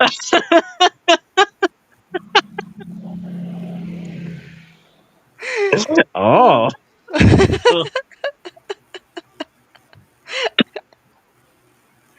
That's beautiful. So beautiful. Oh, thank You're a nice young man, Deviant. Thank you. Thank you. I do what I can to contribute to the That's right. beautification of the internet. What a freaking joke. That's right. No, but we love it. What I need Good. to get, Scooby, is one of those like little colorful propeller caps so that I could spin the propeller around. I think that would be he would hate it. Like he'd absolutely hate it, but it would be really fun to like have on him and like spin the little propeller. So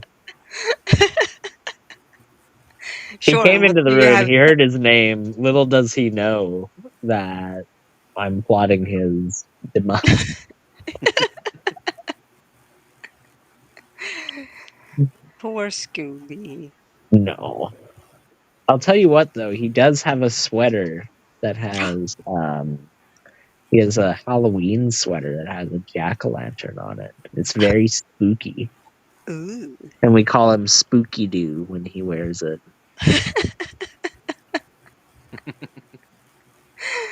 Oh, spooky dude. Spooky That's dude. right.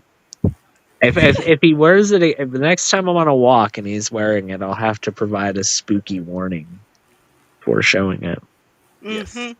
The only one who doesn't need a spooky warning is Spooky Bed Hair, but he's only part of the community, right? So you have to consider everybody. That's true.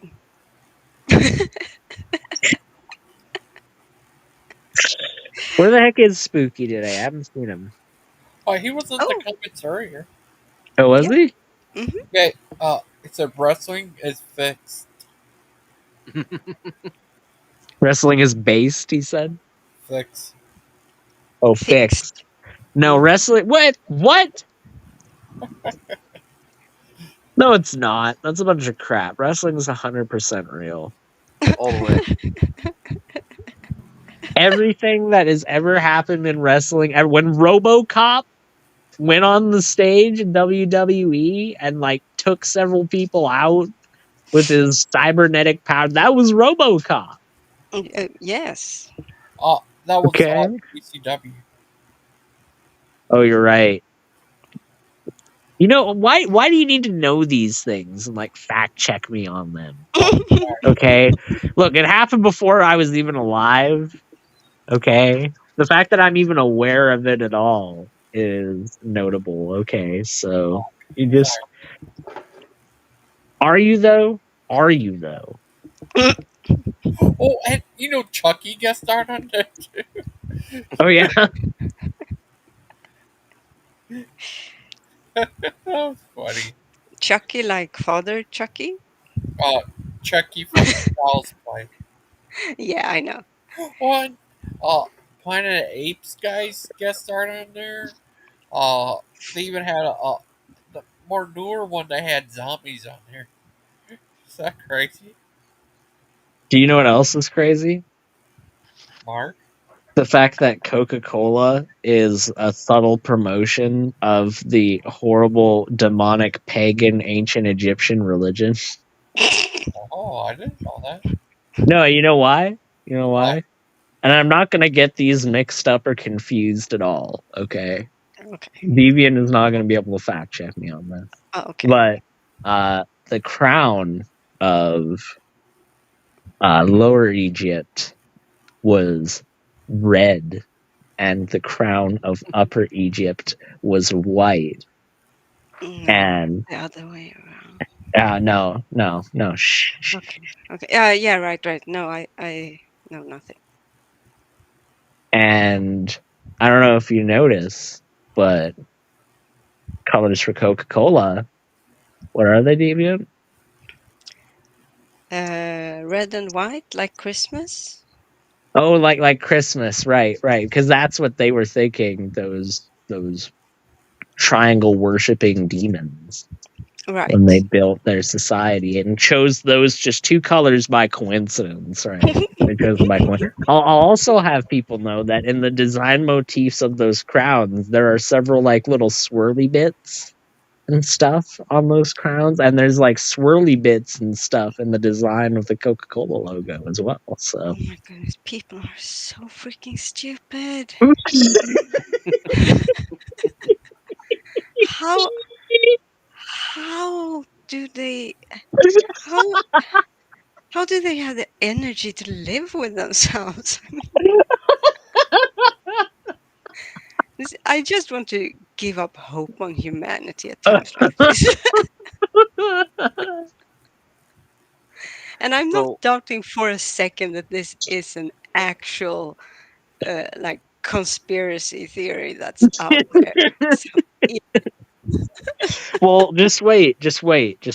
Let me tell you what Pepsi represents. okay. hang on I'll tell real you what quick Pepsi before represents. I'm gonna hop off and eat my dinner. And Aiden, in let's call it an hour, we can play some Tarkov. Okay, cool. All Sounds good to right. me. Thank you for joining. Yep. Thanks for having a show, Logan. It's always good to see you, buddy. Y'all take care. Love you Take guys. Have a care, good one. Mark. Love you. Bye. Bye. So, anyways, now that the monker has left our presence, we can get back. I'm just going to ignore that laughter and assume that you're laughing at Mark and not at what Yeah. I'm saying, because Mark is just so absurd and ridiculous. Absolutely. 100%. Okay, now that we always. have that basic fact established, Yes. Pepsi, Yes. as I'm sure you already know, Deviant. I'm just going to explain it for the audience, but Pepsi, it's what's the primary color for Pepsi? It's blue. Yes. And the gate of Babylon was what color? Blue, I believe. It was blue. It was blue. And I don't know, I don't know. Seems pretty fishy to me. it seems, well, there's that. And you notice the kind of like swirly design on the Pepsi logo kind of like invokes like, kind of like invokes like a wave kind of effect, right? Yeah. Kind of like Yeah. the wave of the Tigris and Euphrates rivers that were right over by Babylon, perhaps. And Yeah. you'll notice they're often called, they're denoted by different colors.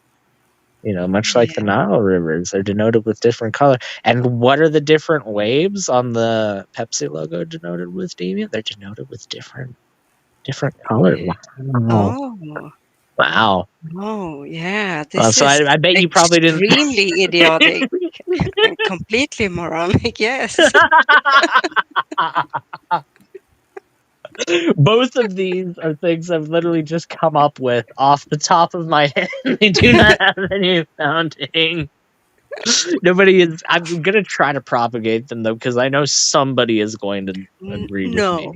Oh There's no, gonna be There's gonna be like some homeless guy that I'm gonna tell this to, and he's gonna spread it around, and and it's you gonna know be. that sooner or later I'm gonna come across someone who purports that and really believes it, and I'm gonna have a brain aneurysm, a heart attack, and a freaking diarrhea of just insanity coming out of every pore of my body, and I'm gonna implode and take all of Northern Europe with me. And it's gonna be your fault. You're gonna be at the line at your local IKEA, and the guy behind you is gonna have a bunch of Coke, and you're gonna be in line with soot, and you're gonna see this guy with a case of Coke, and some other guy's gonna walk up to him, and he's gonna be like, "Don't you know that the Coca Cola is actually a seed of anti-critters?" And you're just gonna die right there. Then your head is just going to implode. You're just going to gib Yep. right there and then. Oh, let me show you something about the Amish man. Protestant exorcist. Diversity? Jesuits making Hollywood movies. Wow. And I get now sick and tired back of to people saying, bisexual you think the lumberjack. Jesuits are behind everything. You think He said Jesuits are making Hollywood movies.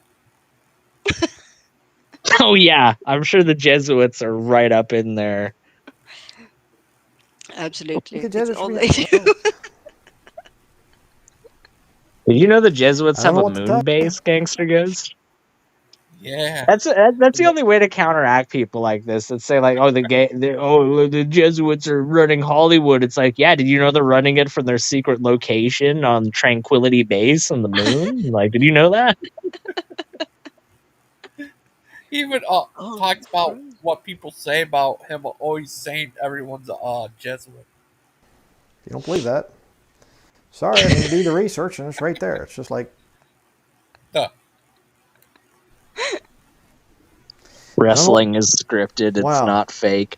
I mean, like, by that very You know- strict definition of the word fake, you're right. It is not, in fact, a bunch of action figures out there that are fighting with each other that are just really, like, convincingly, like, stop motion in, like, real time. You're right. It's not. They're real people but out there. But I think we know what it's the faking this. implication is when people say wrestling is fake.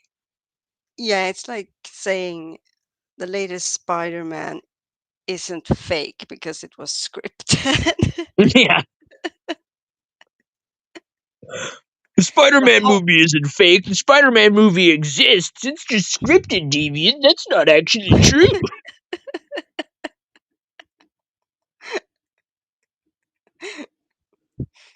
truth is subjective, I've If heard. if we ever meet and you just like punch me several times, that's totally understandable. Good. I, Uh, I mean, it depends on the day. I can't say I know beforehand. Soot will. So if you punch me before Soot does, maybe you can like make Soot go easy on me because he's like, oh well, she already gave him like a black eye and a bloody nose. Maybe I'll just like break his nose a little bit.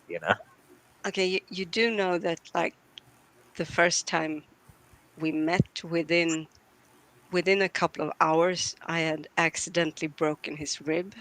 What? What did you do, Deviant? I hugged him. Oh and, my and, gosh. and he was very huggable, and I got excited. You hugged him so hard Yes. that the device on his chest that's meant to absorb like major impact from like ambush predators in the wild just gave way from the sheer might. Oh my goodness. This is what I'm trying to say. I might look small, but See, yeah. there's being touch starved, but punching me in the face is not being touch starved, Deviant. That's different. Are you sure? Yes. Okay. Yes. I Okay, don't just know how convincing that argument will be while you're punching me in the face. Not a lot of arguments outside of a gun are convincing while you're being punched in the face, but okay, but I can promise you this. If you need to like go to the dentist or the emergency room, I will be there, right there with you, and and saying if I I'm start sorry. crying, I you'll will punch you you'll again. embarrass me. You'll take me outside and you'll say, "You better knock that off right now or I'll beat your ass."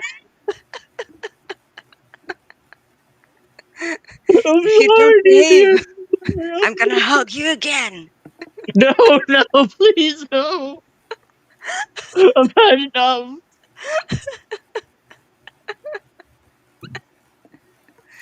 Yes, Christian Carpenter, I do. I take hugs very seriously. Yeah, he had pain. I was here 5 weeks, and it was only like the last couple of days that that he was like, "Yeah, I can still feel it, but it doesn't really hurt." Oh, just what's a little attempted murder between friends, you know? Right? I blame him. He's huggable. That is understandable. Yes. That is understandable.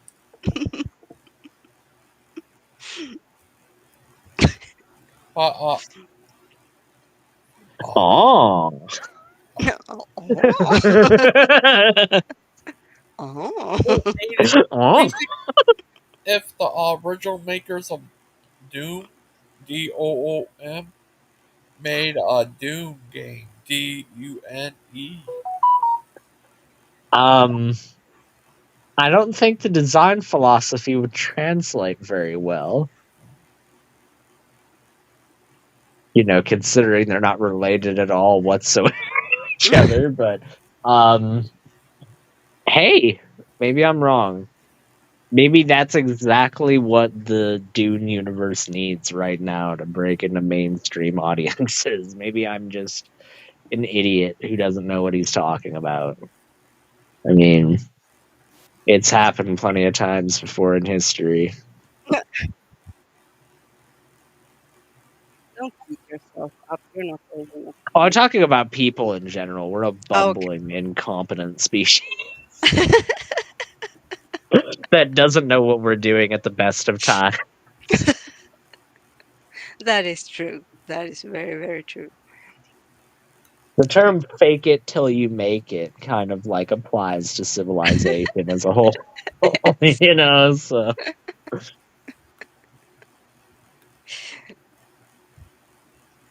Accidents will happen. that's the end of Philosophy Corner with Aiden. Is it It's inspired a philosophy? dingy, it's a dingy, rusted out corner in the middle of a neglected office building somewhere. The building's nominally been abandoned since 1996, but I just have a little generator in there, and I just go in the middle of the night. As if everything was functional and everyone was That's still right. working. Aiden goes down to the coffee machine that's kind of broken and it's dripping like It just rusty tips brown like water. like shards of broken glass Yeah. into the cup. I just like swing it around, take a good sip, you know. Exactly. We always paint such a like optimistic picture of reality, me and you, Deviant. We really do. Right? We really do. I think it's the amount of sun we get at our latitude, you know. I think it really just Probably. imbibes a lot of optimism. Yep. Very good. It's very idealistic. Hmm. Yeah, I see a bright future at the end I of mean, the like, tunnel.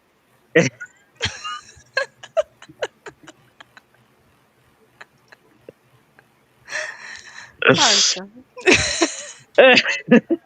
Oh, Big Bad Mama talked to Achilles about doing another discussion. Oh wow, yeah. About Yeah. what? Evolution, I think. Oh. Oh my gosh. It was great. So on Missing Mod show, we were talking evolution with Tim, and the topic of fossils came up. And he was like, it's just a bunch of pile of, basically like pulling Ken Hovind's script verbatim, like, what's a bunch of pile of bones be able to tell you about anything? And I like started going through like the huge amounts of detail you could get from bones, archaeologically speaking and paleontologically speaking, like the Yeah. massive amounts of detail that you could get from even very minor differences in bones, and like it could There tell are you about the reasons we get so freaking excited over burials. yeah, Yeah. because it's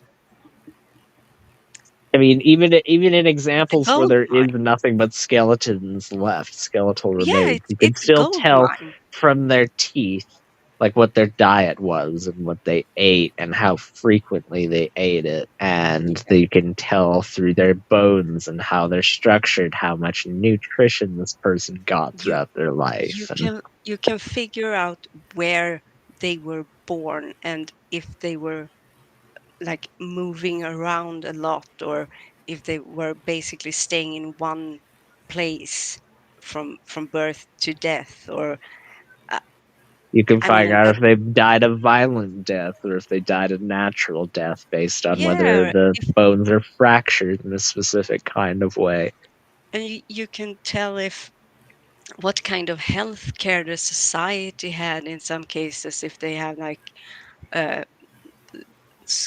not scars but showing like broken bones. You can tell if they cared for their dead. You can tell a lot about not just the person but the entire society. I mean, it's a freaking gold mine. One of the best examples of that is the huge, prolific examples we find of trepanation in Yeah. Neolithic skulls, where, Yeah. and not just, and just for the audience's sake, trepanation refers to drilling a hole in somebody's skull, in the skull cap, basically. And that is still done even to this day, occasionally in a medical setting, in order to relieve pressure upon the skull. But it was done inarguably, based on how frequently we find it, more frequently than it reasonably needed to have been done back in the ancient world, in the Neolithic world. And yet, in the vast majority of cases where you find trepanned skulls, you find evidence of the fact that the wound healed over, and Hmm. that person continued to live a pretty normal life in spite Yep. of what most people would have considered a life-ending injury being inflicted upon them. Yep. I mean, So, without anesthesia, without uh, disinfectants, uh yeah, where the most advanced tool you have basically is a flint knife at your disposal. yep. No, I'm okay. I'm all right. I'm good. But hey, it was better in the olden times. It was. No, it was. We need to return to tradition. TM Yes. copyright 4500 BC. All rights reserved.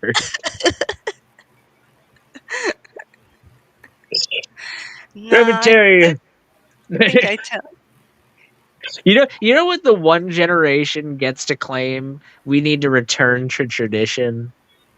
The people that had to deal with the Bronze Age collapse, they get to say, "Man, things was better back in the day, back That's true. before the bottom fell out of society and like everything went to hell and now nobody knows how to read anymore, like man, things was better."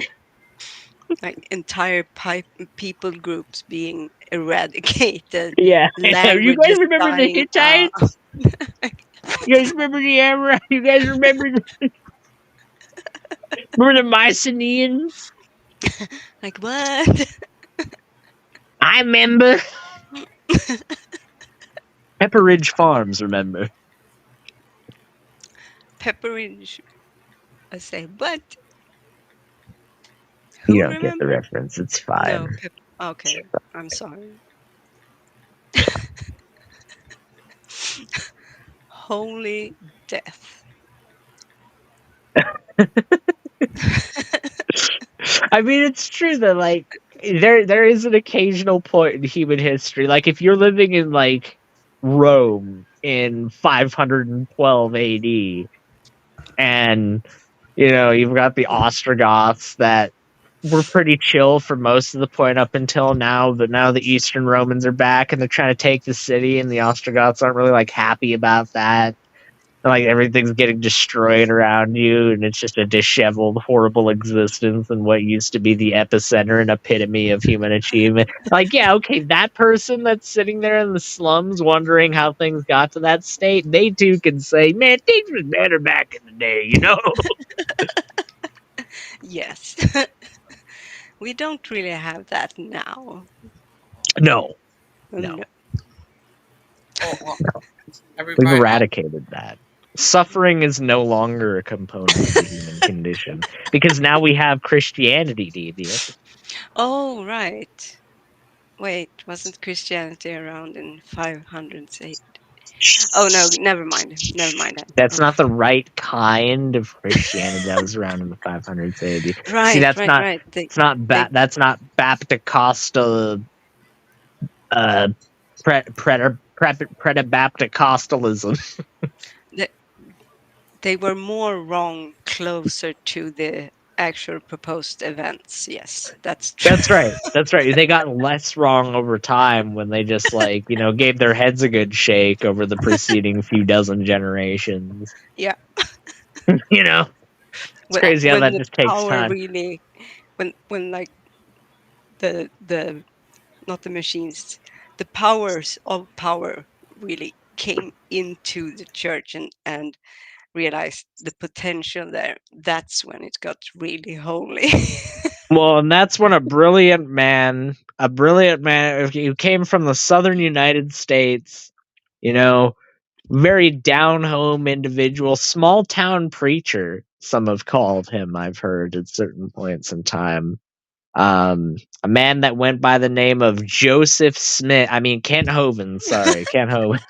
Ken Hovind revolutionized and showed us the truth of how things really are. That Joseph Smith guy, he's just a fraud. All right, he Yeah. didn't know what he was talking about. I mean, like he was reading stuff out of a hat. People, I mean, come on, like how much more of a charlatan can you be? Like beat your wives multiple times and then claim that you're like a credible source of information. I mean, come on. I mean, Kent Hovind, he doesn't need any freaking hat. He just reads out of his mind. Just reads out of his derriere. It's derriere. That is right. I had to go a little cloud there because of the show that we are on. You can look up that word in your own time, yes. Uh, Sorry, everyone. We've been on here 4 hours. I have Oh, Shut Oh down. goodness, 5 If hours. somebody drank a 5-hour energy drink at the beginning of the show, they would be going through a horrific crash right now, and I feel bad for them. So don't ever drink those if you like want to live past 50. Don't drink energy drinks, period, if you want to live past 50. They're horrible for your health. Oh, don't Anyways, say with that that. little Don't PSA out of don't the way. don't say that. I know it's true, but Deviant, do you really? I am miserably hooked. Deviant, no. Yes. I was No. I was many years ago, and then I got away from them.